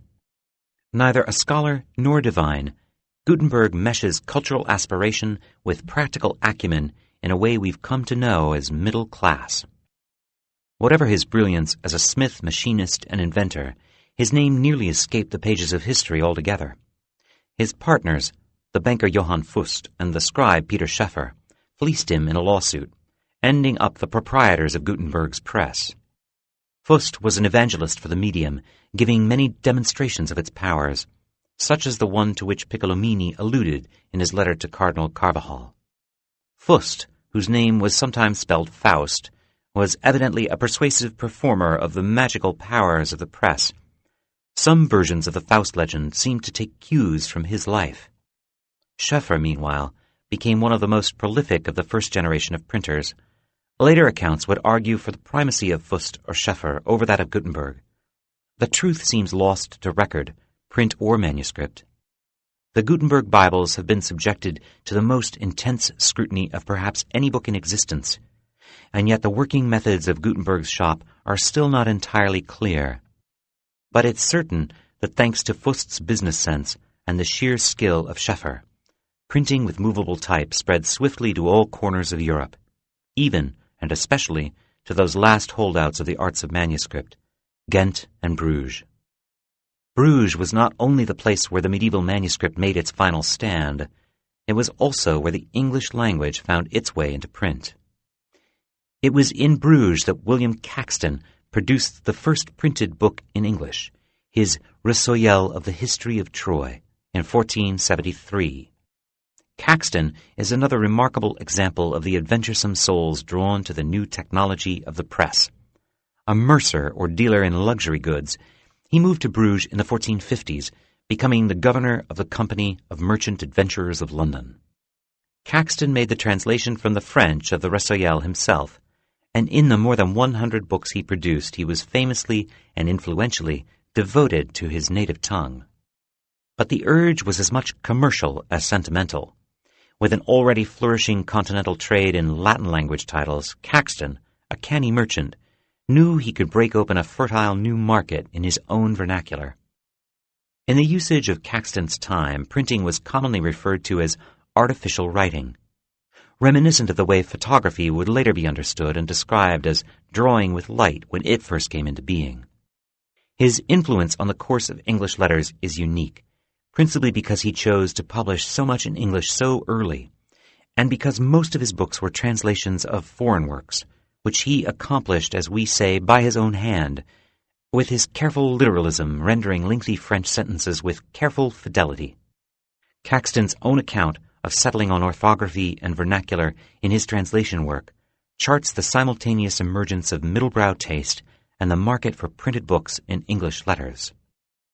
Certainly it is hard to please every man because of diversity and change of language.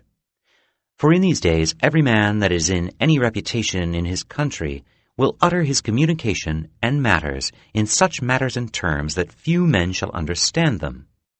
And some honest and great clerks have been with me and desired me to write the most curious terms that I could find. And thus between the plain, rude, and curious I stand abashed. But in my judgment the common terms that be daily used are lighter to be understood than the old and ancient English. And forasmuch as this present book is not for a rude uplandish man to labor therein, nor to read it, but only for a clerk and noble gentleman that feeleth and understandeth in feats of arms in love and in noble chivalry. Therefore in a mean between both I have reduced and translated this said book into our English, not over rude nor curious, but in such terms as shall be understood by God's grace according to my copy.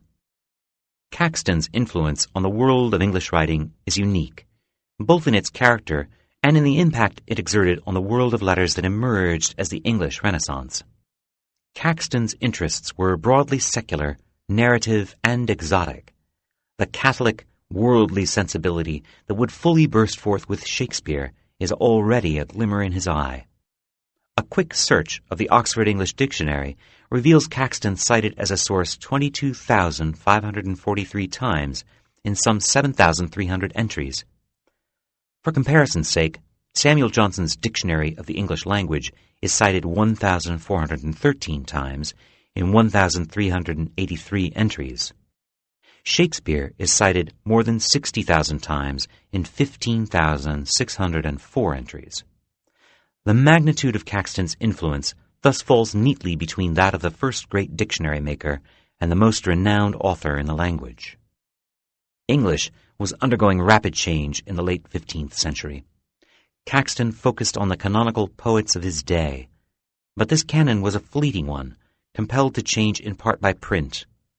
By the early 16th century, his successor, Wynkyn de Worde, was printing the works of living poets, and the Middle English giants, Chaucer and Gower, were rapidly waning. The corrupting influence of writing on writing, the dangers of copying from manuscript to manuscript, immediately arose as a problem in the context of the printing press. It was articulated by Robert Braham, a very early editor in the world of the English press, who in 1555 wrote about the importance of the editorial work undertaken when manuscript works were husbanded into print. In an edition of the letters of John Lydgate's Ancient History, Braham talks about the editor's unweaving of the confusing warp of scribal transmission of a literary work, describing the editor of a volume of Chaucer as a gentleman who laudably studious to the polishing of so great a jewel, with richt good judgment travail, and great pains causing the same to be perfected and stamped as it is now read. The said Chaucer's works had utterly perished, or at the least been so depraved by corruption of copies that at the last there should no part of his meaning have been found in any of them.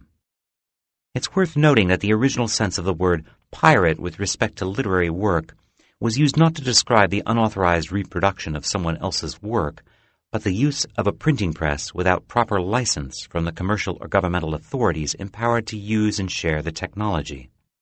It was not the work, but the means of production that was the jealously guarded product. These powers were invested chiefly in royal governments, parliaments, and the printers' and booksellers' guilds, with the church pursuing power of the press as well. In England, a guild, the Stationers' Company, had been put in sole charge of the business of printing, a circumstance many found intolerable. The stationers had been awarded the printing license by Parliament early in the 17th century as a matter of censorship and convenience. By depositing the power to print in the hands of the stationers, the government explicitly sought to forestall the production of dissenting texts. And yet, under the ostensible control of the book dealers, it could be argued that printing remained a commercial venture. As with Gutenberg, Caxton and most of the English printers who followed him didn't hail from the scholarly or clerical estates. They were bourgeoisie, townsmen, and merchants whose interests flowed through commercial channels. Theirs was a kind of cosmopolitan parochialism, at once fiercely tied to domestic ways and their native tongue, and yet enriched by ideas, as well as revenues, that flowed across borders. With their guild affiliations, the first printer-publishers were pragmatic and programmatic. Their lack of academic standing or clerical mandate made them both experimental, as with Gutenberg, and Catholic in taste, as with Caxton. But it's also interesting that they were prepared to pursue lettered enterprise, to edit and collate, to process text, to translate, annotate, and compose. The broadly learned, inquisitive, enterprising distribution of learning, and a measure of intellectual courage to fuel it, seems to have appeared before the advent of the printing press that, so the classic argument goes, made it possible. In the midst of all this capitalist spirit, the ethics of Protestantism thrived. It perhaps should not surprise us that an industry devoted to the powers of the written word would find itself so closely allied with a spiritual movement that placed the greatest possible value on Scripture. Thus did Puritan works find their way into print, although many seditious printers lost their ears, their noses, and occasionally their lives. The secret English court of law known as the Star Chamber, in a 1606 case De Libellis Famosus, stipulated that truth was no defense against a charge of seditious libel. Anything that would reduce public respect for the monarch or his officials was subject to punishment, regardless of its veracity. When one Puritan critic, Alexander Leighton, wrote and published a pamphlet in 1630 entitled An Appeal to Parliament, King Charles and his court were outraged. Leighton insisted that Scripture was above everything, including kings. Thus, subjects could remain loyal while evaluating their rulers according to biblical standards. Leighton said his goal was to correct existing problems for the honor of the king, the quiet of the people, and the peace of the church. The Star Chamber saw the situation differently, terming Leighton's work seditious and scandalous. On November 16, 1630, Leighton was whipped at Westminster and had one of his ears cut off, his nose slit, and one side of his face branded. 1 week later, the mutilation was repeated on the other side. The penalty did not stop other Puritans. John Bastwick, Henry Burton, and William Prynne were hauled into the Star Chamber in 1637 and charged with seditious libel for writing pamphlets that criticized royal actions. Each man was sentenced to perpetual imprisonment without access to writing materials and the loss of their ears. The royal authorities, believing they had the populace on their side, proclaimed a public holiday highlighted by the public mutilations. But when the three men were allowed to make public statements, according to the custom of the day, as the officials waited with knives, they were cheered.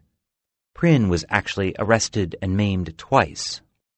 When he was released from prison and allowed to return to London, he was greeted by a crowd of 10,000 cheering supporters. Barbarous attempts to control the press prompted even more determined opposition. As a Boston Gazette essayist would note more than a century later, the English Civil War had as its original, true, and real cause suppression of the press. And had not Prynne lost his ears, King Charles would have never lost his head. The verbal battle of Parliament versus Crown, Puritan versus Anglican, dissenter's grievance versus royal narrative, led to war during the 1640s. The changed political environment led to a journalistic surge of pamphlets, journals, and proto-newspapers, as Puritan-dominated Parliament, remembering past oppression, abolished in 1641 the torture-prone Star Chamber. The result, according to a parliamentary committee in 1643, was that many printers have taken upon them to set up sundry private printing presses in corners, and to print, vend, publish, and disperse books, pamphlets, and papers. It was in the midst of the English Civil War, 1644, when John Milton, a frequent target of censorship himself, published the Areopagitica, a pamphlet named for the hill in ancient Athens where orators had gone to contest the issues of the day. Milton argued that the suppression of the press cheapens society irredeemably. A free press, he held, allowed falsehood and error to find their way into daylight, where they could be exposed and killed. Suppression of the means of reproducing writing damaged not only the false and erroneous, but the truth-teller as well. For books are not absolutely dead things, but do contain a potency of life in them to be as active as that soul was whose progeny they are. Nay, they do preserve as in a vial the purest efficacy and extraction of that living intellect that bred them. I know they are as lively and as vigorously productive as those fabulous dragon's teeth, and being sown up and down may chance to spring up armed men. And yet, on the other hand, unless wariness be used, as good almost kill a man as kill a good book. Who kills a man kills a reasonable creature, God's image. But he who destroys a good book kills reason itself, kills the image of God, as it were in the eye. Many a man lives a burden to the earth. But a good book is the precious life-blood of a master spirit, embalmed and treasured up on purpose to a life beyond life. 'Tis true, no age can restore life, whereof perhaps there is no great loss. And revolutions of ages do not oft recover the loss of a rejected truth, for the want of which whole nations fare the worse. Milton's warning was well put. At the end of the century, John Locke complained that readers were subjected to the power of these dull wretches who do not so much as understand Latin. In 1695, Parliament overturned the Press Act. Jealous of their monopolistic prerogatives, the stationers lobbied Parliament assiduously for years to furnish some kind of protection for their right to print works for which they owned the license, arguing that such protections could be made beneficial to authors as well as printer-publishers. The remedy finally cobbled together, the Copyright Act of 1710, often called the Statute of Anne after the Queen in whose reign it was enacted, invested the license no longer in the means of production, but the work itself. Although it seems second nature to a modern mind, this new view of the nature of literary production helped to renew Marshall's ancient understanding of the word as a form of property. In the context of technologies of reproduction, this is an unstable, fuzzy formulation, the vexed and contradictory effects of which continue to pattern the cultural scene to this day. Writing on the wall. Of course, writing never is the property of any single class or interest. Likewise, neither the page was ever the sole medium of letters. Inscription in stone is monumental, deeply permanent, and expensive. Its ambitions are imperial and statist, yet also deeply personal. It is the graven letters of their tombstones, you'll recall, that give Pip, in Great Expectations, all his knowledge of his parents' ways and habits. But a wall needn't be incised to serve as a support for letters. Plaster, wood, and masonry furnish not only shelter, but ubiquitous, durable, and expressive media for the making and sharing of writing that was both public and ephemeral. Writing is an accompaniment to civilization, a form of life that takes place largely amidst walls. Walls to shelter, walls to separate, walls to discipline and control. Graffiti is closely interwoven with the ways and rhythms of civil life, from ancient Roman cities like Pompeii to the megacities of today. And it hasn't always been illicit or criminal. The privative power of walls is not evenly distributed among civilized cultures. Writing in more intimate forms, as letters of course, but also in lockets and other treasured keepsakes, also has an effect on the form and power of the written word. Taking a look at George Puttenham's 1589 treatise, The Art of English Poesy, historian Juliet Fleming detects in geometrical forms and layout of poetry, in the very disposition of words on the page, a lost literary aesthetic of embroidery, signage, and hornbooks. In the midst of the English Renaissance, the age of Shakespeare, and the flowering of literature as a professional pursuit, literacy was broadly distributed, even while paper, pens, and printed materials were rare luxuries. And yet people were not mere passive readers. They inscribed their names and thoughts on every available surface. Some people, Fleming suggests, may have been able to sign their names in chalk, but not with a pen. This is a written world enlivened by diverse textures, by materialities beyond those of the page, letters carved in wood or punched and chased in silver, embroidered in tapestry and needlepoint, wrought in iron and worked into paintings, a world in which words are things, and in which, conversely, things also offer themselves up as words, as the figures of a divine and divinely scrambled message. This is writing that is contrived to take up space in the head and in the world of things, which in the early modern era were perhaps more coextensive realms than they are in the post-Cartesian world of today. As Fleming argues, for the English from the 15th to the early 18th centuries, the era historians call the early modern, writing's powers were collective, aphoristic, and descriptive rather than individualistic, lyric, and voice-centered. Of course, there was nothing especially new about this in Renaissance England. Remember the early use of the alphabet on Greek vases, the monumental inscriptions of ancient Rome, the carved stelae of classical China. Writing from the very start has never confined itself to purpose-made supports, but has sought to infiltrate architecture and the landscape. Graffiti as a term first comes into use within the potter's craft as sgraffito, an Italian word for carving clay to produce incised ware. It gains its modern specificity in the context of the archaeological discovery of inscriptions on the walls of Pompeii in the 19th century. In this usage, graffiti had still not acquired the taint of the illicit, however. The Pompeians' crude scribblings offered instead a flavor of revelation, retrospect garlanding them with the grandeur of the ancient and the rare. We have the poet Allen Ginsberg to thank, however, for the modern sense of the word graffiti. Ginsberg was a connoisseur and practitioner of writing on walls. The profane slogans he scrawled on the bathroom stalls nearly got him kicked out of Columbia University. Later, in the New York State Psychiatric Institute on 168th Street, the Parnassus from which he would bring down Howl, Ginsberg noted the importance of wall writing to inmates who were not permitted to converse with one another as normal human beings.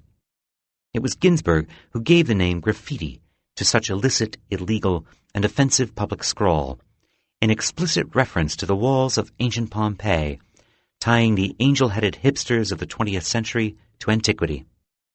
For Renaissance town dwellers, however, graffiti had a more practical mean.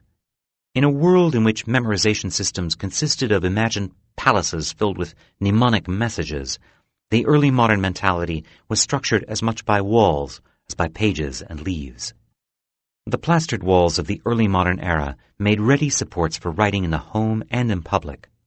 A simple application of whitewash readied the page for revision. Montaigne inscribed aphorisms on the rafters of his library. To Puttenham, an epigram is but an inscription or writing made as it were upon a table, or in a window, or upon the wall or mantle of a chimney, where many merry heads meet and scribble, with chalk, or with the coal, such matters as they would every man should know, and descant upon. Queen Elizabeth I wrote a poem on a wall at Woodstock, circa 1554, where it was seen and written down some 40 years later. O Fortune, thy resting, wavering state hath fraught with cares my troubled wit, whose witness this present prison late could bear, where once was joy's lone quit. Thou causedst the guilty to be loosed from bands where innocents were enclosed, and caused the guiltless to be reserved, and freed those that death had well deserved. But all herein can be nothing wrought, so God send to my foes all they have thought. But wall writing could also be the reserve of the petty and the ill-bred as well. George Herbert called a blank wall the paper of a fool. A stock character of the Jacobean stage, Touchstone, best known from Shakespeare's As You Like It, appears in the scandalous comedy Eastward Ho! 1605 by George Chapman, Ben Jonson, and John Marston, as a small-minded shopkeeper who scribbles pious nostrums on his walls in lieu of gaining wisdom or learning. And as for my rising by other men's fall, God shield me. Did I gain my wealth by ordinaries? No. By exchanging of gold? No. By keeping of gallants company? No. I hired me a little shop, fought low, took small gain, kept no debt book, garnished my shop for want of plate with good, wholesome, thrifty sentences, as, Touchstone, keep thy shop, and thy shop will keep thee. Light gains make heavy purses. 'Tis good to be merry and wise. Writing leapt beyond the page from lovers' hands as well. The besotted wrote in candle smoke upon the ceilings of bedchambers, or wore writing rings set with a sharply cut diamond for incising words upon glass windows, a practice which survived into the 19th century, as when, in the 1840s, Nathaniel and Sophia Hawthorne, living in the old manse owned by their friend Ralph Waldo Emerson, etched newlywed sentiments into the window panes. Man's accidents are God's purposes. Sophia A. Hawthorne, 1843. Nath Hawthorne, this is his study.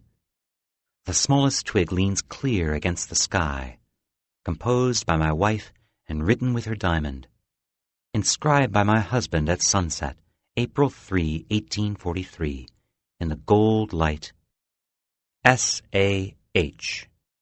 Emerson himself invoked the ancient, divine mandate of wall writing, modernizing Deuteronomy's mandates by announcing, I would write on the lintels of the doorpost, whim.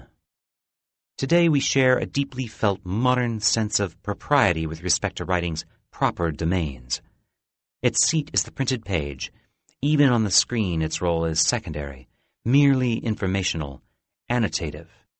Writing that strives to take up public space requires the proper licenses and mandates.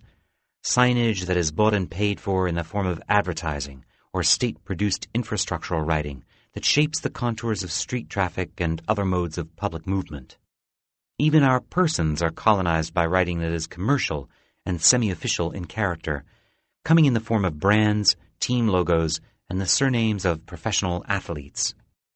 Unmandated writing on public surfaces isn't even writing. It's graffiti, defacement, destruction of property. But writing is and always has been bigger than books, bigger than the page. Like the enclosure of the commons that drove rural people off the land and into the cities, turning peasants into wage earners, writing in the modern era was restricted by implacable degrees to the private page and the commercial space. The cover of a book is a kind of fence, a property line claimed by publishers, surveyed by editors, protected by the law. It's a turn we discover in Touchstone's move previously. By placing common nostrums within his own walls and claiming them as his own, Master Touchstone begins this transfer of a textual commons into private hands. Long before copyright came along to provide the textual petit bourgeois with fence posts and barbed wire. Perhaps Facebook got something right. For writing ourselves, a wall is a better metaphor than a book. Rather than fitting our electronic texts to the Procrustean bed of the book, we can look to walls, lockets, and doorposts, which find their digital analogs in blogs and feeds, mobile devices, and ever-present touchscreens. Forms most wonderful. Although printers, writers, and readers worked unstintingly to sort out the effects and possibilities of the press, the technology of movable type changed very little for nearly 400 years.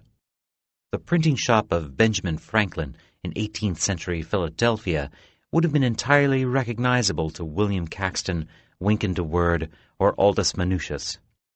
After a few minutes familiarizing themselves with new typefaces, they could have set down to work. But in the early 19th century, changes came to the technology of printing that would alter it fundamentally. The most important change came with steam power, automating the previously muscle-driven labor of printing. Soon, stereotyping emerged, allowing printers to prepare solid plates of type that could be used and reused in the printing of vast editions of copies. The output of the press increased 100-fold, 1,000-fold. Newspapers became cheaper and more widespread. Printing appeared on a variety of media, including signs, handbills, cards, placards, shirt collars, fabric, boxes, and cans. The 19th century was the age of the letter, the soot-colored ink of the press seeping like coal fire into every corner of public and private life. In Europe and America, men even dressed like letters, their woolens dyed in inky tones, their top hats erect like the ascenders of the letters B, D, and H, their coat-tails and boot heels turned like serifs. Even more than steam power, the invention of the telegraph increased the ubiquity of letters in modern life. The uncanny warble of voices over a line, voices that are not quite voices, but utterance reduced to dots and dashes. Faintly as from a star, voices come o'er the line, voices of ghosts afar, not in this world of mine, lives in whose loom I grope, words in whose weft I hear, eager the thrill of hope, awful the chill of fear. The telegraph operator in Robert Service's poem suffers from an ironic loneliness. He's a node in a far-flung communication network, and his very connectivity is the cause of his physical solitude. He isn't entirely alone. Working at a remote logging or mining camp, the telegraph operator serves as a bridge between his campmates and the outside world. It's to him the messages come across the Yukon's frozen taiga, singing of cities and warmth and bustle, wires humming with an uncanny, voice-like buzz. Not actual human voices, of course, but letters in Morse code. Encoded by the telegraph operator, communications sped news from the hinterlands to the steam-driven presses of the city, strings of letters winging their way across continents and oceans to find their way into print.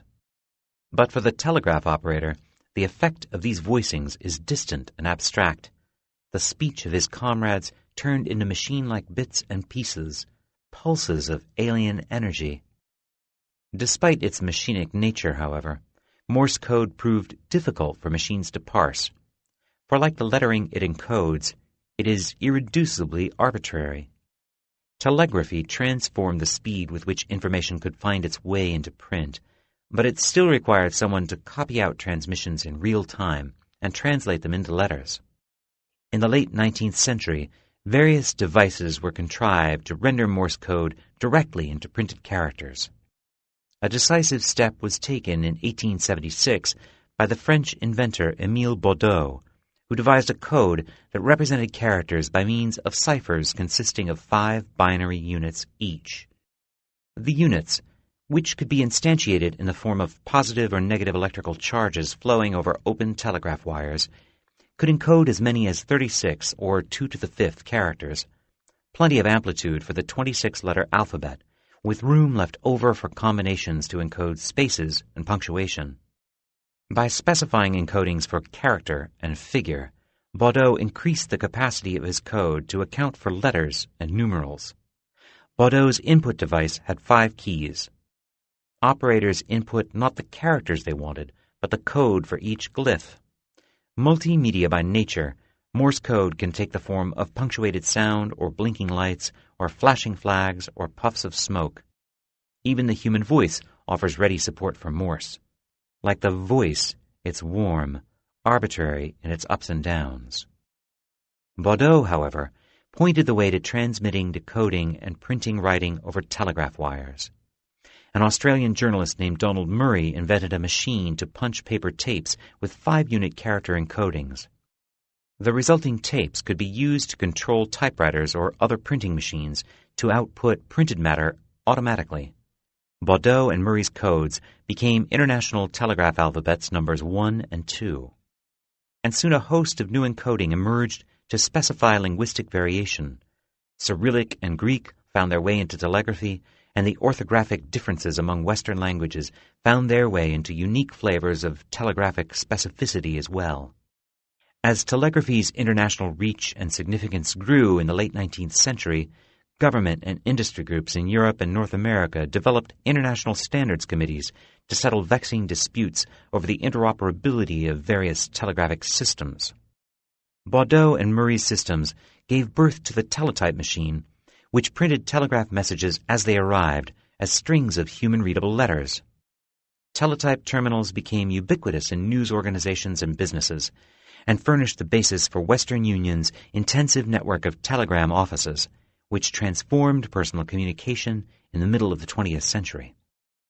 While the telegraph shot writing across continents and through undersea cables, the computational needs of rapidly growing nations increased. In the United States, the 1880 census took some 8 years to tabulate. As the 1890 census loomed, it was clear that a new cycle of hand tabulation would overtake the next decennial count. Statistician Herman Hollerith developed a system of machine tabulation using punch cards with which the Census Bureau managed to process the 1890 census in a single year. Punch cards were emphatically not writing.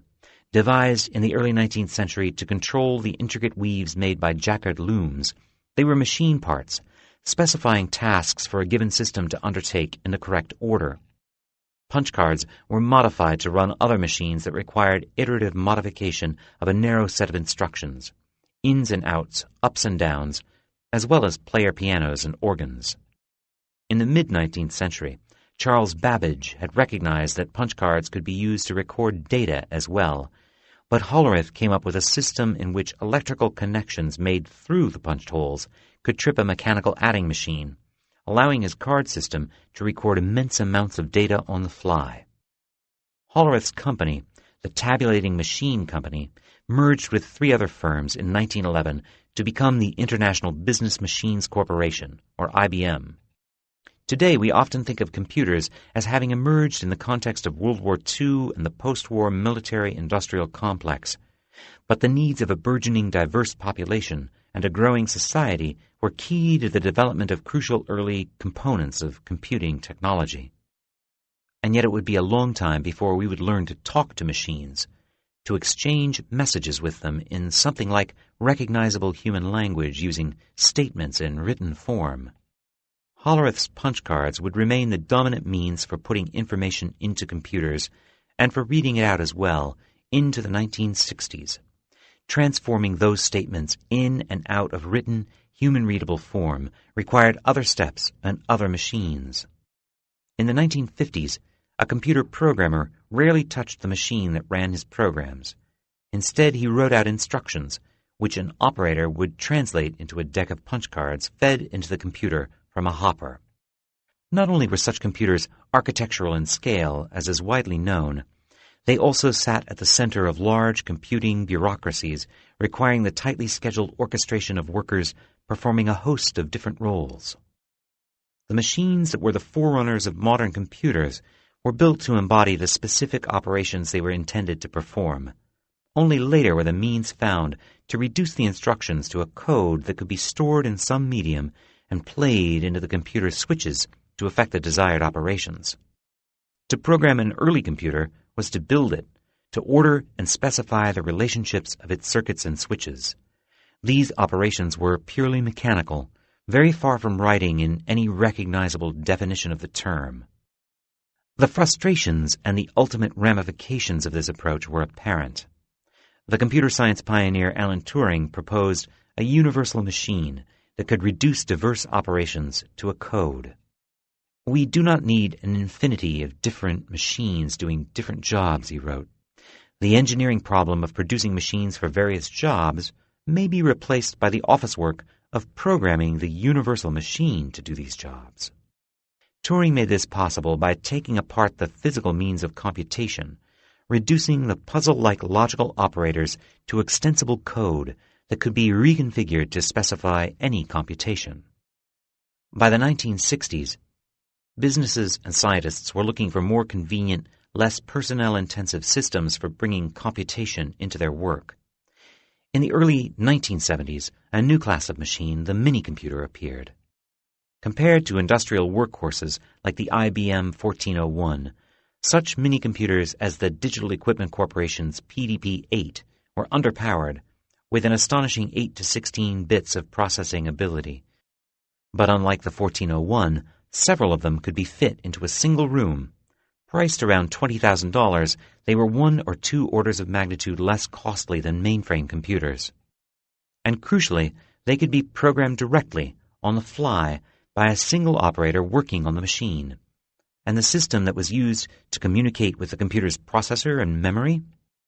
It was the teletype machine, most frequently Teletype Corporation's Model 33, which encoded characters using the American Code for Information Exchange, a 7-bit character encoding we know to this day as ASCII. Descending from Baudot's code, the work of several generations of international standards-making organizations, ASCII encodes 128 characters as posies of 7 bits each, with an 8th bit added for error checking. A peculiar capacity of machine-based writing systems, the error check bit adds a 0 or a 1 to the string of numerals. Mechanically, the electrical machinery of the telegraph can be devised to know whether the sum of the numerals should be even or odd, and reject a message likely to be malformed or incomplete. In this respect most signally, Baudot's code differed from that of Morse. It was readable by both specially trained humans and specially devised machines. Classically, the system offers 95 printable characters, including the majuscule, uppercase or capital, and the minuscule, lowercase or little, letters, and a close-knit tribe of punctuation marks and logograms like at, hash, and the ancient et or ampersand, a scribal figure, a survival of the et per se with which medieval scribes ended the alphabet. Beyond these licit glyphs lie 33 control characters, whose original purposes emerged from the technical needs of telegraphy, unseen glyphs whose job it is to tell teletype printers, now computers, to do various things with strings of characters. Control characters are digital shibboleths, the computer's version of the Turing test, turned around to tell the digital machines from the fleshly ones. Since the late 1980s, another character encoding system, Unicode, has emerged to replace ASCII with a universal character set for computing. Unicode was developed to allow characters to combine and nest, to allow diacritical marks to stack on top of characters, for instance, or to combine the radicals of Chinese writing into the most complex characters. This is possible because Unicode, coded in 16-bit chunks rather than the 8-bit snippets of ASCII, can accommodate more than 1 million separate glyphs. To date, some 110,000 letters, characters, marks, and signs have been specified, more than 70,000 of them Chinese. The current set covered the vast majority of the writing systems in use around the world, along with a growing set of ancient alphabets, abjads and syllabaries, cuneiform, specifically Classical Sumerian of the 3rd century BC, as well as Old Persian, Linear B, Egyptian hieroglyphs, and Byzantine musical notation, to name a few. It's safe to say that there is enough room in Unicode to exhaust all extant and abandoned writing systems, all the universal and ideal scripts, esoteric and angel writing systems, fictional scripts like Klingon and Tolkien's Tengwar, and still leave enough scope for computers to invent scripts for their own amusement, should the fancy ever strike them. Indeed, it's tempting to take the emergent, wholly digital discourses of writing to extremes, to imagine scenarios in which they escape our control.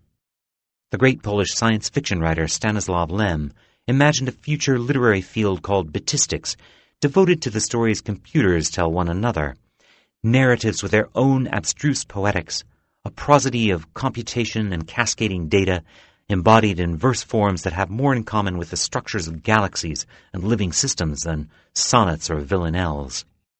In Lem's imagining, humans who study Bitic literature will strive mightily to discern the existence of these ghostly computational epics, some of which the machines might compose to goad or trouble us, others of which they will inscribe only for themselves.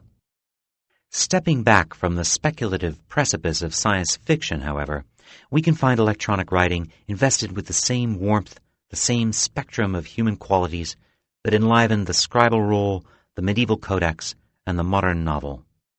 Recall the JavaScript snippet from the opening of the chapter, a written text that acts as a machine or a factory, or perhaps like a strand of DNA, unspooling its reference and resonances as endlessly reproducible collocations of symbols and effects. Such a script can produce any number of forms or surface texts, an audio player, an embedded video, a blog post, or a digital image of an ancient written text. Forms entangled with us, rich with our traces, our distinctly proliferative, tangled bank of expression. Ghosts in the Machine. Looking back at the production of a large lectern Bible in Mainz, we see our age shudder into being, with News, the Republic of Letters, and the corner bookshop all heaving aloft at the pull of history's string like the sails of a ship in a bottle. In its own time, the transition between the written and the printed was not so sudden or discontinuous. The world changed, to be sure, but in crucial ways, within the compass of human lifespans, much also stayed the same. Or perhaps it's more accurate to say that much that had taken expression in old forms found itself capable of new renderings in new media. It was less a time of transformation, perhaps, than translation, a time that, in the midst of the shocks and tremors that seem to come with the rapid escalation of network culture, has much to teach us. In his Theses on the Philosophy of History, Walter Benjamin plays a series of variations on Paul Klee's 1920 painting Angelus Novus, imagining the figure as the angel of history. Where we perceive a chain of events, Benjamin imagines, he sees one single catastrophe which keeps piling wreckage upon wreckage and hurls it in front of his feet. A storm is blowing from paradise. It has got caught in his wings with such violence that the angel can no longer close them. The storm irresistibly propels him into the future to which his back is turned, while the pile of debris before him grows skyward. This storm is what we call progress. It's an evocative image, and yet I think Benjamin has it turned around. It is we who tend to see history as a single catastrophe, rather than as interlocking chains of events. The historian Adrian Johns argues that Gutenberg's invention wrought no single, easily identifiable revolution in the cultural history of writing. Instead, it catalyzed a succession of diverse local revolutions, as authors and their various constituencies variously sought to do old things in new ways, and to cloak novel things in familiar forms. John sees our transmodern world of networks and nodes, protocols and code, for all its vast differences from the age of Gutenberg and Caxton, as a similar mosaic of hopes and fears, of fanciful gambits and rearguard actions. The implications of communications technologies will, of course, be wide-ranging and significant, concludes Johns, but they are unlikely to be monolithic and hegemonic. They can best be understood and mastered with an appropriate knowledge of the cultural dynamics involved. What a tangled bank we weave. In The Art of Memory, her tremendous study of the role and meaning of esoteric memory techniques in Western scholarly culture, Frances Yates revisits the tale Socrates tells Phaedrus about the god Thoth's invention of writing, which the god king Thaumas disparages as an elixir not of memory, but of reminding. As Yates points out, the story is often taken as an endorsement of pure orality, a survival of the traditions of oral memory. But Yates argues that Socrates is talking not about memory in general, nor especially the art of mnemonics practiced by masters of memory. In Socrates' reckoning, she writes, the ancient Egyptians possessed memory of the deepest kind, memory of the ideas, the living universal realities of which all things, passions, sensations, and sundry states of affairs, are but passing shadows. Memory, in this view, is no apparatus for the collation and curation of trivia, but the imperishable recollection of the knowledge we possessed before we are born, the foundation of knowledge itself. A Platonic memory, Yates concludes, would have to be organized not in the trivial manner of mnemotechnics, but in relation to the realities. Memory, in the Platonic definition, is not about storage, but revelation. Thus writing is thrown into an odd light. It becomes not the great disruptor of the oral life world, but a mere servant or species of sophistry. The battle is not between the oral and the written, but between contemplation of the ideas and the allure of false wisdom.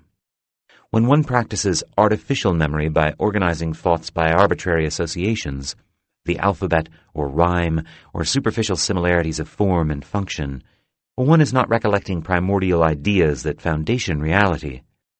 One is imprinting on the brain those passing fancies and pretty pictures with which to beguile and amuse. One is already writing. The actual making of language-encoding marks is a mere idolatry of the forms, setting up zombie-like letters in place of the imperishable ideas. Computer technology plays an Oz-like game. Pay no attention to the code behind the curtain. We don't really see what we read. Instead, we see an instantiation, a ghostly apparition, an avatar. The figures on the screen can only be read from one narrow angle. Shift one's perspective, and the illusion breaks into irresolvable shards. Through hyperlinks, text invades and infects text. Motion capture technology promises to make our very gestures into inscriptions. Think of these ruptures, added to the shocks already delivered by photography, film, and the broadcast media, and a conclusion begins to suggest itself. The end of the regime not only of the alphabet, but of the self, in the parceling out and networking of that peculiar form of consciousness writing creates.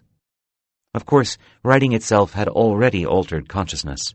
The technologies that now emerge from it will alter that consciousness yet again, perhaps into forms unrecognizable to us from within writing's regime.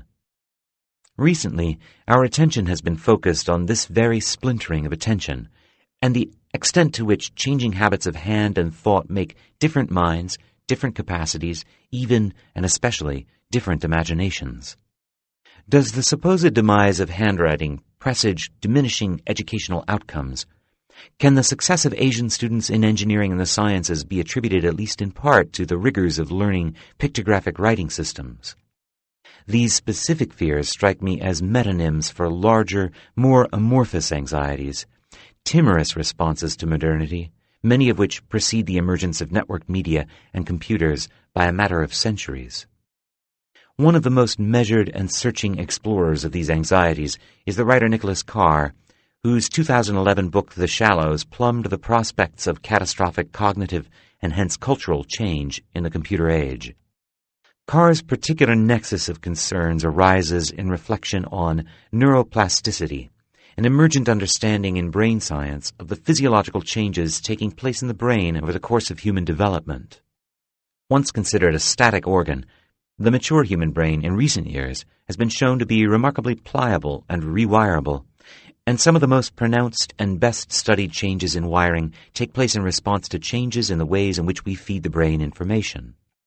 Of course, such rewirings transform our capacities, our sensitivities, even our sensibilities, and such change, Carr argued, might prove detrimental to our prospects. In a chapter called The Deepening Page, Carr offers a swift and graceful account of the history of writing.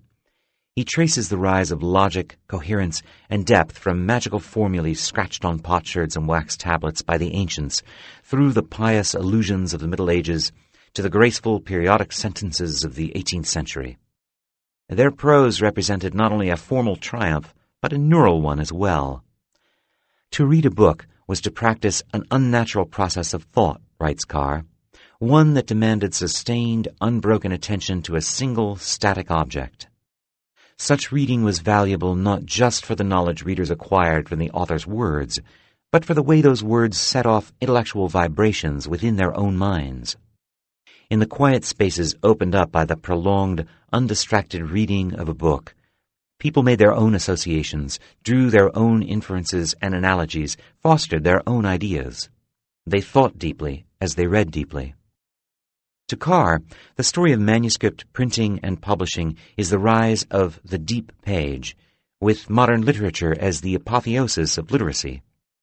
The process that grimy old Gutenberg kick-started in the 15th century culminates in Wallace Stevens, whose poem, The House Was Quiet and the World Was Calm, glories in the deep page.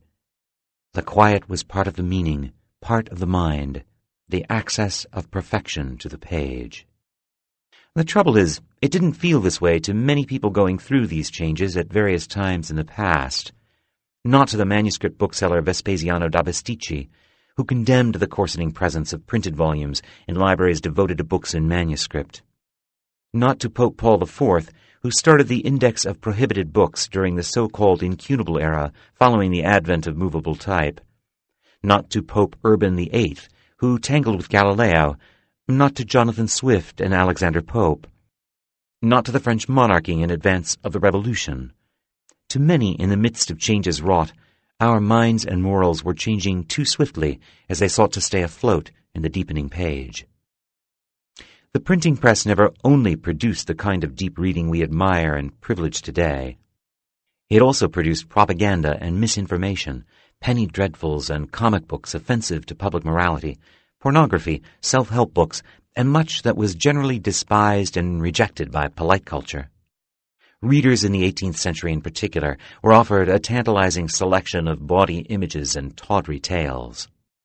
As the great book historian Robert Darnton has shown, the age of Voltaire and Rousseau was awash in erotica, dirty cartoons, and fancifully libelous tales of the rich and famous. Any account of the history of the Gutenberg era that lacks these is incomplete, just as any picture of our network culture focused narrowly on lolcats, SMS, and emoji is insufficient. We must consider both, for pornography, misinformation, and sheer foolishness have thrived from the age of incunables to the advent of the Internet, and the deep-reading brain changed, persisted, and evolved through it all. The more traditional pundits and gurus who talk about the Internet often seem to want to draw strict boundaries between old mass media culture and the more egalitarian forms taking shape online, between Internet life and life in the physical world. Sometimes the pointless-seeming jokes that spring from the web seem to be calling a bluff and showing a truth. This is what egalitarian cultural production really looks like. This is what having unbounded spaces really entails. This is what anybody can be famous means. So where did the deep page come from? Not merely from ignoring the dross, for many alloys and alliances exist between poetry and pornography. At any given moment, it's never entirely clear which is which. Writing his Battle of the Books in 1704, Jonathan Swift depicted a war between canonical ancient and modern authors, with the ancients on the side of sweetness and light. But he didn't even trouble to critique the writers of bawdy, who were legion in his day. It was highbrow grandees like Descartes and classicist Richard Bentley who drew his ire more than any Grub Street hack. But the early modern reader of Swift's time engaged in an encounter not only with the luminescent wits of the Dial and the Royal Society, but with a murky multiplicity of shifting possibilities in print. Bawdy broadside cartoons, apocalyptic tracts, and libidinous mock epics from France. It was this multiplicity that produced the deep page, presumably along with the brain circuitry underlying it. Rather than fear the drying up of the deep page, we should marvel that it ever got deep in the first place. And we should remember as well that at the edges of the deep page lie miles of shallow estuaries, stinking, muddy, and teeming with life. Our plastic brains have been navigating their effluence for a very long time. None of which is to say that changes in writing media don't change our brains. After all, what other explanation is there for the riotously diverse habits of mind, the manifold metaphors from making and learning and doing and growing that writing in its many forms has given us? Shaving our quill with Occam's razor, we must admit that neuroplasticity is the physiological dimension of the changes in consciousness made by writing, which Walter J. Ong described in the middle of the 20th century. After all, our technology, writing included, emerged from evolution, and for all its abundant variation, natural selection is quite conservative. Successful adaptations need stable foundations to persist in the face of all but catastrophic conditions. Humankind, curiously, has evolved to rely on its mutability for survival. Our intellectual flexibility, our cunning, tool-making, world-changing propensity is itself adaptive, at least to date. And as such, it's built to survive. Perhaps the forms it takes, from cave paintings and music to hieroglyphics and the alphabet to cloud computing and motion capture, are the various expressions of a single, albeit composite, trait. From search engines to barcode readers, the world of reading and writing isn't broken, it's expanding. Emergent technologies bear the traces of the life of writing. In a very real sense, they're its extension into new realms. To extend is in writing's nature, which is to say, it's in our nature. The rule of the alphabet is not tyrannical or dynastic.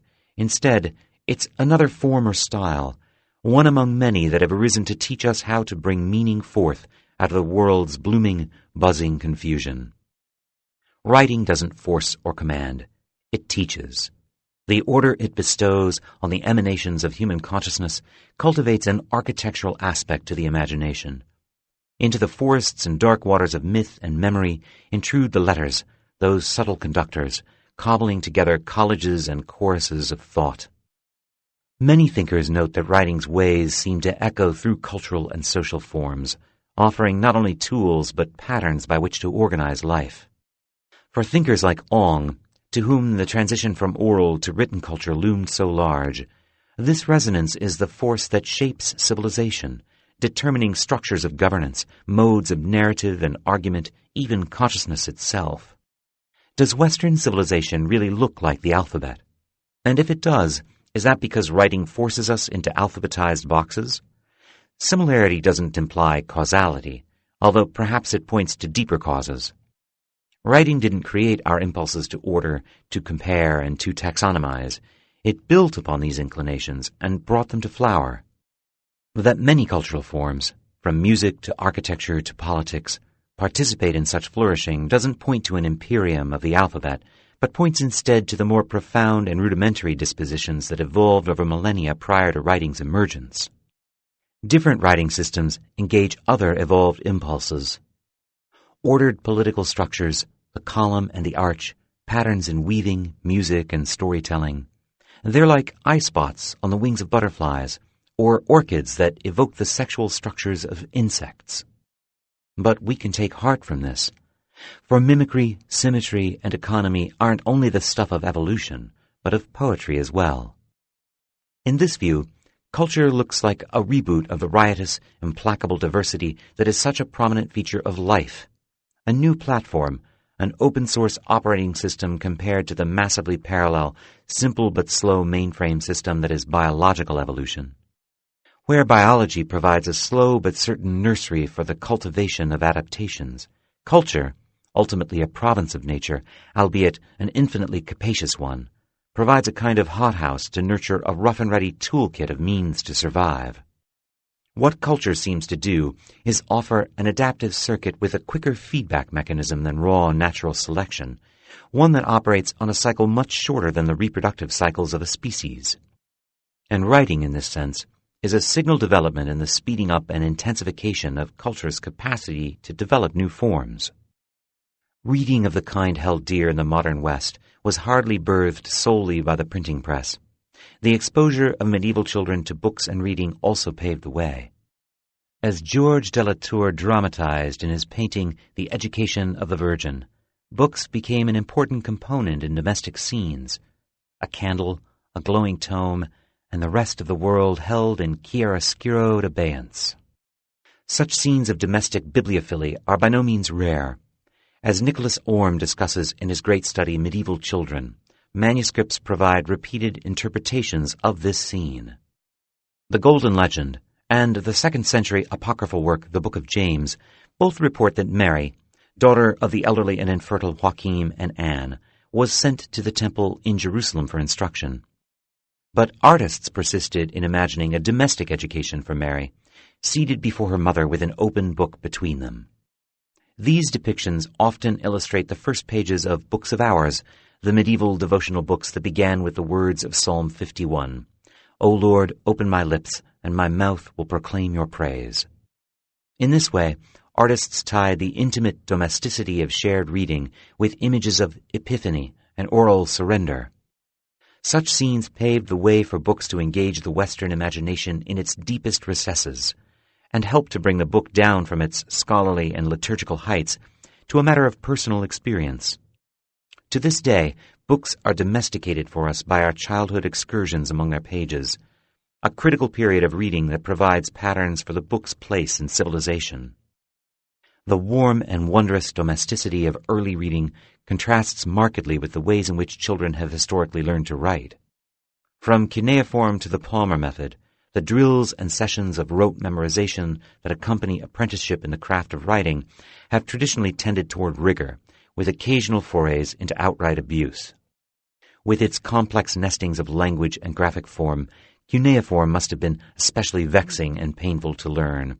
Students learn basic syllabic signs by rote in series running from the simplest to the most complex. Signs for the Sumerian syllables were but a small part of the system as a whole, however. The bewildering array of reconfigurations and juxtapositions that yielded a variety of alternate pronunciations came next in the curriculum, followed by lists of names and occupations, animals and objects.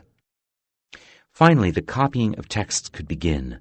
But in cuneiform, with its endless variations and punning alternatives, copying was also a form of composition. Scribal instruction was less like modern writing curricula than musical training, in which a performer practices the modes and keys and their attendant scales in order one day to play with well-tempered fluency. At the end of the process, the scribes of ancient Mesopotamia were profoundly skilled. Their training included arithmetic and astrology, legal terminology, and weights and measures. It was not so much a tuition in literary art, but in cybernetics, the control of information, an ineluctable connection of writing with power that would influence not only the progress of society, but literature as well. But perhaps all this is changing as children increasingly acquire early writing skills not at school but at home. In the schools, literacy pedagogy comes and goes.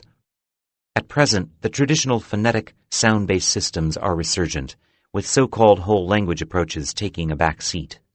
But while the classroom may change little, tablet computers and laptops notwithstanding, everything else about the reading environment has been transformed. Many children learn to use computers before their acquisition of literacy, and as computers become ever more embedded in the world of objects, so the transformation of reading becomes more intimate and profound. Perhaps technology disrupts the emergence of sustained reading, as Marianne Wolf and other researchers worry, or perhaps it helps to make the learning of writing happier, easier, more individually driven. Regardless, we'll get the readers we deserve, so to speak, who variously will transform and preserve the magisterium of writing in another cycle of culture's endless feedback loop. In days of old, we wanted scribes and scriveners who would take orders and order our worlds thereby. Now we want flexible creators, makers of meaning. It's no surprise that the ways in which we learn to write change accordingly. One of the most complex and highly evolved of all Darwin's endless forms, writing is evolving still to colonize new media and adapt to new modes of expression. Like chess, neoclassical architecture, and God, it is a thing that feeds on consciousness, requires it in order to survive and propagate. And yet to describe it thus takes away no grandeur or wonder from the magnificent contingency that is writing. Indeed, it's the basis of my celebration. We're back on the tangled bank with Darwin, contemplating forms so different from each other and dependent upon each other in so complex a manner, which have all been produced by laws acting around us. Only in the case of writing, these laws act through us, not as dumb or blind agents, but as the very work of our consciousness. Writing is civilization's handmaiden and a tool of the powerful. It makes possible accounting, the law, and administered government. But in the space it opens up for literature, it has also ensured our freedom and vouchsafed our dignity. In similar fashion, we've seen computing as a technological revolution and a cultural cataclysm that fell upon us in the last half-century like the angel of history crashing down from the clouds. But computers, like other machinic means of producing text from the printing press to the telegraph, are part of the history of writing, contiguous with the long phases in which manuscript was the only means of production. We've tended to think of networked culture as disruptive, a kind of universal acid dissolving worlds of writing and books and the learning they've nurtured over the past 5,000 years. This disruption, however, is coextensive with and brought about not only by Gutenberg's invention, but by flourishing discourses carried on in epistles and scriptures, inscriptions and graffiti scrawl. another chapter in the long story of the public sphere.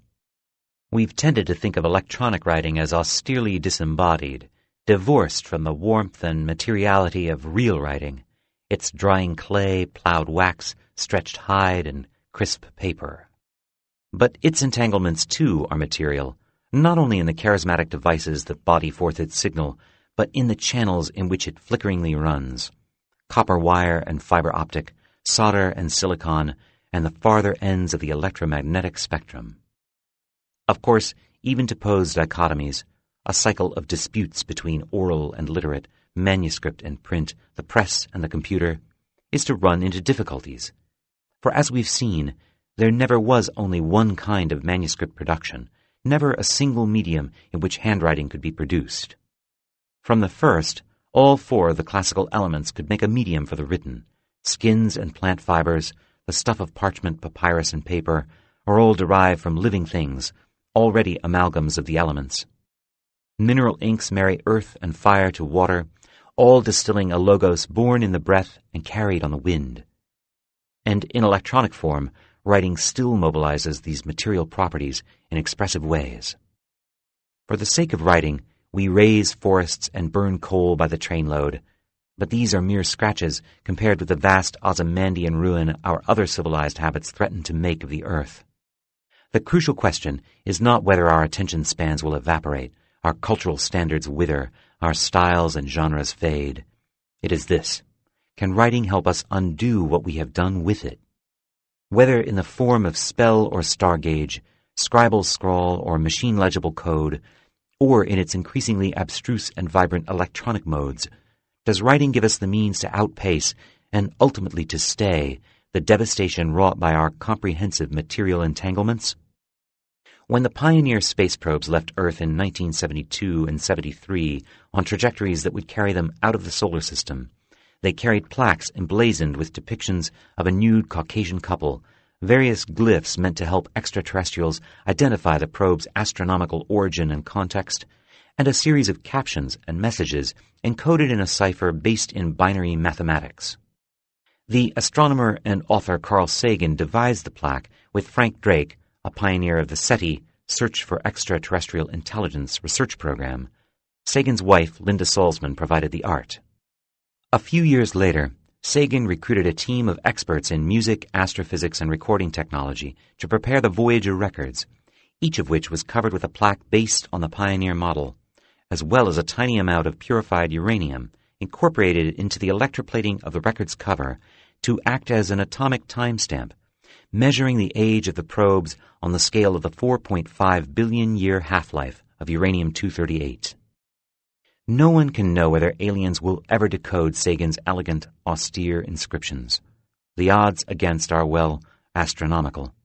As of this writing, the two Voyager probes are between 15 and 20 billion kilometers from Earth.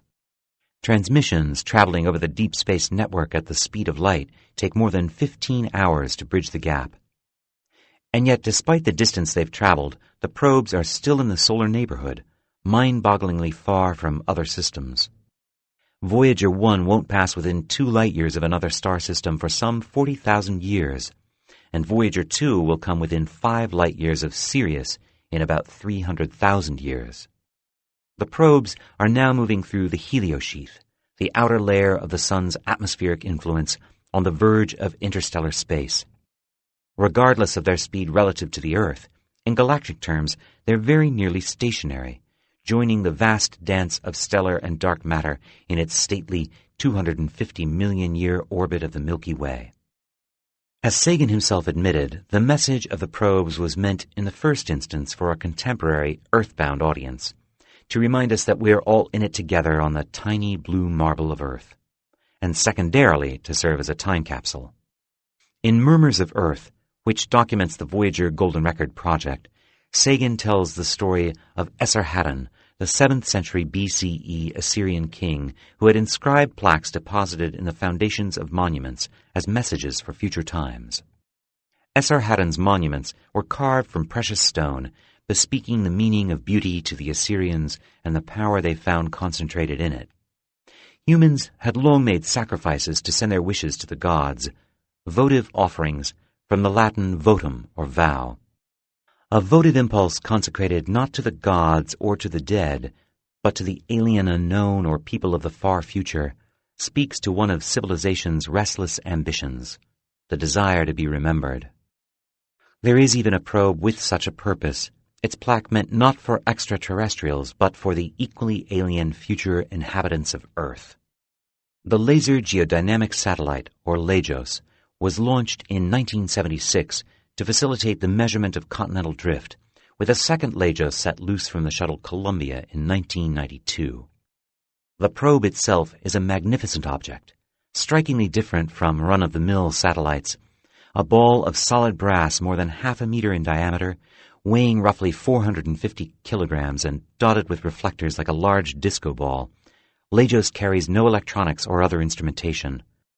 It's a space-age artifact made with little more than Bronze-Age technology. Essentially, it's a target. Ground stations aim lasers at its reflective surface, measuring the distance to detect tiny perturbations in the Earth's crust. The probe's great mass helps it achieve a supremely stable orbit without onboard propulsion. It will be 8.4 million years before its orbit decays, at which time it will come crashing through whatever atmosphere remains in the wake of the epoch now called the Anthropocene. The LAGEOS plaque, also conceived by Sagan, features maps of the Earth's continents before and after the mission, as well as at the time of launch, spanning 16 million years of projected continental drift, permitting future Earthlings, human or non-human, to look at the disposition of the continents upon which they live and check our work. There is a peculiar quality in these plaques and golden records, a compound of the quixotic and the Ozymandian, an acknowledgement of our cosmic insignificance paired with the pride and the craft that prize knowledge loose from the world, which is deeply characteristic of science in the late 20th century. Sagan stated as much when he wrote of the first Voyager mission. The launching of this bottle into the cosmic ocean says something very hopeful about life on this planet. A hope that, however slim, was still vastly greater than the chance that one of the Voyagers would ever encounter life elsewhere. These messages in a bottle were among the more telling transmissions in a mythology of wonder that American science generated in the mid-20th century, an attempt, through science itself, to preserve a record of life on Earth in light of destructive powers unleashed by science in the atomic age. Some have tried through writing to warn future Earthlings of the destructive powers that our civilization has unleashed. In the early 1990s, the U.S. Department of Energy commissioned a panel which included artists, technologists, and scientists, including Frank Drake and John Lomberg, Carl Sagan's collaborators, to devise a warning message for future discoverers of our nuclear waste storage sites. In 1993, the so-called Marker Committee presented their report, in which the authors addressed the challenge of communicating with interlocutors more than 10,000 years in the future, a time span twice the length of writing's history to date.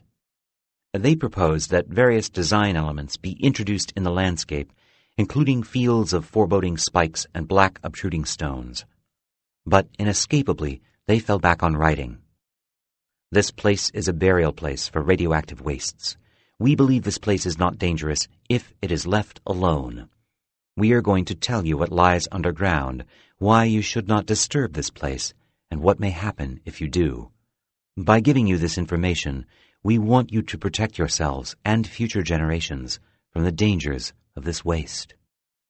They imagined this legend, this bleak spell from the age of science, to be engraved in stone on the walls of a kind of shrine hidden in the earth, to be discovered at the entrance to the disposal site, yet not deep enough that readers would be exposed to the silent, invisible ravages of the waste.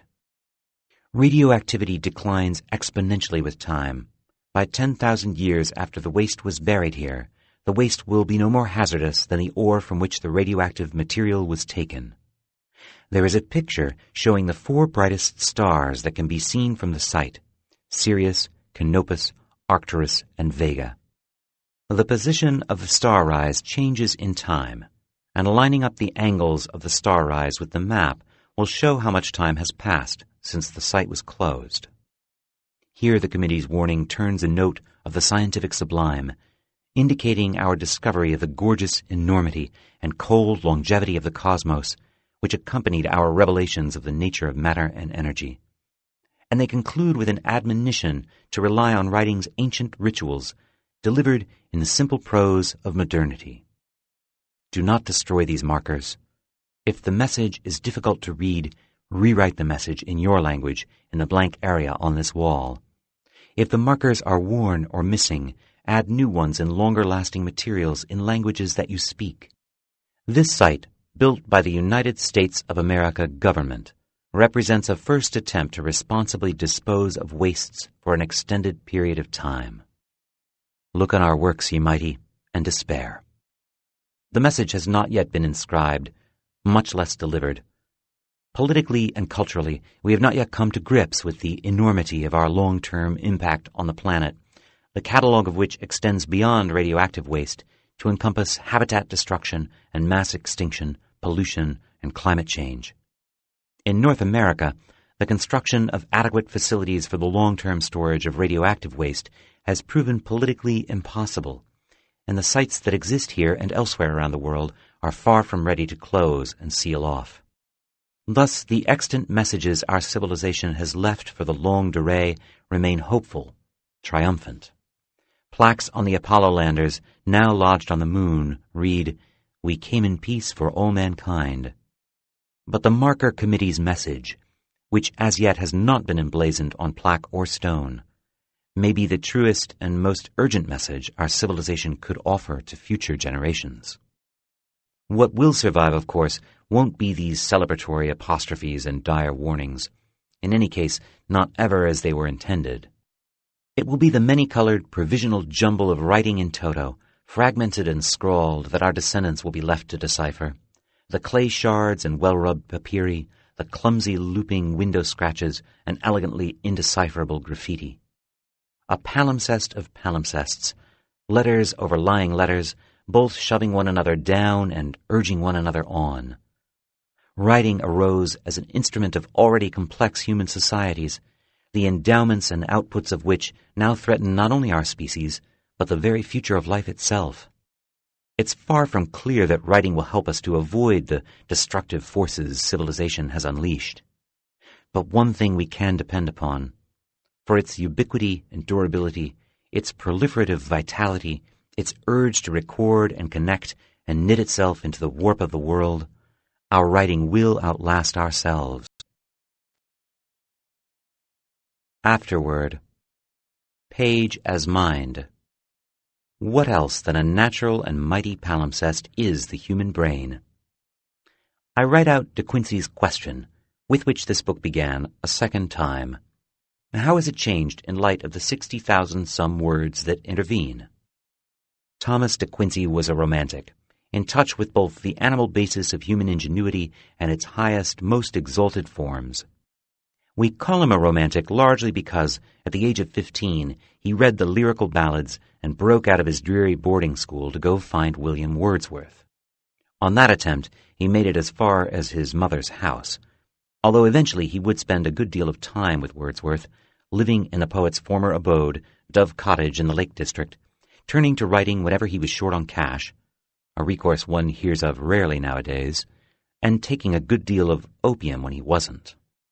From his opium visions, De Quincey crafted two collections of rambling, spinning, mad essays called Confessions of an Opium Eater and Suspiria de Profundis, the latter of which is often translated as Sighs from the Depths, but might more simply be called Deep Sighs. It was in Deep Sighs that he wrote about the palimpsest. Before this time, a palimpsest had been understood straightforwardly as a piece of used parchment or vellum scraped clean, erased, as it were, for a writer's reuse. Even in De Quincey's early 19th century, paper remained expensive. Writers of letters would often fill a page and then turn it 90 degrees and fill it again, thus palimpsesting, for it could be used as a verb, themselves. When scholars became interested in the antique, the palimpsest would prove a crucial source in philology for the reconstruction and recovery of lost texts, a role that palimpsests still serve today in rare books libraries and archives. But De Quincey noticed something else about the palimpsest, that it offers a handy metaphor for the workings of the human brain. De Quincey begins with the material facts of the palimpsest, focusing peculiarly on its economics, its role as an index of the brute, material dimension of shifting tastes and cultural change. As an author's cultural stock declines in value, the material on which her work was expressed, although with De Quincey the pronoun is always masculine, becomes an object of desire. Once it had been the impress of a human mind which stamped its value upon the vellum, he observes. The vellum, though costly, had contributed but a secondary element of value to the total result. At length, however, this relation between the vehicle and its freight has gradually been undermined. The vellum, from having been the setting of the jewel, has risen at length to be the jewel itself.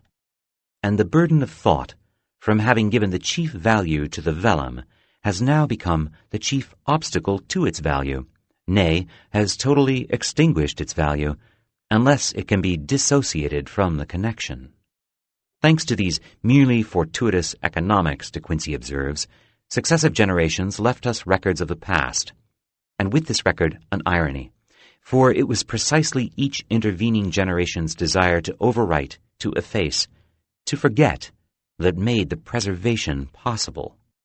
They did the thing proposed to them, they did it effectually, for they founded upon it all that was wanted, and yet ineffectually, since we unravelled their work, effacing all above which they had superscribed, restoring all below which they had effaced. Whether through impatience or hostility, De Quincey is saying, writers erase and overwrite their predecessors' words, and by so doing, in the form of the palimpsest, they preserve the traces of those past words and add to their preciousness and significance. Such a palimpsest is my brain, such a palimpsest, O reader, is yours. Everlasting layers of ideas, images, feelings have fallen upon your brain softly as light. Each succession has seemed to bury all that went before. And yet, in reality, not one has been extinguished. De Quincey notes that the vellum palimpsest, lying among the other diplomata of human archives or libraries, often contains layers that are strangely and even comically conjoined, an enjambment that is fantastic or which moves to laughter, as oftentimes there is in the grotesque collisions of those successive themes having no natural connection, which by pure accident have consecutively occupied the role. Yet with the mental palimpsest comes a difference. For while the layers of text written and overwritten on vellum by successive generations are linked only fortuitously, the mind always strives to make connections. In our own heaven-created palimpsest, the deep memorial palimpsest of the brain, there are not and cannot be such incoherencies. Making meaning out of the merely fortuitous. It's what the written word needs of us, has called us to aid it in all these millennia. Such was apparent to Ezra Pound, whose fascination for the immediacy and imagistic force of the Chinese letter was matched by an awe for the culture that could be made with machines. For all his contempt for Victorian decadence in verse, Pound appreciated the industry and inventiveness of the era in which he was born. As critic Hugh Kenner has shown, those inventions, the typewriter in particular, offered Pound and his confreres more than mere tools, but a whole ars poetica of invention. The modern machine, an industry itself, might have seemed to Pound like a mighty palimpsest, resting upon the inventions of past generations, linking them together in systems with meanings sometimes convenient, often terrible, but unambiguously sublime. And this machinery, for a modern poet like Pound, articulated with the world of word-making as well. Like high-tension steel, Kenner observes, Pound recognized that a rhythm can be an invention. Poems are made of words, Kenner continues, but more than words. They are made of all the devices by which the words, and the way we hear them or see them, can imply melody and gesture and intonation, even facial expression. The implications of gesture, intonation, facial expression, these too find their way into the written word. Cramped hands, tired eyes, and addled brains are the occupational hazards of the scribe frequently bemoaned in medieval marginalia. But more than this, they are also objective correlatives for the ennui, envy, and anxiety that stalk the writer through history. Even when produced by the algorithmic machinations of computers, the written word is a thing made by organisms, and a thing that remakes those organisms in turn. In the Enlightenment, The organism was likened to a machine, an ordered arrangement of articulated parts. The human organism, moreover, was a machine with a governor, a homunculoid ghost in the works, pulling the levers with serene rationality. Romantics like De Quincey rejected this model. For them, the organism was a haunted thing that haunts the world, less a machine than a storm of desires, sensations, forces, and effects, a palimpsest of meat and meaning, with all its layers in communion. Even machines aren't machines in the way we like to think, for they too are linked to one another through time. They depend upon one another, and ultimately on us, to give them the motive force of meaning. Still, the Enlightenment's little governor never went entirely away. In our own time, it persists, distributed throughout the network, no longer seated at the controls but content to act as a property, hidden in the etymology of the cyber, which, after all, is derived from the ancient Greek word for governor. Ultimately, however, the cyber is us, people pushing things around, symbols, chisels, quills, press forms, keys, regions of electrostatic charge. As we talk about the digital, we acknowledge that numeracy, too, is a species of the written word, that counting is a thing done upon the fingers, a thing which, although it reaches into the ideal and the abstract, begins with earthly substances made into symbols. However finely fibered, however far its reach, my computer still does the work of my own hand. And that work, however much it may seem beyond my ken, is my responsibility to shape and shepherd. In this shepherding, I circle back once more to the question of De Quincey's question, posed once at the start of this book and again here at the close, and posed, moreover, in writing, the peculiar effects and resonances of which I hope seem apparent by now.